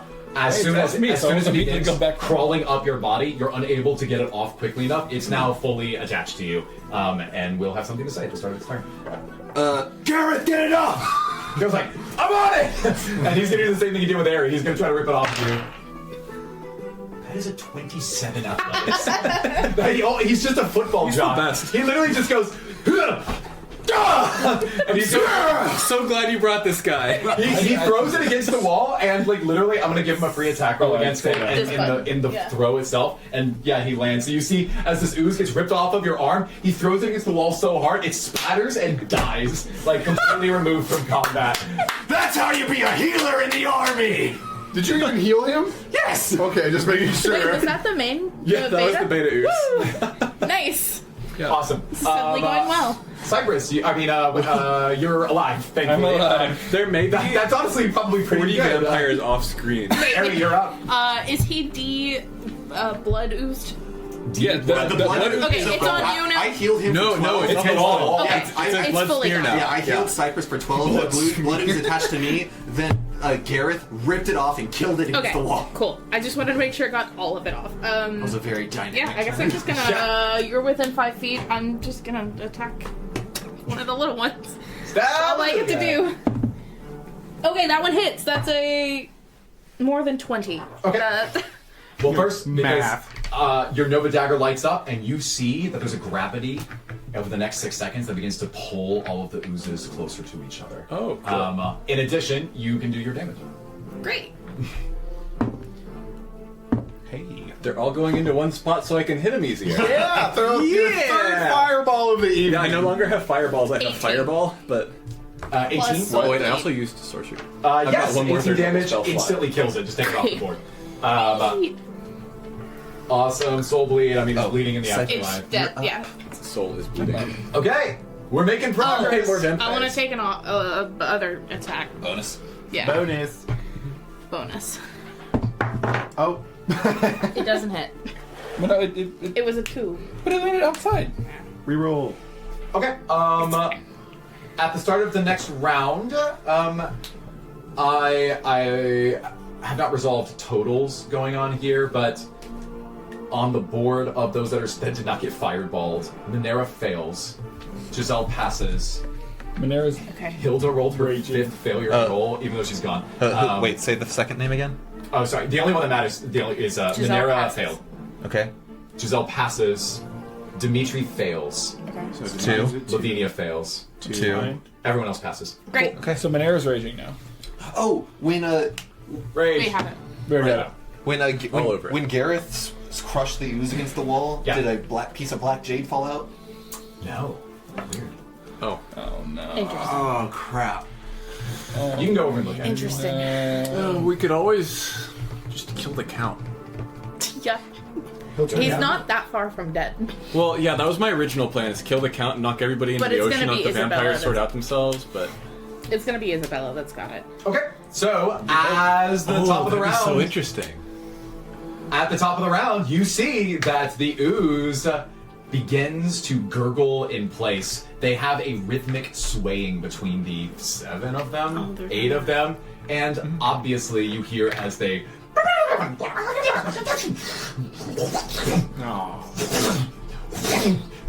Yep. And why don't you take all of those pieces off the board, please? Yay, we did it. Wait, in front of you is a monstrosity. All of them. Okay. Absolutely all of them. Why Cool. not? Well, no, because the two were like separate over here. I just wanted to make sure. In front of you, a monstrosity so gargantuan, terrifying, disgusting, made up of the blood of your fellow vampires. Ladies and gentlemen, this is our your real ooze fight. monster. Oh, There it is. Welcome to the real fight. gosh. That is. That looks like a good Gross. target for single target damage. Yeah, it does. Yeah, what was that about fireballing again? Is it? There's still 4 of over our here? vampires. I imagine Yep, so can for always- the bolt yeah. one. Okay. Wait, did it suck out the oozes that were in the other vampires? No, the vampires that are raging are still raging. What about the ones who are saving throwing? saving throw? The ones who The ones haven't who raged yet. yet. No, Okay. not quite. So, Alright. this creature absorbs together, and then you see as it takes a tendril of blood and then shoots it forward like it's trying to tether on a target. And it specifically targets those with the lowest, with like the worst poison status right now. Yes. Which is going to be, I'm going to start with with our NPCs first. Who has 2 ticks or more? Oh, I guess 2 ticks. Manera. Yeah. Manera. Every NPC and everyone also else. Cypress and Yeah. Airy. So as this swinging motion comes across and the blood is trying to gush directly into them to finish the deed. Except Gareth and Lysander. They're Yeah. Yeah, except they're cured. Yep. Okay, so going down my list. Ooh, dang, that's so cool. it hits and completely poisons and therefore converts. Manera. She was already gone. Well, then it's not going to go for Manera, wouldn't it? It would go for Giselle. Oh no, Gizmo. Rage. It barely hits Dimitri, who's going to turn as well. Rage. And you notice that misses Lavinia at the last second. Great. Do Cypress and I need to make something? Nope, it's, I gave it 3 targets. Awesome. Oh, you already grabbed it. Yep. We're already on top of it. Cool. So all those vampires are then going to, as soon as they're under the full control over the blood, you notice that all of them, including Isabella, immediately take full sprint action, double dash, putting them on the opposite side of the ballroom, closer to the painting. My job. Because as I established earlier, they are very fast. Okay. How's Lysander react to that? Lysander is going to take a swing at his wife. And hits. Cool. But she's not dead yet. So she is going to make her way out of there. You see that he yells after her. He's like, "No, Isabella! You! Stop her!" Giving you that permission that I think you wanted so badly. Cypress, you're up. Okay. I'm going to conjure 4 black bears. Okay. Cool. You split a seam in reality, and you see on the other side, in a plain of forests and trees, that there are angry bears that are in the middle of fighting. Although, actually, is this conjure woodland animal? It's conjure animals. Got it. I think the language there that we resolved is that it's fey creatures, right? It is fey creatures, yeah. Yeah. So you look, you split the seam, and you see through into the fey wild that there are a bunch of fey that are willing to accept your command to come into combat. They look to you and say, "Another one again?" Rawr! And you bestow upon them the visage of bears. And they say, "All right, let's go!" 4 of them jump straight through and take on these bears. Landing inside of the room. What do you want to do with them? And then I, of course, am going to turn into saber-toothed tiger. Okay. With the scarab armor. Do they get an action this round? Yeah. Great. How do I wild shape? Where's the wild shape button? Yeah. Remember your armor. Yes, I get +1 to my AC now. Okay. So they are going to be... I guess it's better to attack the big guy or the runners? No, well, Can you? I'm going to attack the runners on my turn. I'll let you know that right now. Yeah, you can say that. That's fine. Okay, what is their speed? Their speed is regular. Yeah, we'll just have them multi-target damage is good. So we'll have all 4 of them attack the big guy. Okay. And they have multi-attack. Good to say. So 8 attacks coming in. Yes. You want to bulk them? Yeah. You don't have to. I mean, Easier math. I do have 4 d20s, so I can just do. Okay. That can have it. Barnacle. I keep thinking I do it because every time I've stood up, it's turning off. So it's plus. That satisfying sound of 4 bears attacking. So the highest is 15. The highest roll is 15? Yes. Okay, well that does hit. Okay, what about 12? No. Okay, so 2 hit. 1 hit. That was the bite attack. So that'll be Whatever you're doing, I trust. I'm not damage. gonna check. And then, that's a little better. So that's 13. Does 13 hit? Go. Okay, then 2 hit. Okay, so 3 total hits. Yes. One bite, 2 claw. Can you just give me the average damage value? Oh, Unless you know the math already. It says 5 and then 7, so 5, 7, 7. Okay, so you did 19 total damage. Yeah. Great. You see as these bears just erupt into the fray and basically surround it, clawing at it, trying to bite into the ooze, and then, oh no. You see that for... Oh, I should go 4 times, shouldn't I? That makes more mathematical sense. You see that as each of these take direct attacks into its ooze, that 3 out of your 4 bears, the ooze just crawls directly into him, and honestly... Sorry, dude. The guy that bit him, I'm giving that a free pass. As it goes directly into his mouth and begins to poison him from the inside out. Cool. So they're not dead, but they've taken 2 ticks of poison and a lot of, well, I'll just say 2 ticks of poison. Cool, because they don't get attacks, per se. That is... It's me. Yes. Bida. You already used your action to conjure, right? Oh, so that was my action. Okay. Well, you are a bear. Saber-tooth tiger. Leading some bears. And let's go ahead and go to Mordecai. You're up. Alright, I turn around. I'm going to do a 3rd level Thunder Wave on all of these people. So they all have to do another 14 con save. Okay, 14 con save. I got all 4 dice right here. Go ahead. Yeah. You said 14? 14. Only one of them fails. Of course. Okay, well... And we'll say that is the leftmost one. I'm just going to say that it is... Minera or just... Minera. Okay, well then Minera takes 14 damage. Oh, sweet. Does everyone else take half, or is it 7? Yeah, so everyone else would take 7. Okay, I've got those noted. They're still all up at this moment, but you push, right? Isn't there a pushing? Only one gets... So only Minerva gets pushed, so let's say we kind of like...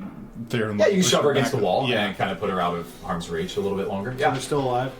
I mean, they're all raging. They're raging, but you've done damage to everyone. Cool. I mean, it was 40 damage that you just did. 40? Oh, well, yeah. 21 plus 4... Oh, I'm sorry. I said 21 plus 14... 19. 30. Yeah. It's a lot of damage. Okay. So Fireball. I should invest in the Fireball. Fireball's pretty good. So that's going to be... Well, and also he used meta magic to empower it. That was one of the reasons damage was so Yeah, I got to reroll half of it. So he was using more resources cool. than just a Alright. But that will take us to... well, tell me if you're moving. Tell me if you got a bonus action. I have no more bonus actions to do all my Bardic Inspirations up, so I really have nothing to do except now that they're most likely going to get out of the room. I need to stay on this painting now, so I think I'm just going to hold. I'm going to try to attack the runners. Do you want to use the painting? Like you can do things that aren't just the stuff on your character sheet. So can I, if I look at the painting and blink right now? Yeah. Okay, I look at the painting. All Alright, I like blink. AoE. I want it like I blink like you said a minute each blink, right? No, an action. Oh, an action. Yeah, specifically said that because I wanted to make sure that you had this. Well, then I can't do it unless you're gonna make looking at it a bonus action. Yeah, we'll do make a bonus action. Okay, cool. Yeah. Then yeah, Go ahead and as blink. my bonus action, I'll blink and look at the painting. What are you trying to do? I'm going to see if in the next minute any of them, because all I can see is the Volheim state from the top, right? So I need to see if any of them go. You can control it. You can. That's what you said, right? You can move time. Oh, okay, then. But I want to see in the next minute this general area from the grand foyer where the general direction of these 3 would go. As I'm assuming they get out. Absolutely. As they're going to get out by that point. So Dimitri, Giselle, and Isabella, in addition to Minera, are going to try to make their way. Like you see from a long distance, that there are these figures of vampires that are running through the central grand foyer. I'm not going to make you roll perception. You would already tell that 2 of them are going to leave the estate from the building from the front door. So they're hooking outwards. Who's the they? other? Well, I guess. Oh, roll perception. I think I And the forgot others to are add going 4 into to my my last fireball. That's an 18. Dang, Cool. you would kill them. You know that I would have done Monero the and overkill and got the oozes too. Going outside. They're Cool. going out the front All door. right. Monero and Isabel going outside. Great. So that means that we are makes to Tom. I'm going to ready an action. I'm going to wombo combo. Winton's going to do something cool, and then I'm going to hit the big guy with an empowered fireball. Winton, you're up. Okay, first off, does Lysander chase after his wife? On his turn, he used a reaction but didn't use his movement, didn't he? Huh? Yeah, let's have him dash over there. So he's just, like, right behind her. I say so, yeah. He's just as fast. Okay, so before anything else, I'm going to basically be like, everyone back off! And then I'm going to grab my black jade. It's going to be like, it's going to hurt, but we got to do this. Uh-oh. And I'm going to cast Path to the Grave. I'm going to channel Divinity to cast Path to the Grave. We don't have when you do that. Here it comes. You can use your channel Divinity as an action to curse one creature you can see within 30 feet of you until the end of your next turn. Okay. The next time you or an ally of yours hits the cursed creature with an attack, the creature has vulnerability to all of that attack's damage, and then the curse ends. Nice. Well, tell me how it looks, and then we'll resolve what happens to you after that. The spirits, I guess, unlike channel or turn undead, this isn't forcing them out, like burning them and getting them away. This is all of the spirits, all 7 of them, surround me for a moment before charging straight at the giant ooze and start spinning around it. You hear Torn's voice ping in your head instantaneously the moment you're about to do this. He says, "You know that if you do this, that you'll be losing us for a while." If I don't do this now, then we might all be dead. All right, and with that, boom! This huge curse comes erupting from your necklace. And let's resolve this first, because it will affect the fight immediately. I need you to roll a d6 plus 1 to see the number of souls you lose. D6 plus 1. Okay, please. 3, so 4. Okay, 4 souls are removed from your body as you lose 24 max HP immediately. Oh, that's perfect. That puts you at what, 1? No, he has 57 max and 33 current, so it doesn't do any damage. You aren't using those HP anyway. I wish I was in the room when you and Nathan talked about this mechanic. 57 minus 24, you said? Now, obviously, this was for a reason. As you have set this path to the grave for this giant ooze monster on the other side, you see as it lurches around each of its massive arms, dangling with one ooze that's hanging off it, ready to sling it in one direction or the other. But as this hex-like curse comes over it, you get the sense that it's about to take quite a lot of damage. Tom, why don't you tell me what you've been readying? So I've been readying Fireball. Is there a way to get any vampires in the blast radius? Nope. I don't think there's any more vampires there. Oh, there's 2 next to it. That's fine. So this is an empowered spell, so I reroll these 2. Oh, cool. So it's a DC 15 Dex save. Okay. How much damage are we talking before I roll? 16, 20, 25, 31, 36, 37 times 2. Oh, 37. Vulnerability. 37 plus 4 is 41 times 2 is 82. Okay, so 82 damage on the table, halved, of course, if it rolls well. Yeah. I will tell you that 82 in this form does not kill it, but it would be very, very close. So this matters quite a lot. I will roll in front of the table. In its large form, this is a dex save, right? Yeah. Its dex is only +2. It's not super dexterous, but it is still like this gelatinous sort of amorphous thing. So, 15, right? 15. So the roll that you're looking for is lower than a 13. Do you want a 12 or lower? Understood? Got it. 12 or lower. As this fireball erupts and the curse of 4 souls enters its body, making it vulnerable to this damage, everyone feels the heat in the room build to a boil. And from the perspective of the ooze monster, what does it feel? A 10! Oh, yeah! As you see a fireball emerge from its chest, almost like it materialized there, and then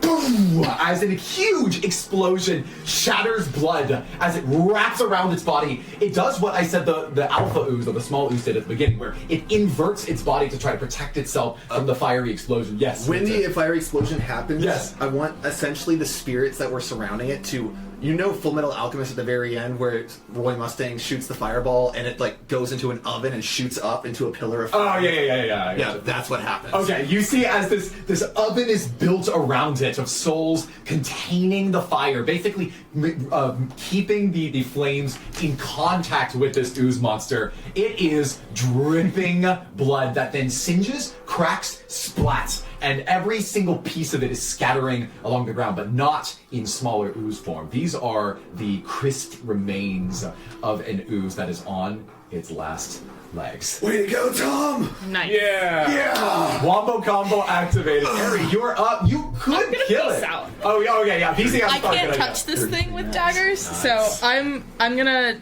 Do I need to dash to get here? They dashed and no, that is 30. What else you do? I'm gonna take an attack on Giselle, I guess. Okay. Right here. Nova's dagger. Yep. So Giselle has taken 7 damage from a thunder wave. Math. 12, I think. 12 will not hit. Okay. Second I've got 3 attack. souls left in my body. Second attack. I have 1 more channel divinity. If I lose all 3, I'm dead. How dead? Like no max HP, which is instant death. If I lose all the souls in my body, I'm gone. What happens if you double die? What happens if you double die and you're possessed? I actually know the I'm answer actually. to that. I don't. I imagine you do. I'm going to bonus action dash and guard the front door. I will let you do that. As she's That's running right. by me, I go, Ari, the Countess and Manura are going outside. I don't know where the other two are going. So I will body block the front door and hope to get opportunity attacks on them. Okay. Oh, you that most way. certainly will, so that's a good strat. At the top of the round, the ooze monster is really not happy with what just happened, so there's no reason I shouldn't just let it lay waste to as many of you as possible. You see as it brings its crisp arms together into a wall of ooze and then ejects all of it towards you, sacrificing a lot of body mass to throw blood directly in your ways. I need everyone Remember, not there are named Airy. 4 bears here as well. 4 what? Bears. One of them's named Airy. Some of them are poisoned as well. Poisonous bears. All of them are poisoned. No. No, only 3. Only 3 Yeah, I thought it was 3 3, out and of then one of them bit it. And No, that's One of the biters. I made that. I made I see, that I the see. third one. Okay. No, the bear's gonna body block. So the language is all within, like it's just a big AoE thing.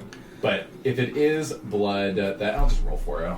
Oh wait, I don't have to make decisions. Oops. You broke the TV. I keep landing exactly on the HDMI cable. So I think I will save Mordecai from this. Cool. And everyone else still rolls. Okay. Nice. Did you save one? Did you blink out, or is that all? I rolled for it. Okay. Everyone is making a dex save as a wall of blood gushes towards you. So Mordecai and Ari are not rolling for this. 15. Great. 2. Nat 20. Wow, very good. Hey. I'm a very dexterous That's okay. tiger. You did. Do I need to roll for the bears? Over 100 damage. I ran out of 3rd level spells. I can die now. Do I need to roll for the bears? I will do it for speed. Actually, no, you can do it. They are a flat +0. Ah! I think I need to use more spells in my day-to-day life. Yeah. Audio's not coming through for some reason. So I have like 4 first level spells that I save, but then It I went never out use with them. the HDMI. Yeah, that's weird. I'll just replug it in. Okay. What's the save? Tell me what you got. 9, 13, 16, 19. Okay, the save was 15, so 2 of them will fail. And randomly, I'm going to say it. Ew, bad luck. Those were 2 of the ones that were already poisoned. You see as blood soaks directly into those bears, and they begin to convulse as they are We gotta fight preparing. bears now. As they are preparing to be controlled by this creature. We gotta fight bears. I can break concentration and they go away. Oh, great. Yep, that might be something you might want to do. But there are 2 who are alive, so is it worth it? I will let you decide that as we continue through initiative. Yeah. Everyone else, how was your saves? 15. 15, you passed. 2, you fail. You take 2 pits of Whoa. 2 pits of poison. Cool. Which I don't think you have any at this point. Yeah, I'm good. And you take 14 poison damage. Hey! How you feeling? Yeah. Dead. I've got 4 HP. Okay. That's way more than I thought I'd have. Okay. In addition, it is going to... It's going to move forward in such a way as to take it closer to the center of the room. So why don't we let 2 of those bears make opportunity attacks? Yeah, get him. And meanwhile, Lysander is going to dash out. He's going to confront Isabella, and he's going to make a few swings. Oh, good for him. He hits twice, which is enough to bring her down. So you see as his sword gleams with a dark energy as he literally smites her and drives his sword directly into her ribcage. She screams in pain. Poof of smoke. Blood hits the ground. There's a tiny ooze there. Let's not even worry about it. It's going to die at some point. How close was I? 19 to hit. 19 to hit. And then a 2. Wait. Hey, And what? then a 6. 6 damage? No, Oh, 7 okay. damage. Yeah, and just then roll the the other one damage. misses. Yeah, I rolled the damage on the 19. It's 7. 7, great. I'll wait till my turn. Yep. It's really close to death. It is really close to death. Yes. Oh, I was gonna wait for my turn. Oh, true, your turn. Okay, cool. So the rest of the zombies, here they go! Dash, dash, dash, dash. Airy! Yep. You see as Monera and only Monera now, because she's the only one that's there. Yep. She's going to dash to your right as she's heading towards the courtyard. Giselle and Dimitri are dashing towards the... I totally misspoke. Dimitri's going outside, duh, and Giselle is going up the stairs. Cool. Do I get opportunity attack? You have to choose one. Monera. Okay. What's Gareth doing? What is Gareth doing? Yeah, he's going to run. He looks to you for advice. He's like, should I hit that thing or should I go get them? Stop your friends! Okay, so he's going to dash out and he's going to attack whoever you do not attack. 12. 12 would miss. I'm so sorry. Okay. And you have a bonus action. You have No, I don't That was reaction. reaction. Oh, that's right. That was just reaction. Gareth You'll stab him swings. next turn. Shortly. Gareth swings at Dimitri. He says, I never really liked you! And then he swings again.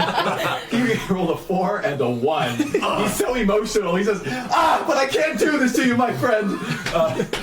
And that's going to take us to Cypress. You're up. Alright. They are... You have to Out of- decide now if you're breaking concentration because your bears act on your initiative. Okay, what do I want to do? I thought. Oh, sorry. If I had them attack and then ended, the 2 would attack It's all me. simultaneous. You don't know what they're going to do. Oh, I see. Then... Yeah, they've done their service.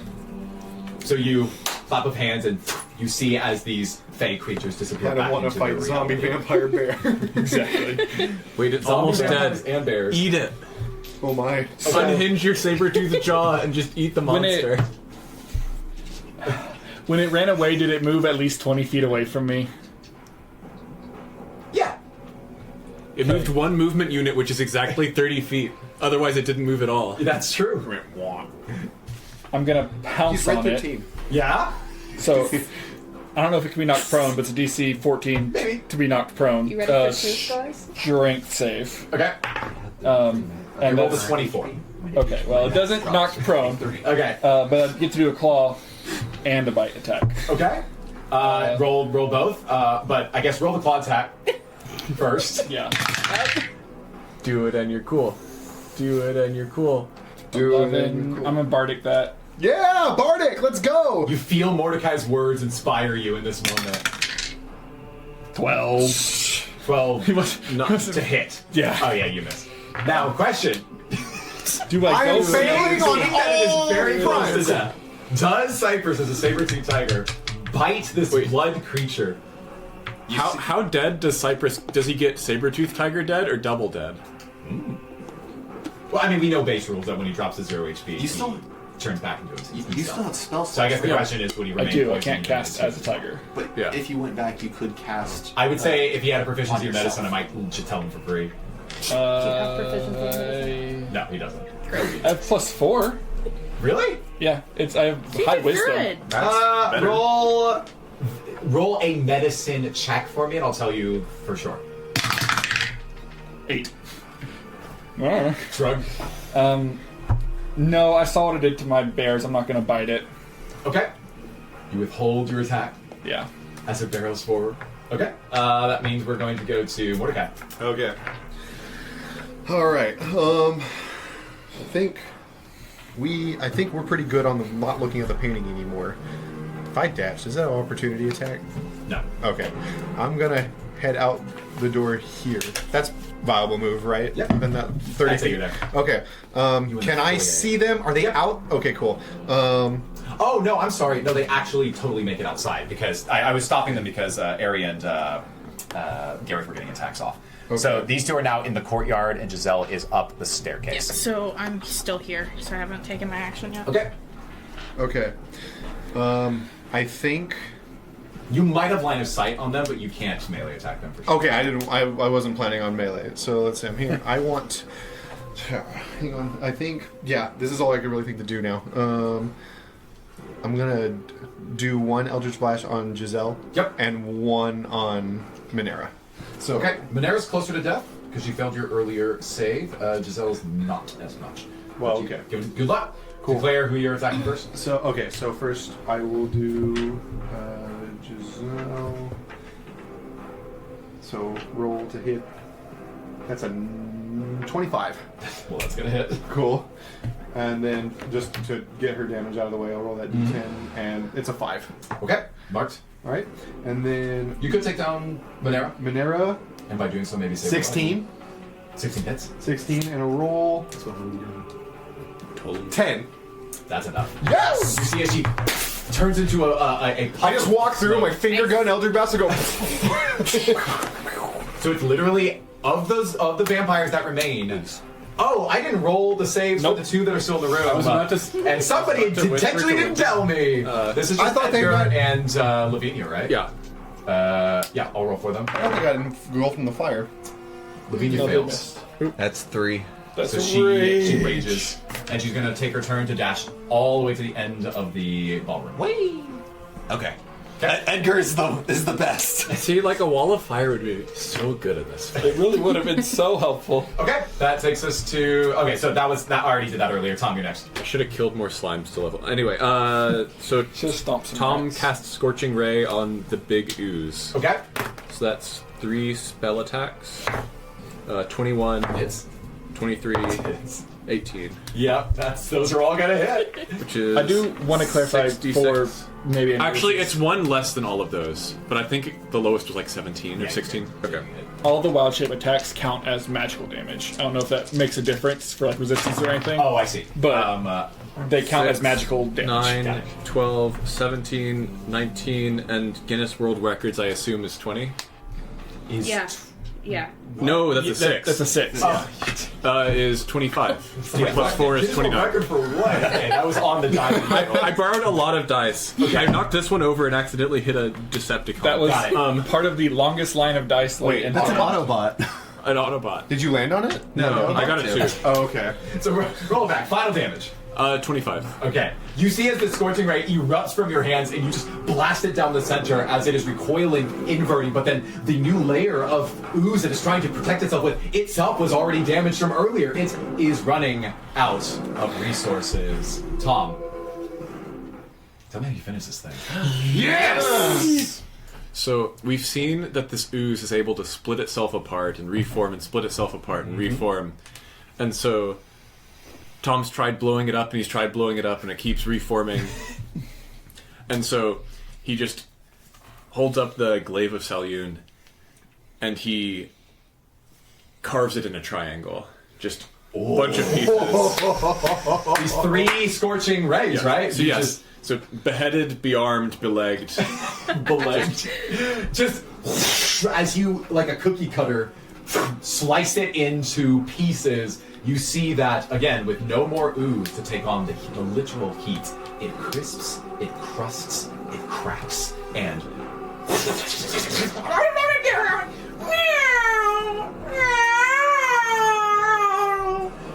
It crashes to the ground and is splattered on the ground. A mixture of both liquid and solid. It's fully at rest. A pile of ash and blood. But And Tom goes poof. But and you disappeared. Very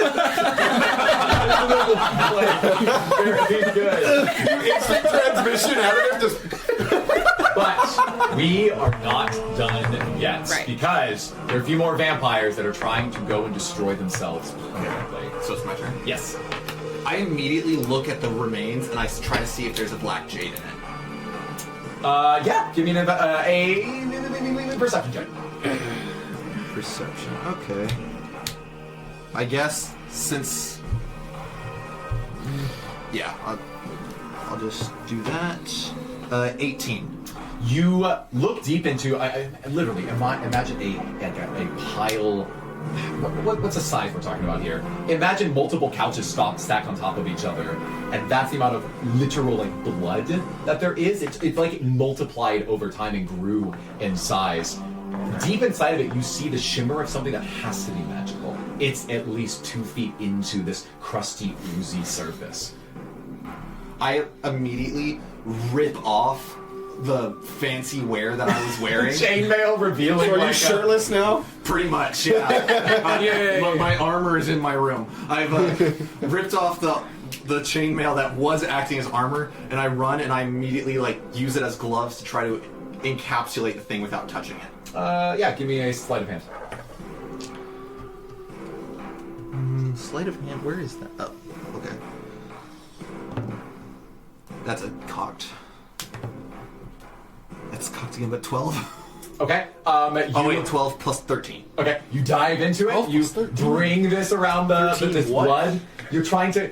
You get cut by the literal hardened blood on one side, and then there's a gushing sensation as blood starts to sort of seep its way limply up your body on the other, and you collapse around it, and you're sort of messily handling it, and then 2 things happen at once. The first is I need you to make a con save. That's appropriate. 13. Cool, that fails. You see as the blood begins to seep like big osmosis style into your skin, as it's trying to basically attune to your flesh, and you take. Well, it's the same number. It's 14 poisoning damage. Okay. Still alive. You're fine. And on top of that, you find that it is now attached to you. It's hard to remove, stuck to your body. You do have this thing in your possession, and your fingers accidentally make contact with the shard directly. As you see that this shard is not like the others, and that it was one physical thing. It looks like it was spreading itself out in the edges of this ooze monster, and then right before it died, collected those flecks of black substance, almost like a sand, together, forming it into its permanent shape as it is right now. You can't get a look at it right now, but your fingers accidentally dip into it. And that sends a shooting pain as it pricks your finger and blood starts to reverse course up your body. This is yet another con save. Okay. This is just the classic con save when you pick up a shard. 5. This time I'll roll it because it's not fixed. You're the only one in the room with me. It could have been, but it could have been worse. He's in the room It's as 10 well. necrotic. No, you're outside I'm the in the room. foyer. Okay, I'm still up. Great. You have it in your possession now and you can run out. Cypress! Cypress! What? Are you ready to be cursed? I don't want it. Actually, rawr.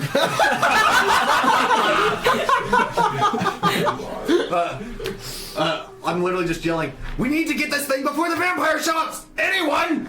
Ari, you're next. Yeah, I'm chasing the dude that I'm chasing. Alright, Dimitri is dashing with his long stride in the direction Mordecai of the is stable. right outside the door. Gareth is also chasing. And Gareth is I also turned chasing. around. Well, I think I'm gonna chase the one upstairs. I hope. Yeah, Do you so hear I'm me yell? just. I'm literally yelling about it. So you're in the what are you courtyard yelling about now? next to the statue of Isabella and Lysander. You go ahead and make that a Yeah. Not 20. That is that's probably gonna do it. Gareth right there. Yep. So sneak attack, is that double on crit? I mean, yes, on sneak attack. I don't always give flanking advantage. No, I That's- literally have a thing that says Oh, you have it. if there's an ally within 5 Oh, that's feet, I what's don't not need for it. advantage. Yeah, that's Yeah. Okay, so it's not that it is advantage. Right, it's that it is you- that I don't need advantage. when That I happens. will allow, and that's very cool. And Gareth made that happen. So. Is Lysander helping? Yeah, Lysander. He acted already. 12 times we're 2 is here. 24 Oh, plus. here. Oh, okay. I was getting ready to roll 100 damage. This poor plus vampire. 2, on this. Cypress Demetrius. She's going to In stab your him and saber fall in 6 half. plus Oh, wait. 36. So Cypress, in You your did over my saber tooth health, form, my max health. you would like to think that you respected the wishes and desires of your bears by letting them go back into their ether when they were being corrupted. And you're I think, right outside the room. well, you can't see this at the moment. You'd probably be very happy to know that Ari just absolutely decimated Dimitri in the courtyard, stabbing him so Yes. thoroughly that you killed him almost twice over as he just Amazing. into a dust. So go ahead and do that for him. Cool. And then I'm And there going were to take two. my bonus action to do what? To Are you gonna go after? Dash back in. I'm not. I don't think I have to dash. Do I? Just to I don't move think here, so. I'll just base and then movement. take a Yeah. offhand attack on I will Lavinia. allow that. Yeah, why not? This is on Lavinia. What's 7 plus 8? 15. That'll hit. 14. 14 total? Yes. That does not hit. Right. Whoops. All right. Now with Nova's dagger, you no soul bleed to be seen, but you did see that there is the movements of the vampires are what you'd expect. They're running in the respective directions. The only new thing that you might notice is roll me perception check. I'm good at this. Is Edgar going to pass his poison? Do we know? Oh, I'll He's still hanging in there. The trooper. 16. You can't see him from where you're standing. Unfortunately, I won't give you the Edgar roll. Oh, but I see. You look around and you notice that as you're coming inside. Yeah, the only new information that I can give you is that Lavinia is going to try to dash past you up the staircase. I am putting myself firmly in her way. Seems like a good idea. All right, top of the initiative. Not too much to do at this point. We're going to go bad guys first. So Giselle dashes upstairs and immediately makes her way into the architect's workshop. Are you doing the turn bad guys first? Oh, I rolled for Edgar. You want to know what he rolled? He failed. A natural 20. Oh my goodness! Hey. He is just absolutely... He's still in his seat, and he's just like, must stay focused on the... Think about the clockwork, Edgar! At this point, I'd feel bad for killing you. Yeah, like I'm probably going to. He's been hanging in but I'm there gonna feel so bad about much. it. Awesome. And Lysander is going to take a swing on Lavinia. And misses. Unfortunately, he only has one attack. But his bonus action, he's going to cast a spell, which she... Oh, cool. Fails. You see that he says, Lavinia, calm yourself! And you notice that she loosens her stance and is less hostile and seems to be unwilling to attack That was an anyone around. option. I look at him. You could have done that the whole time. I have limited power for this. And that's it. That's all he says. And he is going to dash upstairs in Giselle's direction. Lysander. Yeah, he's on the stairs now. Great. Dimitri's dead. That's it. Isabella's dead. I guess the ooze would do something. Or the probably. oozes are in the courtyard. Yeah. So there's one ooze. There are only two oozes that have been newly created. Oh, wait, there's another ooze in the courtyard? Yeah. No. Oh, yeah. Yeah. Cool. Oh no. They hit you twice. Yeah, that seems about right. I think they're going to do it. They're going to fully... I guess I'll make him to the strength save. Of course he passes. Yeah, he passes twice. So they don't, facehugger him, but instead he takes... He's very close to being knocked unconscious. Great. Or I guess turn Handle into that. a mist. That's it! Cool. Cypress, you're up. Alright, I'm going to pounce on Lavinia. Yep. You get that running start. So, DC 14 strength save. Awesome. Fails. Alright, so that is a bite, or a claw attack, that's a miss, and then a bite, that's a 18. Hits. Damage. 10 plus 5. 8. 8 total. 8, yeah, total Okay, damage. 8 total damage. Cool. She's still up, but you could bring her down pretty quickly here.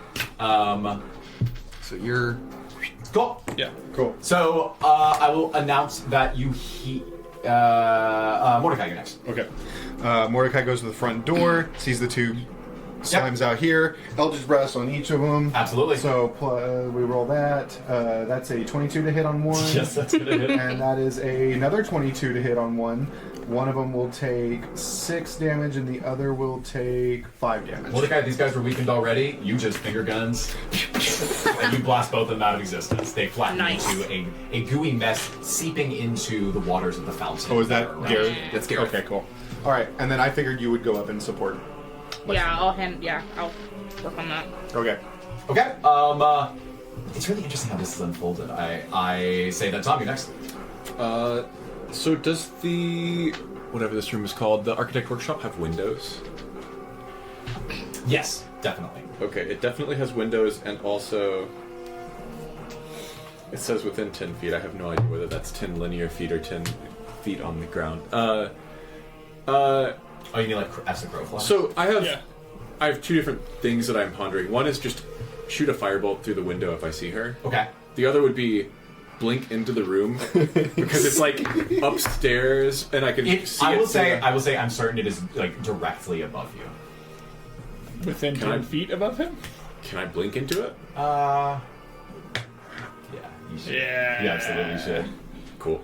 So I poof back into architect workshop. So you just float basically upwards and find yourselves in the workshop room after she's climbed up these sets of stairs. Well, you're thinking about it in terms of up and down when you really should be thinking about it in terms of in and out. Fair enough. You're thinking in 3 dimensions instead of 4 dimensions. And yeah.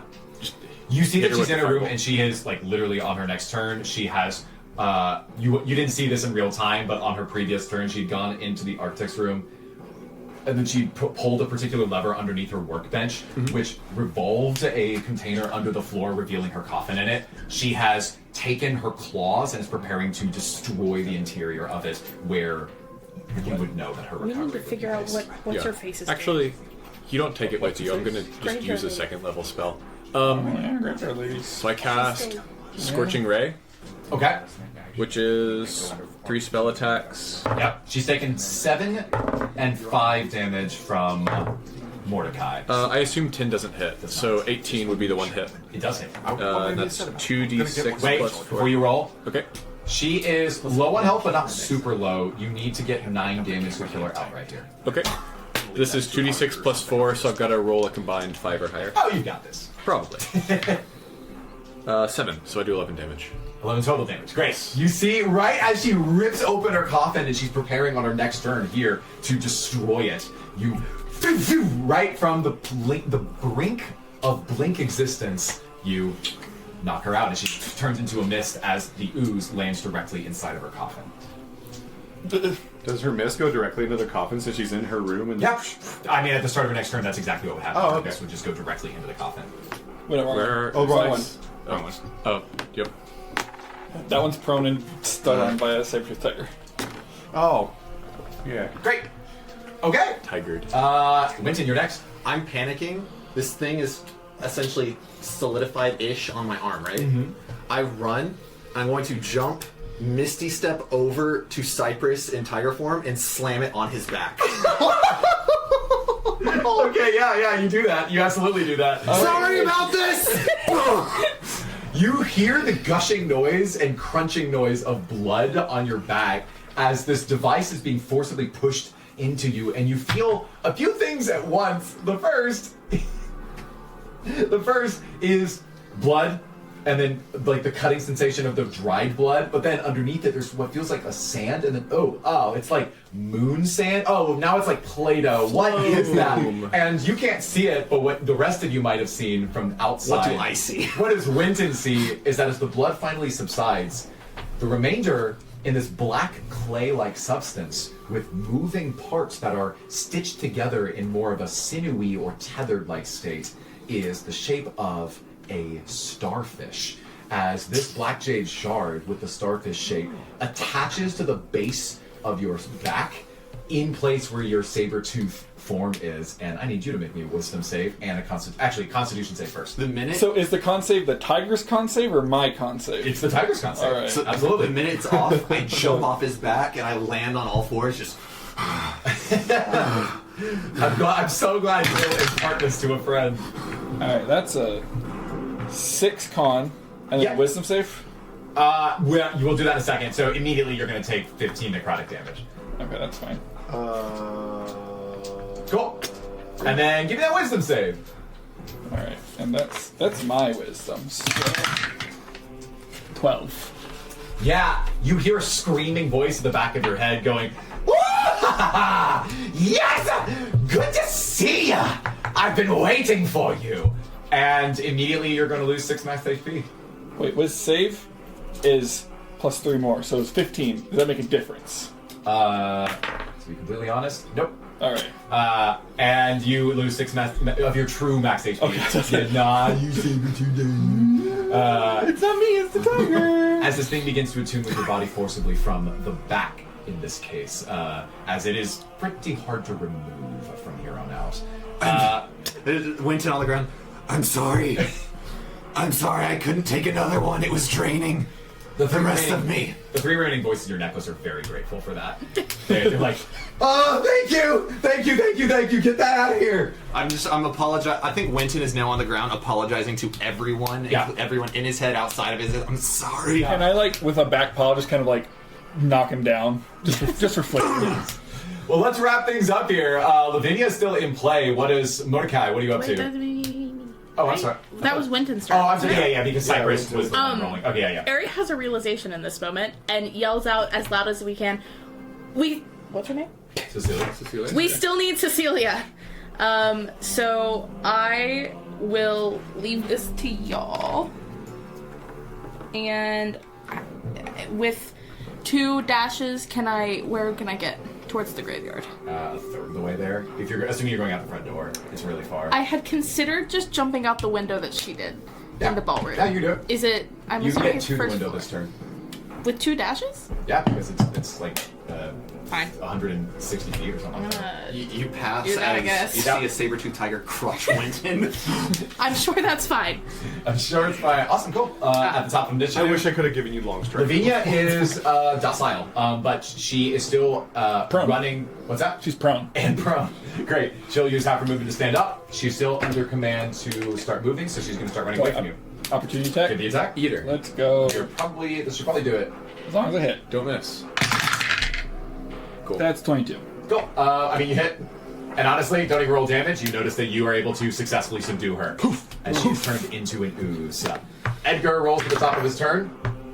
He rolled a 2. Oh, Gareth runs back in, I guess. Yeah. No! Oh, no. Gareth is in here. Great. So. Yeah, I'll say Gareth takes the final boss. Edgar. It's creme de la Edgar. He brings a device out of his pocket, and it's a nuclear In the mech bomb. around him. He's a total party kill. He's an artificer. No. Okay, so Gareth misses, and then Gareth hits, and then Gareth kills the slime. Yay. Woo. Cool. Don't drop it on the screen. Tom, you see that there's an ooze inside of Giselle's container, her coffin, and it begins to swirl around as the mist of Giselle immediately makes its way back into the coffin.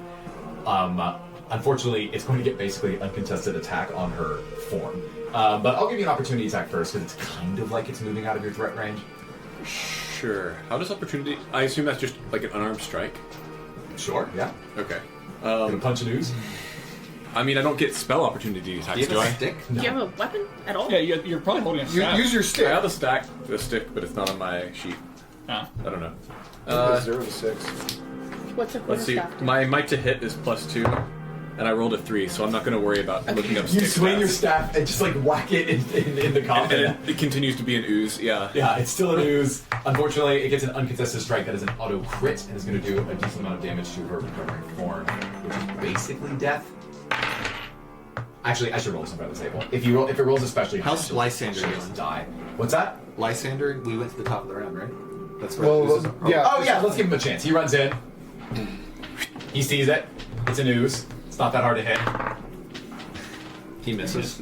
No, he just hit. It was very close. He has a +5 to hit. So you see, as soon as you swing your staff and just like bonk it without killing it, he takes his sword and thrusts it deeply into into this coffin and subdues it right before it very well could have landed the final killing blow on Giselle. So then he rests in place and says, "Okay, now where's the gravekeeper?" And he starts dashing downstairs. I mean, he will. He's already used his movement. Oh. All right, that's it. Cypress. All right, I'm going to pounce attack on Edgar. Good. That's, I'm over here. oh, yeah. I think for the sake of wrapping things, because y'all are way past the climactic curve here. We got nowhere to be tomorrow except here. Well, mainly so that we can focus on the stuff that I was planning. The remainder of the fight is pretty straightforward. Now, the stuff that I'm going to continue to play out is the stuff with Cecilia. So as we see fit, who is helping with Edgar and who is going anywhere else? I think I'm Graveyard. I could Yeah, probably I'm going to make my way towards Edgar. Cecilia. I think Okay. I can help with Edgar. I Okay. think I'll stay. Yeah. Great. So wait, sorry, raise your hand if you're with Edgar. yeah. 3, cool. So all of you roll an attack roll right now. This will determine whether it takes 1 or 2 rounds to kill him. 21. That hits. 15 plus Nat 6. 2 hits means you kill him this round. He will just back into an ooze, and then we'll just say you double tap. Can I say for flavor, my nat 1, I missed, like, intentionally. I didn't even look. I walked in and I shot the painting. And I went, oh no, what a tragedy. Destroyed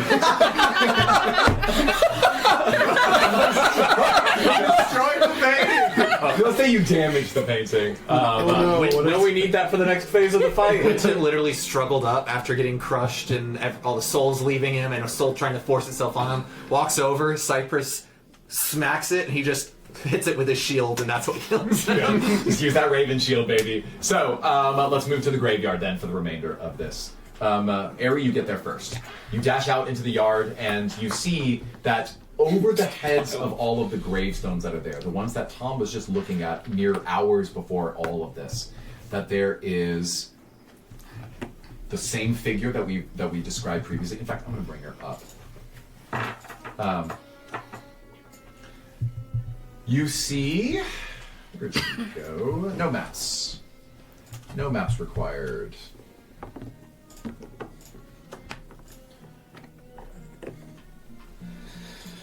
You see that Cecilia is walking through the same row of gravestones as they were, but on top of each of them, she seems to have been holding a jar with a liquid in it, clearly blood, and that she's been swiftly taking dollops of this blood and spreading it very quickly across the tombstones of the various people that must be buried here. She has just, over the last 5 rounds, finished her task.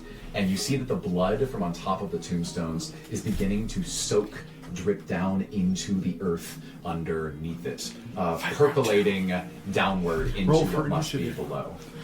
She startles as she sees you run up, turning to you and say, No. This can't be. Surely, there's help! Someone come and help me! No one's coming to help you. Your plan failed. Lysander. We saved every one of them. You saved them? You've just condemned them to an additional eternity of torment. You understand this? That they choose. How much of this was a choice?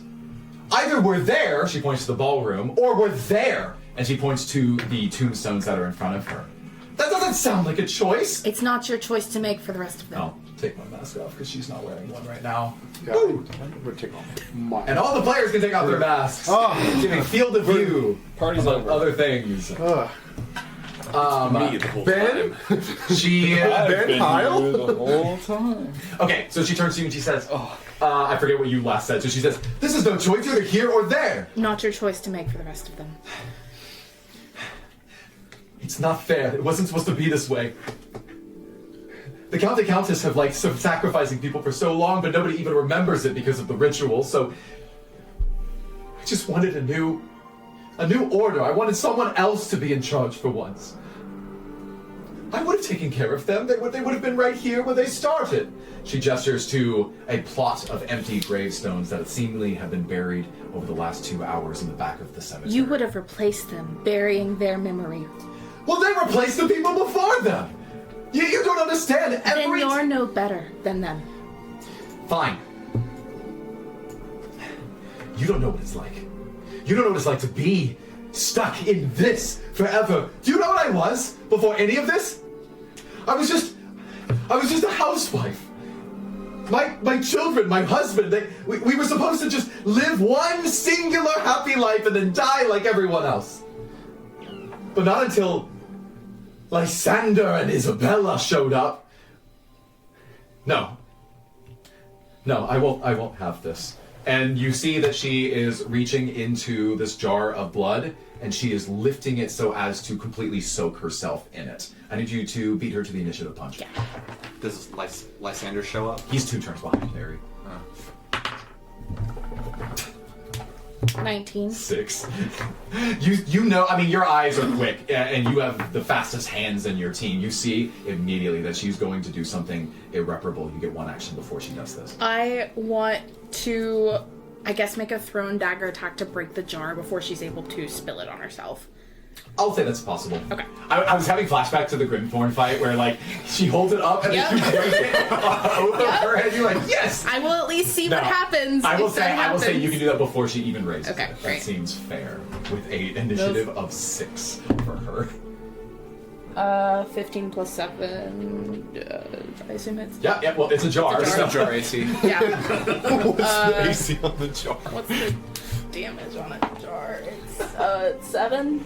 7 damage. Do you get a sneak attack because she's flanking I it? do. Well, she is flanking it. I mean, there's someone on 5 feet. Considered ally. So this is what happens over the moments. The two of you argue for a few moments. She gets increasingly agitated, decides that she's going to make this permanent change to herself, not necessarily knowing what's going to happen. And as she raises it, flick of your wrist shatters it, and blood begins to spill out directly onto the ground. She drops to her knees and begins desperately trying to scrape up the blood that is inside of it. No! You can't do this! And she's literally trying to scrape it and drag it up her body. You see smears of red blood that are staining her white dress as she's trying to bring it up to her neck and then is beginning to press it over her face, basically begging something to happen, like trying to see what might need to happen next. Is it working? How much time are you going to give it? 2 seconds. Sure. 2 seconds later, section. you see that the blood begins to perform in the way that we described Tom's experience in the laboratory. It begins to grow and then mature as it's feeding off of her energy in order to continue to scope in size. Okay. It will definitely eventually consume her. Yeah, I'm gonna make my way to her, and I guess I've used my action already, so next round, ? I will work to cut Give her it offhand off. action. Yeah, I'll take an attack on it. You're gonna stab her? I want to try to cut it off her. And if that means let's- taking an arm off, I'm fine. No, let's do sleight of hand. Yeah, I like that one better. It's gonna be hard. Like, you're using a knife to remove blood from a person. Yeah. No. Doesn't count. Never I counts. think it counts. Never counts. It counts. What is it? What was it? It was a 5. Oh, it doesn't Okay, count. doesn't count. Still a 5 plus 8. Wow. Nah. You quickly dash up to her, and with the remainder of your turn, you're trying to desperately pry this off, but she's basically pushing it down faster. The two of you are having this weird, like, push-a-war competition. That's going to be your turn. Yeah. And it's one full round before anyone else gets there. Yeah, So, I'm gonna yell for Tom if I can. Yeah. What was everyone else? So the people who weren't working on Edgar, who else did that? Yeah, so I think it's just me. Just Yeah. And, So I was- Garen. You were on the second story, so I was on the second story. I was going to blink out of the window. I think you can do that, and just like I could go back to the map. You're literally not that far away from your current, based on your current position. Yeah, I think Ari was a turn ahead of me. Yeah. So let's say that you can blink back onto the ground, and you were there with the two of them. Sure. What's going on? Get the blood off of her. If only I knew how! Tom casts Firebolt, aims it at her arm. Sure, yeah. You are going to attack her with a fireball, yeah. Attacking the blood with a fireball. That's 11 plus 6 is It hits. 17. Yep. I think it's 2d10 damage. What does a d10 look like? This is a One with d10 now. inside. Yeah, if she dies, she'll at least reform minus the blood. 4, 3 is 7, plus 4 is 11. Okay. So almost all that damage was on her. You see she screams in pain, desperately trying to push against this. And she looks up at the two of you, now notices that you're here, and is going to stand up and start dashing away to try to make distance from you. Give me an opportunity attack on her. Nope. You miss with your dagger as she dashes towards the back of the cemetery, blood trickling off of her as she's trying to fully transform into this creature, into this transformed state. Yep. That is back to your turn. Yeah, I'm gonna follow her and attack her. Straight Yeah, up. you're definitely fast enough to catch up to just like a girl. Yeah. Another dagger. Well, I mean a vampire. 14. 14 to hit. Yeah. Actually does not hit. I'll Awkward. take an offhand attack. 19 plus whatever. Hits. That's just. I will say this is not rocket science. Over the course of the next 10 seconds, as everyone else is gathering in the cemetery, you are chasing her through the cemetery as she is desperately trying to take the blood on her and transform. I am and you are working to kill her before that happens. stab, firebolt, stab, any other cantrips you may have available, depends on what you've got in stock. Yeah, I mean, I've still got like a bunch of first level spells Great. too. And eventually the two of you combined, maybe with the help of someone like Gareth or Winton as they join, Gareth definitely does. Find that you finally dropped her to the very end of her HP, and she kneels crying as there's both tears and blood that are running down her dress, and she says, "Okay, just when you destroy my coffin, can you at least bury me here?" And she points to one of the empty plots on the ground. She says,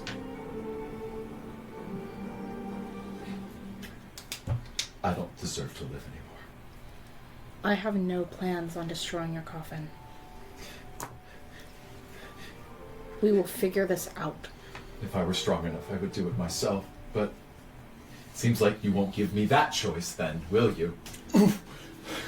You'll live with the choices that you've already made.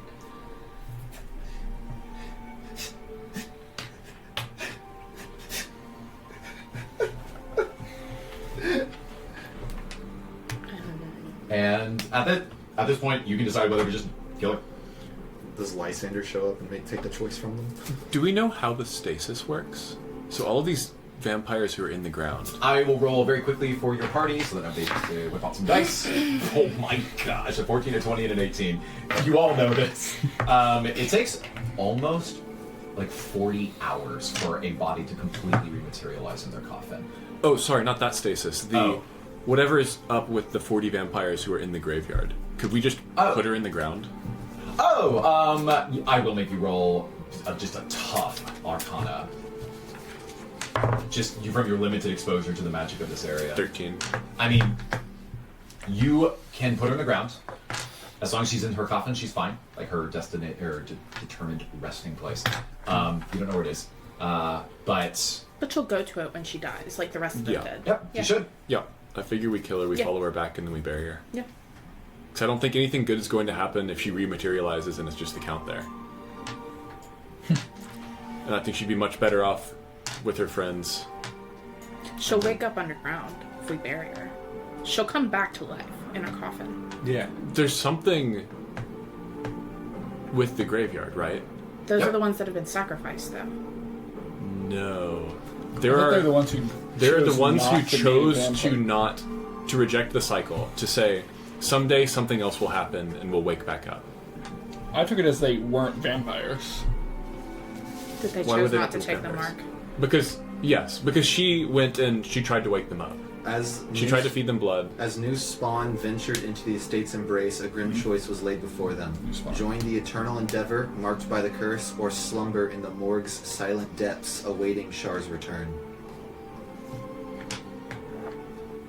She is at your mercy at this moment, and you do hear the yells. Regardless, we have to kill her either way. Yeah. Kill her. Okay, stab. And then doesn't hurt to follow her, at least. Yep. Mm-hmm. She moves with roughly the same fly speed as, like, a bird. And so you would just follow the raven as the form of a raven begins flittering through the graveyard. There is an upright building that might serve as like a temporary mausoleum for some bodies. And you see that behind it and downward, there is a patch of somewhat softened dirt. And her body is able to her mist is able to effortlessly weave between the soil into the ground. Also, an ooze appeared in front of you, but it's a very small ooze. Mordecai just pulls out the Eldritch Blast and shoots it twice. I am done with oozes tonight. I think I'm just still in the ballroom. Feel it's right to bury her, we can. No, I've pounced on you. Yeah, I'm just standing on you. Yeah, at you. You were very upset with me, right? We have some amount of time. I think I'd be trying to investigate the grounds. I haven't. No, I have no idea how this thing works. Just that following her to her spot is enough for Lysander to arrive. So he's going to be there. I mean, do you do anything right before he shows up? No, we just stand at the coffin, I think. Cool. Stand in front of the coffin. So Lysander and, let's say, Mordecai dash around the corner. Mordecai made his way out. They were doing their cartoon thing. I went out and I caught up with them. The way this particular fight unfolded, I think literally only Gareth and Lysander made it out. Were healed. Like made it out in one piece, which is quite interesting. So where is everyone else who wasn't at the party? Just chilling in their room? Doing their thing? An initial perception check would reveal that you don't know where anyone is. That's probably not a good sign. No, it's not. I roll a 14. Well, we're also in the middle of the graveyard, right? Yeah, but we've been running, I guess, through the field. We've been fighting for 2 whole minutes. Why don't we know where they are? So, at this point, Lysander runs around the corner and he sees the two of you staring downward at a patch in the ground where it looks as though Cecilia's mist has descended to. He looks at all of you and says, "Where is she?" Dead. Her coffin. What do you mean, dead? She's in her coffin. Fine. I mean, we killed her before she could change into whatever she wanted to. Okay. And then, where did she go? Here? You gestured down at the ground? Yeah. I'm But gonna before- step in front of Right, her. but Yeah. before you kill her, what do you know about the stasis? Why do we not just bury her with the rest of them? She clearly doesn't want to be here. You aren't going to get anything out of sacrificing her. It looks like this whole manor isn't in great shape as it is, with the ooze being dead. He sheaths his sword, and he crosses his arms looking at the two of you. Continue if you have anything else to say. Oh, I'm there too. And Mordecai as well. Yeah, like, let's just say. He says,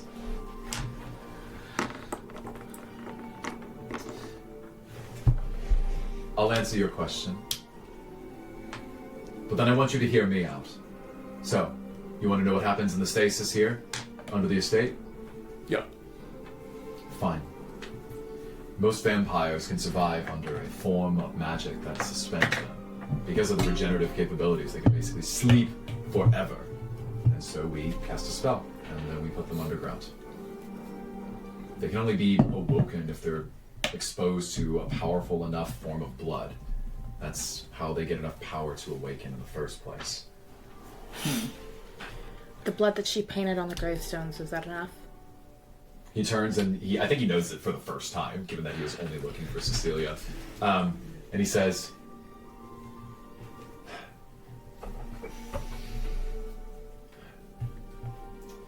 "Lady Shaw, forgive me for this." And you see that he's going to take his sword and he starts cracking the tombstones. 1 down. 2 down.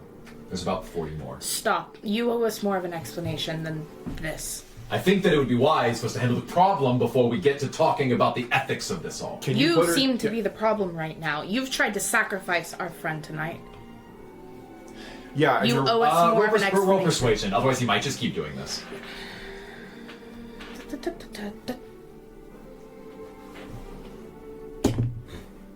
12. Take him out. I assume y'all are aligned with Ares' viewpoint, right? Yes. Yeah. One of you can perform the help action, but tell me what you do. Help action? Help is like, I want to give this person advantage, but I'm going to explain to the DM how I'm doing that. Yeah, I'd say. Yeah, you owe it to me at least that. You've tried to kill me once today. I saved you. I saved 20 people. And then I'll say 20 of your people It's an would have interesting died. definition of save, but technically. And I'll say that, and I think I was brainwashed because I don't remember like 5 minutes of this evening, so I'd also like a clear explanation on that from your wife.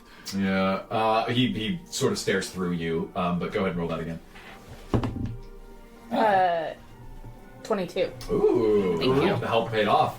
He feels outnumbered in this situation, and after destroying 2 of these tombstones, and you see that the tombstones themselves with the blood on it, they just crumble into dust. There's an extra powerful amount of magic inside of his sword. He puts it back in his sheath and says, "Fine, but as soon as vampires start coming out of those graves, we need to be prepared to defeat them, and it doesn't look like any of us are in good enough shape to do so."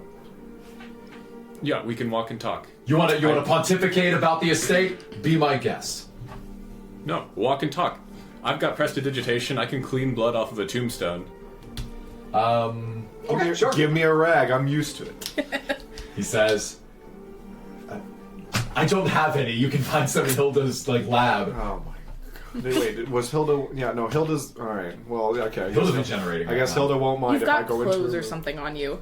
Then no, I'm not wearing Mordecai this. also gets You know shirtless. what? I take off. I take off that and my white shirt. It's like I don't need this anymore. I got my other clothes.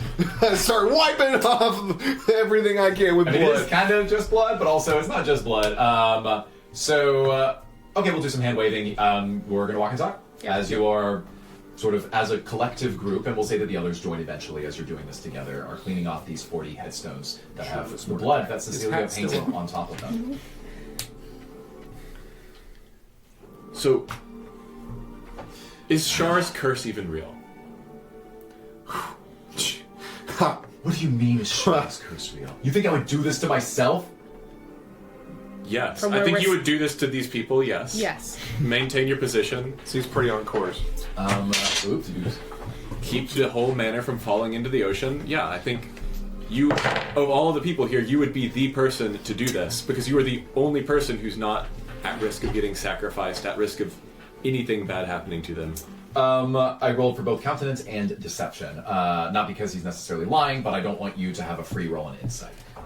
Just to clarify. He says,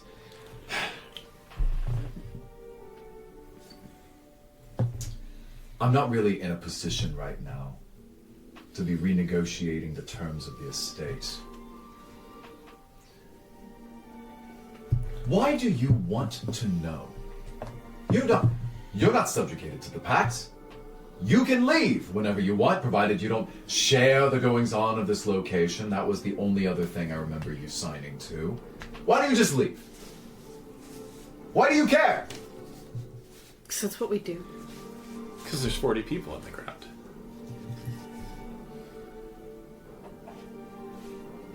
Fine.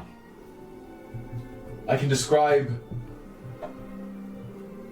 a little more of why we do this, but the reason why I have to keep a tight lid on things here is because if someone like her, gesturing to Cecilia's grave, begins to think bigger and brighter ideas for how to run this place, then this, he gestures to everything that has happened, begins to take place. And I can guarantee you that Lady Shaw doesn't look kindly on chaotic infighting like this. The only thing that I've seen happen is you pulled out a small red monster and everything went to hell. The monster... Okay. Let's talk a little bit about the economics of vampires. There are multiple families of vampires in this realm. We're not the only ones. And we compete for the same types of blood. The more powerful, the more vampires we can sustain. The only reason that I made that deal with Lady Shaw was because she promised me that we would gain access to greater and more powerful blood. That was the deal. So it's greed. It's survival. Without the right blood, we can only keep so many vampires afloat at the estate. I don't want my children running amok knowing that if there's any shortage in our supply chain, that they have to be culled from an instant. We recycle people, as it were. That's the only way I can put it. If we keep the right number of people here, then we have the right amount of blood to keep them afloat. If we suddenly just allow everyone to walk around and give everyone a special duty, then suddenly we run out of resources and war breaks out. Isabel and I decided that was the only way that we could resolve this. It was the only solution. So why keep them here? Why not let them continue their previous lives? Why make them Vampires serve without the role? access to blood only really have two options. They can die, or they can go out and feast. And who were they before vampires? I'm gonna make 2 more rolls. Interesting. He says, I'm not here to talk about this. Look, I don't know what you want from me here. You came to this estate, to the festival. I appreciate all of your help in saving the children of the estate, but I think it's time for you to leave. Everyone is subjugated now. There's nothing else at risk here, and we have a lot of rebuilding to do if we're going to face Lady Shaw when she returns. Have you met her? Shar? Yes. Yes, Lady Shaw The goddess herself? She came to me in a disguise, so it's hard to say what she truly looks like, but the only experience I had was her bestowing this curse upon the land and then giving me this laundry list of rules that I'd hold everyone under. And you can roll insight on this. Actually, the reading disguised as a sorcerer of ancient Right, power. but that's what they wrote about themselves, which wouldn't necessarily be the truth. This is what Barnabas wrote. This is what Barnabas wrote. Barnabas being the person who was is told enthralled by this person who's running the thing. Why? Because this man says a goddess herself came down and told me to run this estate according to these rules and would give me vials of troll blood. Absolutely. No, I agree with your sentiment. Cypress and I are not here. Okay. We're in the ballroom. We're having a Just having a chat? No, a chat. Notice the positioning. Okay, good. Cypress seems to have knocked over Winston or is about to destroy him. So, hold on real quick. Tonight was the night that everything was supposed to happen if the sacrifice did not go as planned, correct? To be honest, I don't know exactly what would happen. But if the festival isn't carried out to what we believe Lady Shaw's desires are, then she would come back and probably just destroy everything. Well, it's well past midnight, and there has been no sacrifice. Yeah. So I was thinking about that myself. was Shar the person who gave you this ooze? Or did you just find out? No. I can tell you that much. The curse that was bestowed upon the land made it clear that if we were going to make a sacrifice, that the most humane way to do so would be to sacrifice the person to blood. Now, we would usually just do this through injection.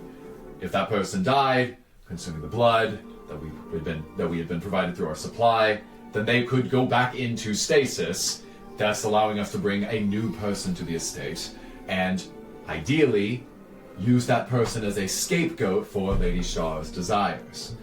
But no. Isabella found it. She said that she found it while walking through the hedge maze one day, like it was just left there in a box. Completely wrapped, unkept, and she was able to perform some experiments on it.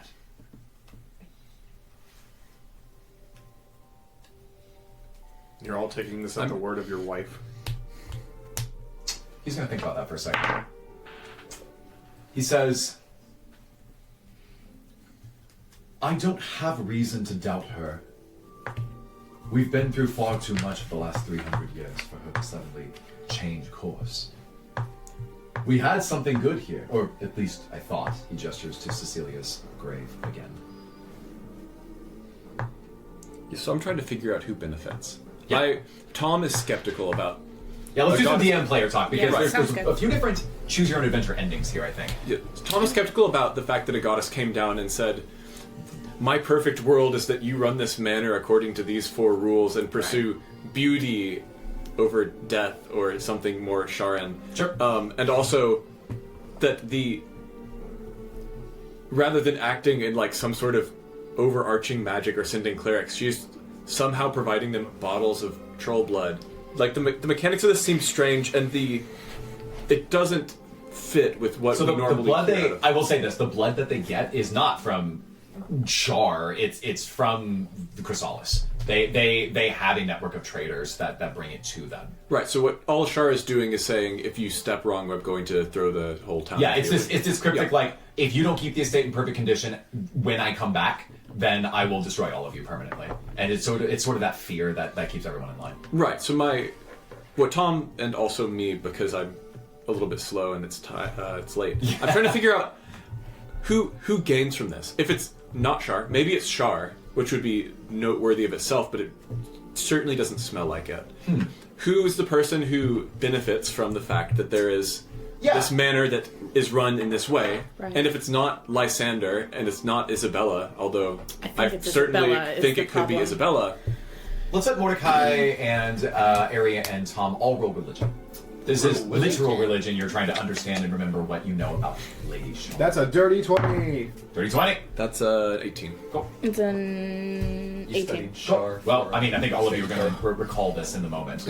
I did a religious the imagery play around once. you, some of the messaging that you saw, a little bit of the song that you heard, some of the things that you've seen on the estate. So, external resources aside, right? This is Chrysalis. You are confident, pretty darn confident with a dirty 20, that Lady Shar derives quite a lot of her power and self-worth from the suffering of others. And so what could be more suffering than forcing people to die over and over and over again? Or rather, to feel this constant nagging fear of being destroyed and therefore subjugating them of their own volition to that cycle of beauty on the estate. Do you want to kill a god? Always. I guess the short answer is, it actually kind of checks out. You would think that this is a thing that she might do, just in line with what you know about her sort of mythologically. I haven't had you roll insight yet. Okay. I'm going to let y'all do this as a group, but the problem with insight checks is often that you know what you rolled, and in cases of really high stakes insight, it's hard to roleplay not knowing the truth. So I think what I'm going to have everyone do is... You could blindly roll. I was basically going to take your dice and roll them for you, and you give me your modifiers. Cool. Is it everybody? Oh, the three of you. You're the three listening to him right now. I've got a plus. It's basically flat. We could with also my do exhaustion. we roll and then you roll. So we roll Just our dice against it. Yeah, to see, and then you don't But tell even us. then, if you happen to roll really low, you would just know. Yes. Regardless of what I roll. That's the downside to that. This is fine. Okay, yeah. Cool. So I've got you in order. What are your mods? +2. Flat. 0. Inside is, I think it's +1. Give me 1 second. Cool. +1. These and then vampires you got are +2. squishy. So you've got -1. No, it's +3, and Oh, it's right. +2 with Okay, so it's +2 for the two of you. All right. 1, 2, 3. Okay. Cool. Thank you all for your patience. So, because you really, you might have an important choice here, and then we'll wrap. So, Lysander, this entire time that he's been speaking, his posture is confident and unwavering. But that's not that surprising. He is always a confident and well-spoken individual. On top of this, despite this chaotic evening where he's had to fight his own wife, he seems to be really determined about something. And then with the rolls that I rolled that I will not tell you, the only other sense that you get is that he is trying to ascertain what the three of you actually want, even while entertaining your questions. And I've been having him roll insight against you because I know what you want. So... I don't know what you want. Fine. Then we have what we want. Cards on the table. Mm-hmm. I'm a traveling researcher. I'm doing research into the origin of the Black Jade, but as I've been going through the Umbral corruption, I've found a number of references to gods that of varying degrees of dubious or undubiousness, and we believe that, or some believe that gods are the sources of the gemstones, right? And you're saying that one of them came down to Earth, came to you, and said, do this. And so I would love to hear what leads you to believe that this person was a god as opposed to just a necromancer or somebody who could make good on the threat of blowing you into the ocean. That's really interesting. Okay. He says, you want to know why I believe that she was actually Shah and not somebody else, like an imposter? Yes. Fine. We had spawned here before these 80. It was a smaller group, only about 15. It was early on when we first got here. We were trying to find a reclusive spot for ourselves where we wouldn't always be at the purview of the other Black Jade Lords, or of the clerics of the neighboring armies. The goal, of course, was to create an ecosystem where we could sustain ourselves. And I'll admit that I wanted more than that. I wanted a larger family. I wanted to grow. I didn't want to be stuck here like we were in some prison. And so I made the deal with Shah. She was in the form of a traveling sorceress, but I could sense immense power from her. Made this agreement, Isabella and I both, and we drafted up the paperwork that you see here. But there was a time when there was someone here. He was a musician, a pianist, and he said that there was nothing that he wanted more than to free those who were here from their shackles.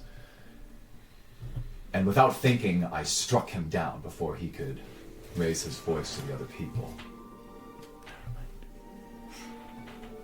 Her vengeance was swift and absolute. All 15, other than the 2 of us. We saw a blinding light as she appeared. She brandished a broadsword that was glowing with black and white fire. She had a mask over her face.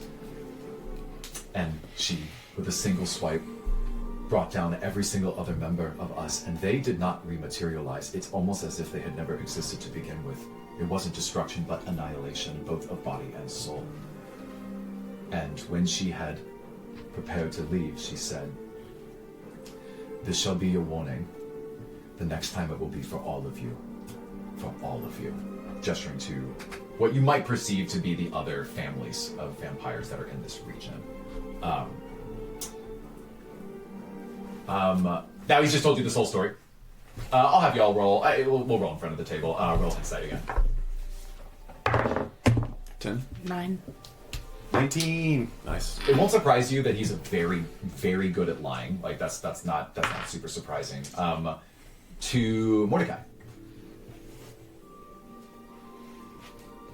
You didn't catch any verbal tick or something that would indicate that he was making up details. This seems like he's lived it very deeply and is simply recounting it from his memory. You are almost certain that he's telling the truth. He sighs and just says, "It's hard to even think about. That's why we try to erase everyone's minds when someone gets sacrificed. It's so that we can spare them the pain." My understanding is that Lady Shaw doesn't even like that, though. At this point, I'm going to say you have completely finished cleaning up all of the tombstones. They are all back to where they were before this all began. And thankfully, it looks like Cecilia's plan of painting it onto the tombstones didn't actually work for the sake of the vampires being resurrected. Over the next 2 minutes, you won't perceive anything change on the estate. I guess I'll take it back to you as players. You have the shard. Yep. Lysander and Gareth are the only 2 walking vampires right now, but there are at least 20 others that are somewhere in the estate. You don't know. But it's kind of your decision as to what you're going to do next. How long did you say it took to respawn? 48 hours. Just like days. Lysander. Very slow. We go to Lysander as a group. We have grown accustomed and some friendship to some of the patrons here. We asked for 2 days rest before we head out. Maybe that we could say our goodbyes. Interesting. He looks at all of you and he says, "Well, to sleep in the manor, that's the least that we could provide. After you saved a dozen or more of our spawn." 20. 16 if I'm counting correctly. Fine. I invite you to stay with us for the next 2 days. Give you the ability to recover. I'll have a lot to discuss with Isabella when she awakes. I want to know what she did to me. I am granted that too. To no consent to me, I was taken. Fine. She just wanted to know the truth, so she used a modify memory spell and tried to read what had truly happened between you and Beatrice. She was absolutely livid when she found out what had actually happened, but it doesn't really matter at this point. With the sacrifice ruined, I give us days hours until Lady Shar might exact her vengeance on us. To see violence on this estate, to see the Festival of Shadows ruined, to see that no true sacrifice was made. You see his eyes dart towards Cecilia's grave. Well, we could still make one sacrifice. I mean, you're saying that we're just taking her blood and putting her into the ground, right? That's what Tom wanted this whole time, is just... I'll be honest with you, it's a little worse than that. We need Lady Shar to believe that we are blaming Cecilia for all of the problems on the estate. She will go through an excruciating amount of pain when her soul is forcibly removed and put back into her vampiric vessel. It's like death, but deeper. Isn't that what she wants? I showed up late. I'm asking Tom and Aries directly. Isn't that what she wanted from what I caught? She does not want to be above ground anymore. I believe she wants to be put in stasis. I think what she wants is to throw the whole estate into the ocean. But I think it's what you wanted. I have a huge question. no, that was just... In a world where the coffins survive in the ocean, you knock the whole thing in, it kills the ooze, the coffins are fine, they float onto shore eventually. Right. Solves all the problems very neatly, and we get the whole giant jade stone. It would have been cool. So whether we let the manor fall, or... Allegedly. Thank you, Tom. Allegedly. Or we let him do his thing to Cecilia. Will she be reborn at all? It'll be a long, long time. I think she said she was willing to wait, right?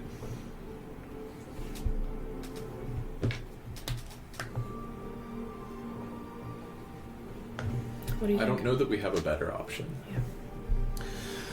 Okay.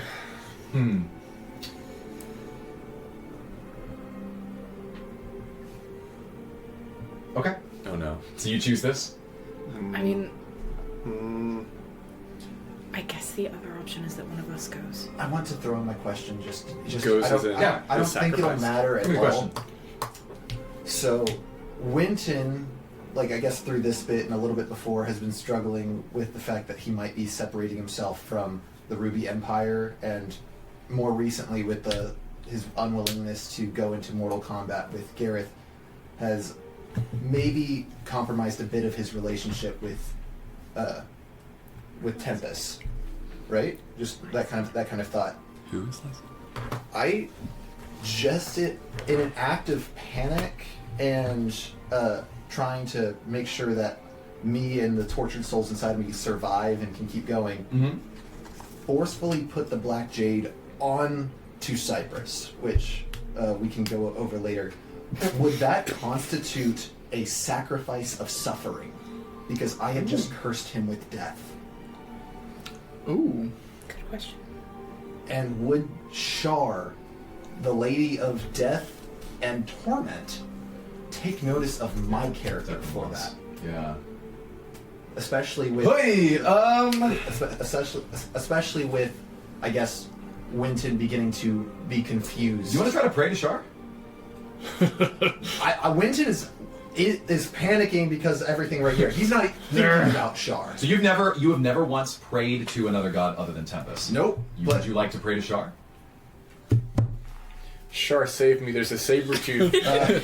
I think we can go over a bit more, because I actually do want to role play the whole scene out with. Justin, like probably not tonight, but later. Well, mechanically, if you do this prayer thing, or if you don't do it, either way, it could really matter for the what we're definition doing, of this yeah. session. We can make it a quick. I think role play. Winton, in a moment of panic during whatever conflict me and Justin have going on, would essentially be shouting out, "Help me! I don't know what to do." To anyone. Let's gamify this a bit. I want you to know what your choices are. Okay. So you've never prayed to Lady Shar? Nope. Praying to a god that is other than the one that you serve as a cleric for can have some very costly downsides.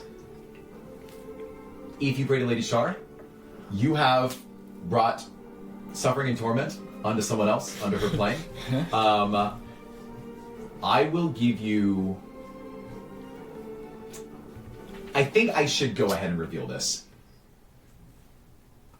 It's okay if I'm sort of tipping my hat or hand, showing my hand a little bit. Tom? Good questions. Thank you. Players. Lady Shar has seen everything that happened at the Volheim estate tonight. Yeah. And she is very, very unhappy. But there's a cadence to which she pays attention to certain creatures within her domain that are or are not actually responding to her or following the commands that she gives. The Volheim estate had a very clear decree, and this was severed tonight. I'm going to roll a D100. And on a 90, 7, 8, 9, or 100, so 4% chance, she will immediately appear before you, exacting the same type of vengeance that she did in Volheim's dream. Sounds good. Now, if you're wondering, am I giving the entire party a 4% chance of just being instantly killed by a god? The answer is... You should have rolled better on your religion check. I don't know. What was better than a dirty 20? 25. A natural perhaps. 20. Jeez, come on! I like this. Thank Don't you. put it on your screen. I will not roll this correctly. Please That's do like not 3 drop it. pounds heavy. But, We'll see. my friend, I can have you cut that in half if you're willing to pray to her instead. I don't think that where me and Also, if you make a sacrifice, I will also reduce it by 2. I don't think where Winton and Cypress are, Winton is in a headspace to pray, like be thinking I'm praying directly to Lady Shar. Mhm. I think where he is right now is panicking and essentially praying to, in his mind, anyone who will listen, that he to help him because he knows. Trying to have your cake and eat it too? No, I'm trying it both ways? Essentially, he's doubting, or he's not doubting, but he knows that he might have compromised his relationship with Tempest. Just for someone to receive you. Yeah, he's begging for help, and that's Okay. I guess I'll roll 3 things. Yeah, I'm not trying to like essentially waffle. I'm just trying to. I don't see Winton praying to some random deity immediately. Yeah. Okay.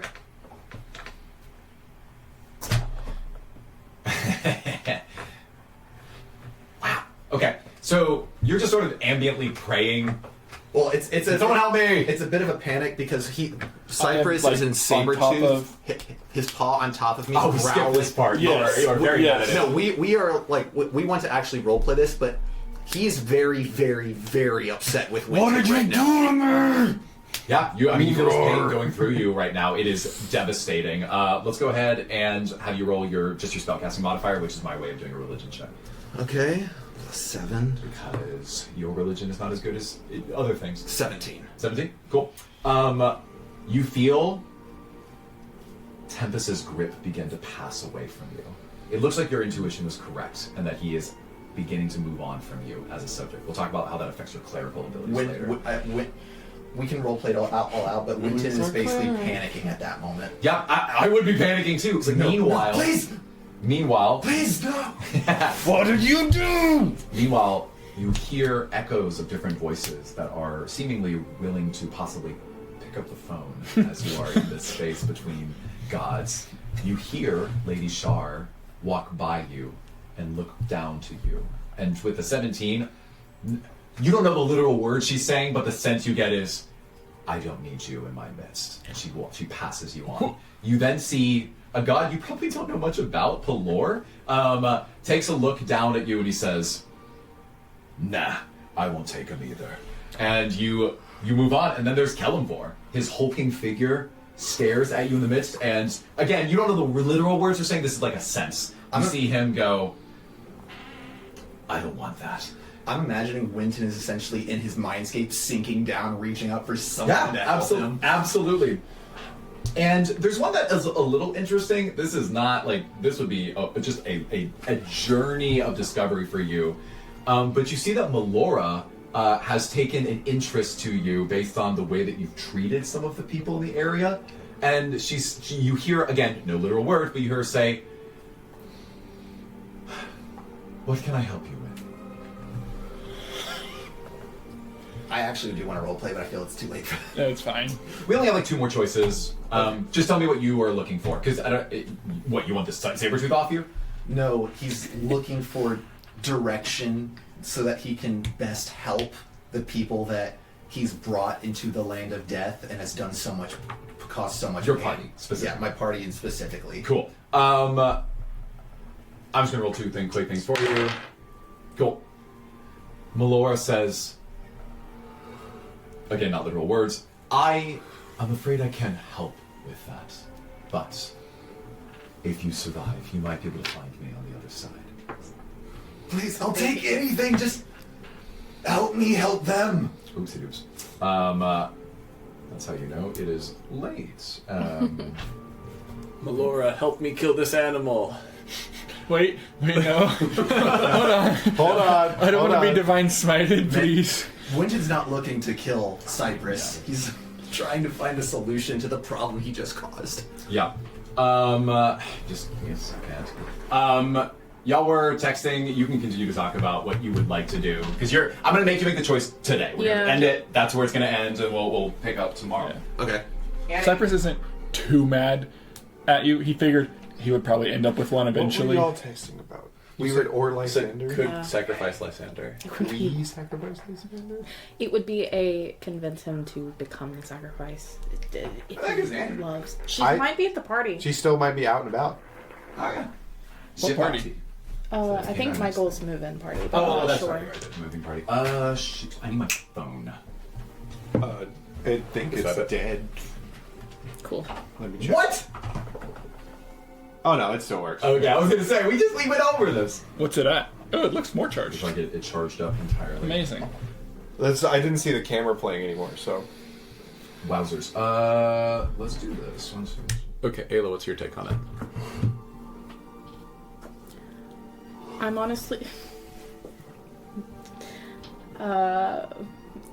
in my head I want to fight Char, but that's not the correct option.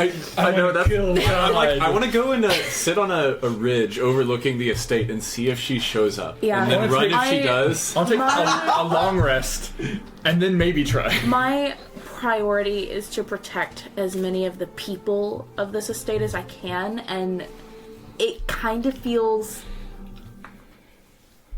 I feel defeated in that I don't see a better option because I don't think we win a fight against Shar. And what happens if not till level 7? Right. And what happens if we get into a fight with Lysander? And he just goes back to his coffin, and we have no leader. Presumably, we lose. Well, Yeah. because He's who's there's always keeping somebody Shar at holding bay. the black jade, and they're always Yeah. Yeah. I wish I knew more about Isabella because I don't think Lysander's the one in control here is the thing. I mean, I buy that it's an equal part. We have this theory that she's the sorcerer, but Lysander's like, I literally saw both of them in the same room at the same time. Yeah. So, could be illusion magic. I think we should involve the whole party in this just for fun. Sure. Let's just pretend you rejoin and you're talking. We had our fight.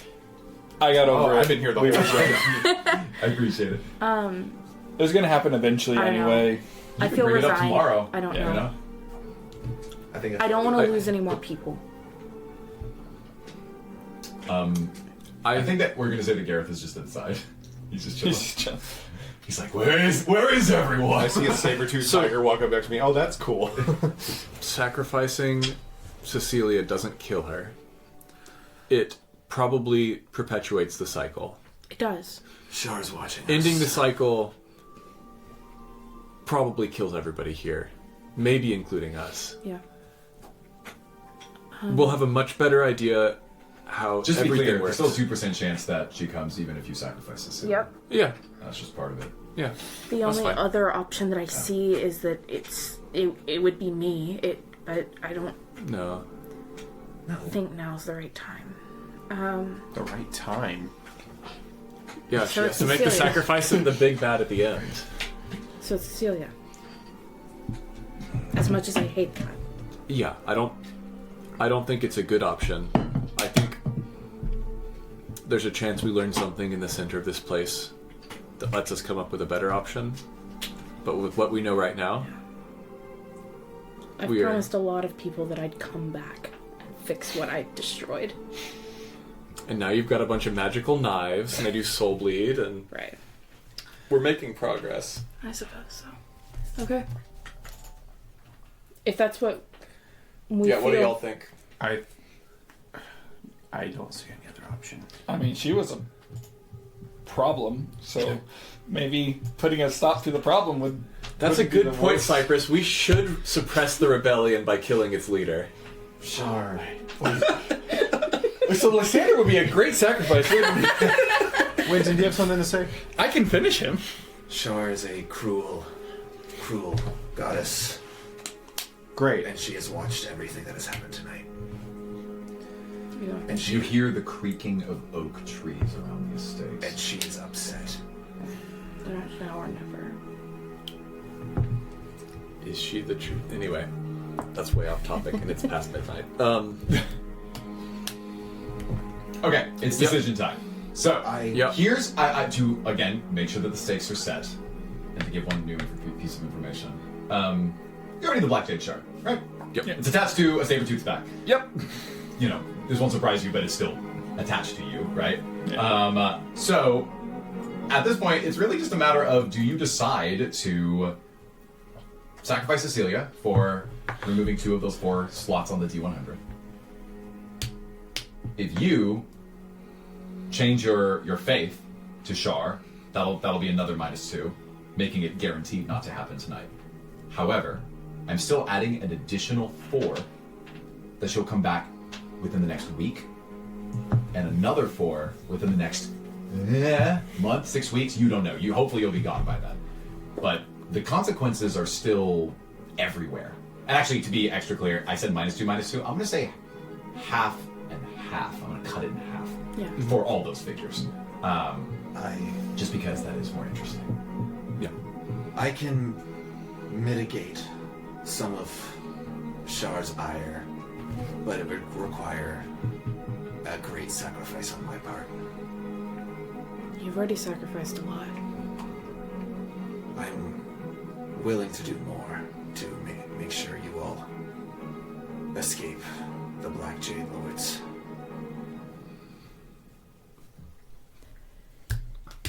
Sacrificing. Okay. Yep. Do not do this. On 3, if you're willing to do the sacrifice, raise your hand. If not, keep your hand down. 1, 2, 3. Well, eyes have it. Feels like Ari and Cypress swapping roles since the first campaign. Yeah. I hate this parallel. So, those who voted just trying for a better life were Mordecai, Ari, Responsibilities. and Tom, with those voting nay being Winton and Cypress. Lysander looks to the rest of you and says, "Fine. Help me dig this up." And he begins putting his sword into the ground and begins just clawing at it with his vampire claws. The saber-toothed tiger makes quick work of it. Eventually, you reveal in front of you that there is, in fact, a large casket or coffin, and you see inside that there is the very thin, liquidy outline of her visage, her body, that is beginning to materialize. It's actually, like, canonically, it's not that different from 3D printing. It's basically, over time, she's going to regenerate each part of her body as the blood powers her up. But you see that he is already beginning to take some of his blood, and he is cutting himself and then preparing to drip it into a vial. He's stirring it up, and then you can see that there is a black jade shard that is on his chest. Underneath his shirt, he reveals it, and it's emblazoned, attached to his flesh, near where his mark is, the mark of a crown. And as he is preparing to cast a spell onto his own blood, you can tell what he's about to do. He's about to take this and mix it into her own body, which might kill her, might put her into stasis. All you know is what he's told you. Last chance. If anyone's going to do anything. I've already been outvoted, so I think Winton gets kind of behind everyone as everyone's looking at what he's doing.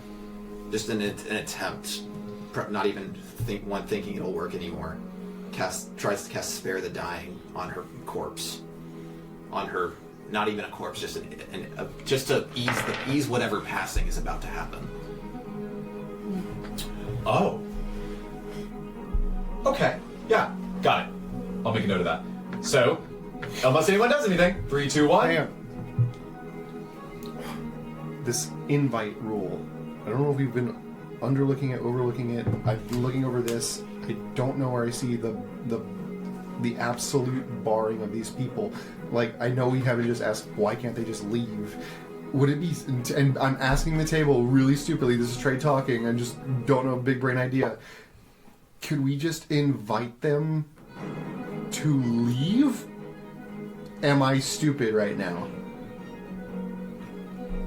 I think what he was saying is that the system is set up to where you have to kill people. Like the way that the rules are written. But I don't know. To directly answer your question, the people stay because they wouldn't be able to feed themselves without their lords, without their leaders. The way that, at least the Volheims, have chosen to feed their people is to perform this recycling maneuver, which would allow them to keep, at least those that are above ground, alive, because they don't have to expend as many resources. Well then, why not just send them on their way? It's like, it's what everyone in this world does. Everyone in, like, we do. We survive. If that means killing, if that means, like, finding some kind of solution, it's called survival. Everyone does it. But there's a problem with that, which is that vampires make more vampires. And if you allow your children to go and spread out into the world just uncontested, it becomes... he would explain this to you, but we won't go into it. Basically, it becomes a competition for supply. Not to mention it would draw the ire of the clerics in the nearby nations. The idea was to kind of just isolate and create an ecosystem that they could keep afloat. So they wouldn't want to leave. Well, the individuals wouldn't want to leave because they don't believe they'd be able to protect themselves or feed themselves. The Volheims proper, Lysander and Isabella, at least according to what he's shared, they've set up this society in this particular way, basically for sustainability purposes. But you said they survive off animal blood, right? Animal blood comes through? Correct. Yeah. So okay, what's stopping them from just leaving this place that it could crumble and then just adapting to a different, like, lifestyle, farming? I feel like... Have you seen animals in the Black Shade Blood? Where are they getting animal blood from? The Trade Syndicate. The Revenant Trade Syndicate, to be precise. I also feel like Shar would just find them. She's a god. So if she's mad at them, she could just find them wherever they are. These are excellent questions, and I promise you that when I said, oh, it'd be cool to have them go to the vampire estate, I did not, like, write a 30-page economical treatise on how and why they made the particular choices that they did, and how that interacts with everything. I'm sorry to keep us up to the 30, but Trey wants to find, like, some kind of way. Once again, I can gamify this to try to help. Are you trying to solve the problem by freeing everyone to just go into the world? Essentially. That's an option. Like vampires. Okay, is spreading vampires. Like, these people that we have been associating with have been not like, you know, like, they've had their heads pretty swiveled on, some here and there. Like, I don't know. They're just... So you've learned through your discussions with the vampires that they've come from different parts of the world. No one actually directly explained to you how they ended up as a vampire. You could infer that they were killed by one. But nonetheless, they are still here, and some happy, others very unhappy. But this is their meaning of life. Or at least this is how they are staying alive. If you were to give them the opportunity to free themselves, I will explain to you later how that pans out. Yes. Alright. After tonight with Cecilia, like, if there are people who are genuinely happy here, there are 20 people, at least 20, who know how this system works. Like, and there's no way that you have 2 days' time to fix all that. If you want to keep this going, Lysander, that's fine. But let whoever who knows how this system really works leave if they want to. So you propose that I inform everyone as to how the ritual works. Tell them the truth. That, or everyone who signed this thing is sworn to secrecy under the wrath of Shar, that they will never say anything once they leave these walls. Well, they've already signed to that. That's Edict 3. I know that. But they have to keep that secret. So if they left, right? Unless they feel the wrath of Shar. So that's on them. That is correct. So, not everybody. I hate to be on this mutual ground with, like, trying to find, like, the good and the bad in this. But you have 20 people, 20 vampires, individuals who live here, who know how it works. And they are sworn to secrecy. But there has to be the right for them to not be here knowing how the sausage is made. You want to give some the freedom, but not all? So they're either going to walk away and starve or walk away and get killed by the other vampire families? Like, it's better to be half alive than all dead. I think the only choice that all of you have is whether or not you're going to force Lysander to tell the truth. Because once the people know, I guess they'll decide based on their perceptions of safety or the amount that they desire to stay at the estate, unless they like it. That's an option. Yeah, I think. Yeah, we force them to drop the guys. We can make them do a civil war and kill half of them, and then. Right. Or we're in the same place as just letting them all go, except it's just whoever's the strongest group.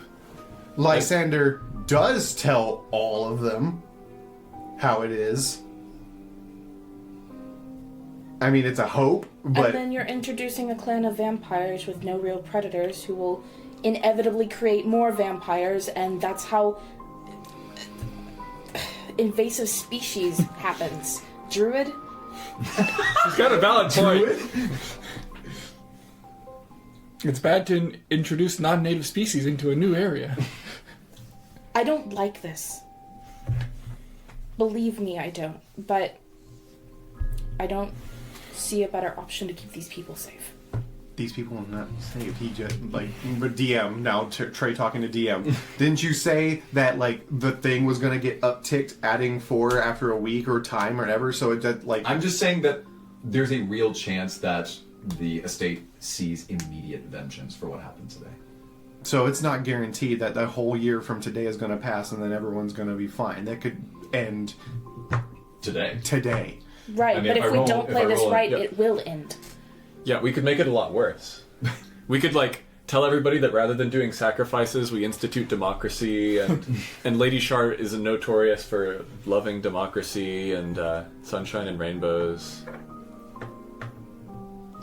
I don't know. Bartering. I'm just trying to... No. Let's start with part 1. Okay. Groups voted to sacrifice Cecilia. Yep. Yeah, that's happening no matter Okay, we sacrifice Cecilia. The 2 days rest. Give us time to say our goodbyes. On top of that, the trust that we've made with some of the people here, and specifically, like, the ones that we have come attached to. And I know all of you have, in some way, shape, or form, have come attached to someone in this house. With the knowledge they know and the knowledge we know,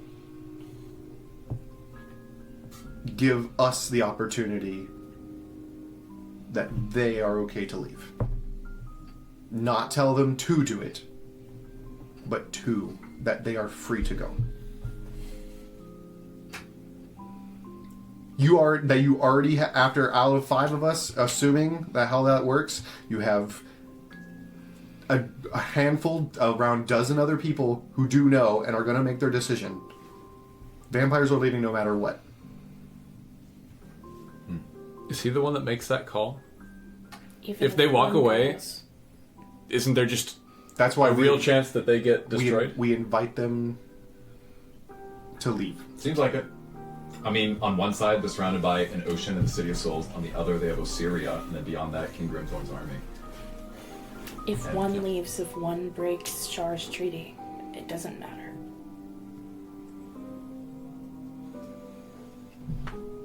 Wait, you're saying if like one leaves? Then we incur equal chance of Shar's wrath on the entire estate and vampire kind. It's not... We can't pick and choose who gets to leave. We can't... I'm not picking and choosing. I'm asking of an invitation. I'm beginning to wonder if maybe I should let y'all spend between sessions thinking about this. Seems like there's some disagreement here. Okay. Or maybe some more ideas that people haven't yet formulated because it's late. Then Is that something people are that would be interested fair in? until Sure. tomorrow, but Yeah. but right now, let's do the sacrifice of Cecilia since that's already set in stone. Great, we'll just end with that Yeah, then. my only hesitation is we're gonna like go to sleep and then wake up and then start a session and then spend 2 hours talking about this still. Yeah. I will not let that happen. Now, it feels like... I'm of the opinion I would prefer to wrap this up tonight. Okay. Strong nays to that opinion? Just so we're hearing everyone else out. Wrapping this all up tonight. Yeah, tonight. Okay. I think we can. It's really... Good. Like I said, if I'm good at my job, I've allowed you to entertain what I think are really interesting discussions and ethical dilemma. But truly, there's only two binaries. The first is you sacrifice Cecilia. You've already made your choice. So we're going to do that. The second is, do you force Lysander's hand in a moment of weakness to reveal the truth of the estate to everyone, allowing them the freedom to leave as they see fit? And then the third choice is whether Winton forgoes his faith. So those are the three choices. Sound good? Okay. So, First choice, resolved. You see as Lysander takes this blood, stirs it into the coffin, and you see that the blood begins to feed on Cecilia's. Again, it's more of like a filament that covers the base of this coffin. It grows, it bubbles, it oozes, and then as it swirls, it doesn't multiply like you would expect from the ooze monster that you fought, but it eventually settles. And someone with a keen spiritual eye or arcane sense might detect the cries of anguish from someone like Cecilia in this position. But with that spare the dying that you cast, you made it just a little bit easier for her as her body, quote unquote, comes to rest. He shuts the coffin, and then with an easy lift of two hands, he hoists the entire coffin with this blood and liquid inside, and then over in the very spot that Cecilia told you to bury her, he gently lowers it down, and then eventually covers all of it with dirt, fully burying her as one of the other 40 vampires on the estate that are in a dormant stasis. He turns back to all of you. Well, with all of this talk about rebellion or freedom, I wonder if you believe that I should, in fact, tell everyone what actually happens during the Festival of Shadows. Frankly, my hands are tied. You already know one of our biggest secrets, and I'm in no power to stop you. So what is it going to be? they're bound here unless told they can leave, right? I don't think so. Yeah. I The think only thing they signed that was was the clear. piece of paper you did. The only thing that they don't know is that people are getting sacrificed. Yeah. I don't think it's a call we have to make tonight. I think these people are going to stay. They're going to reform. We've got 48 hours here. A lot's happened tonight, and I just don't think this is a decision that we need to rush. Sometimes Thank you, Rick. a certain present is much kinder than an uncertain and lost future. If we told every vampire here what was happening and they were leaving, it could incur the wrath of Lady Shar more than at a faster rate than we could ever imagine. And even the ones who leave the estate could face trials that they could never imagine and never wanted in the first place. This place is just doomed. I think that's why Lady Shar gave her blessing in the first place.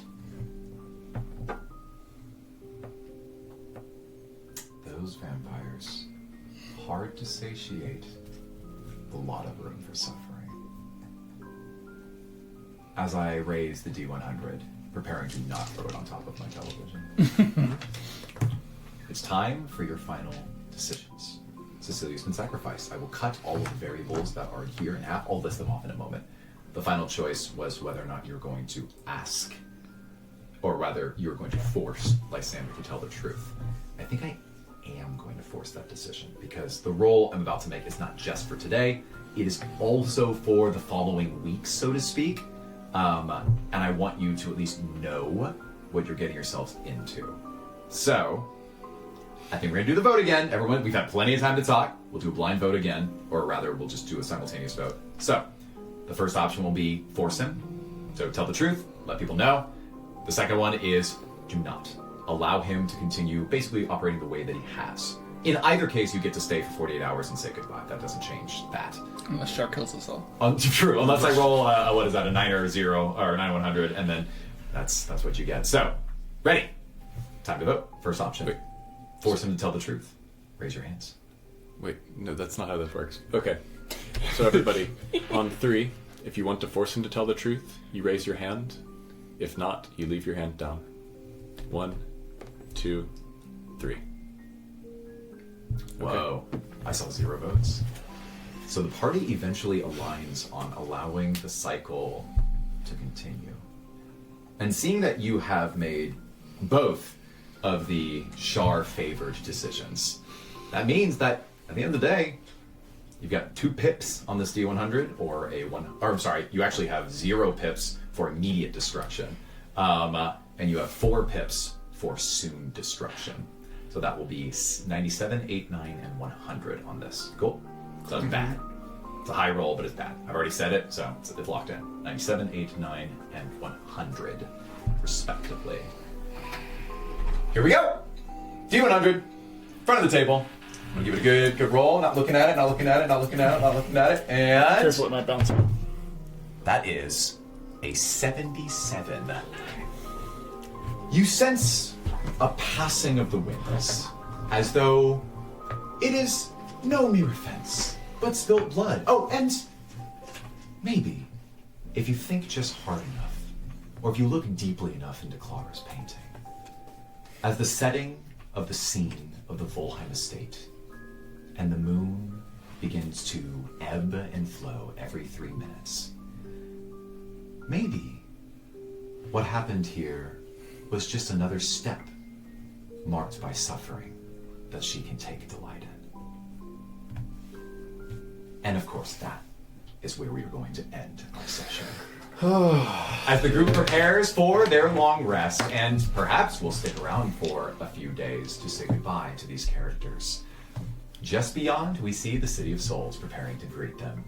What will happen next session with the Harbingers? Stay tuned until next time to find out. Goodbye! Bye.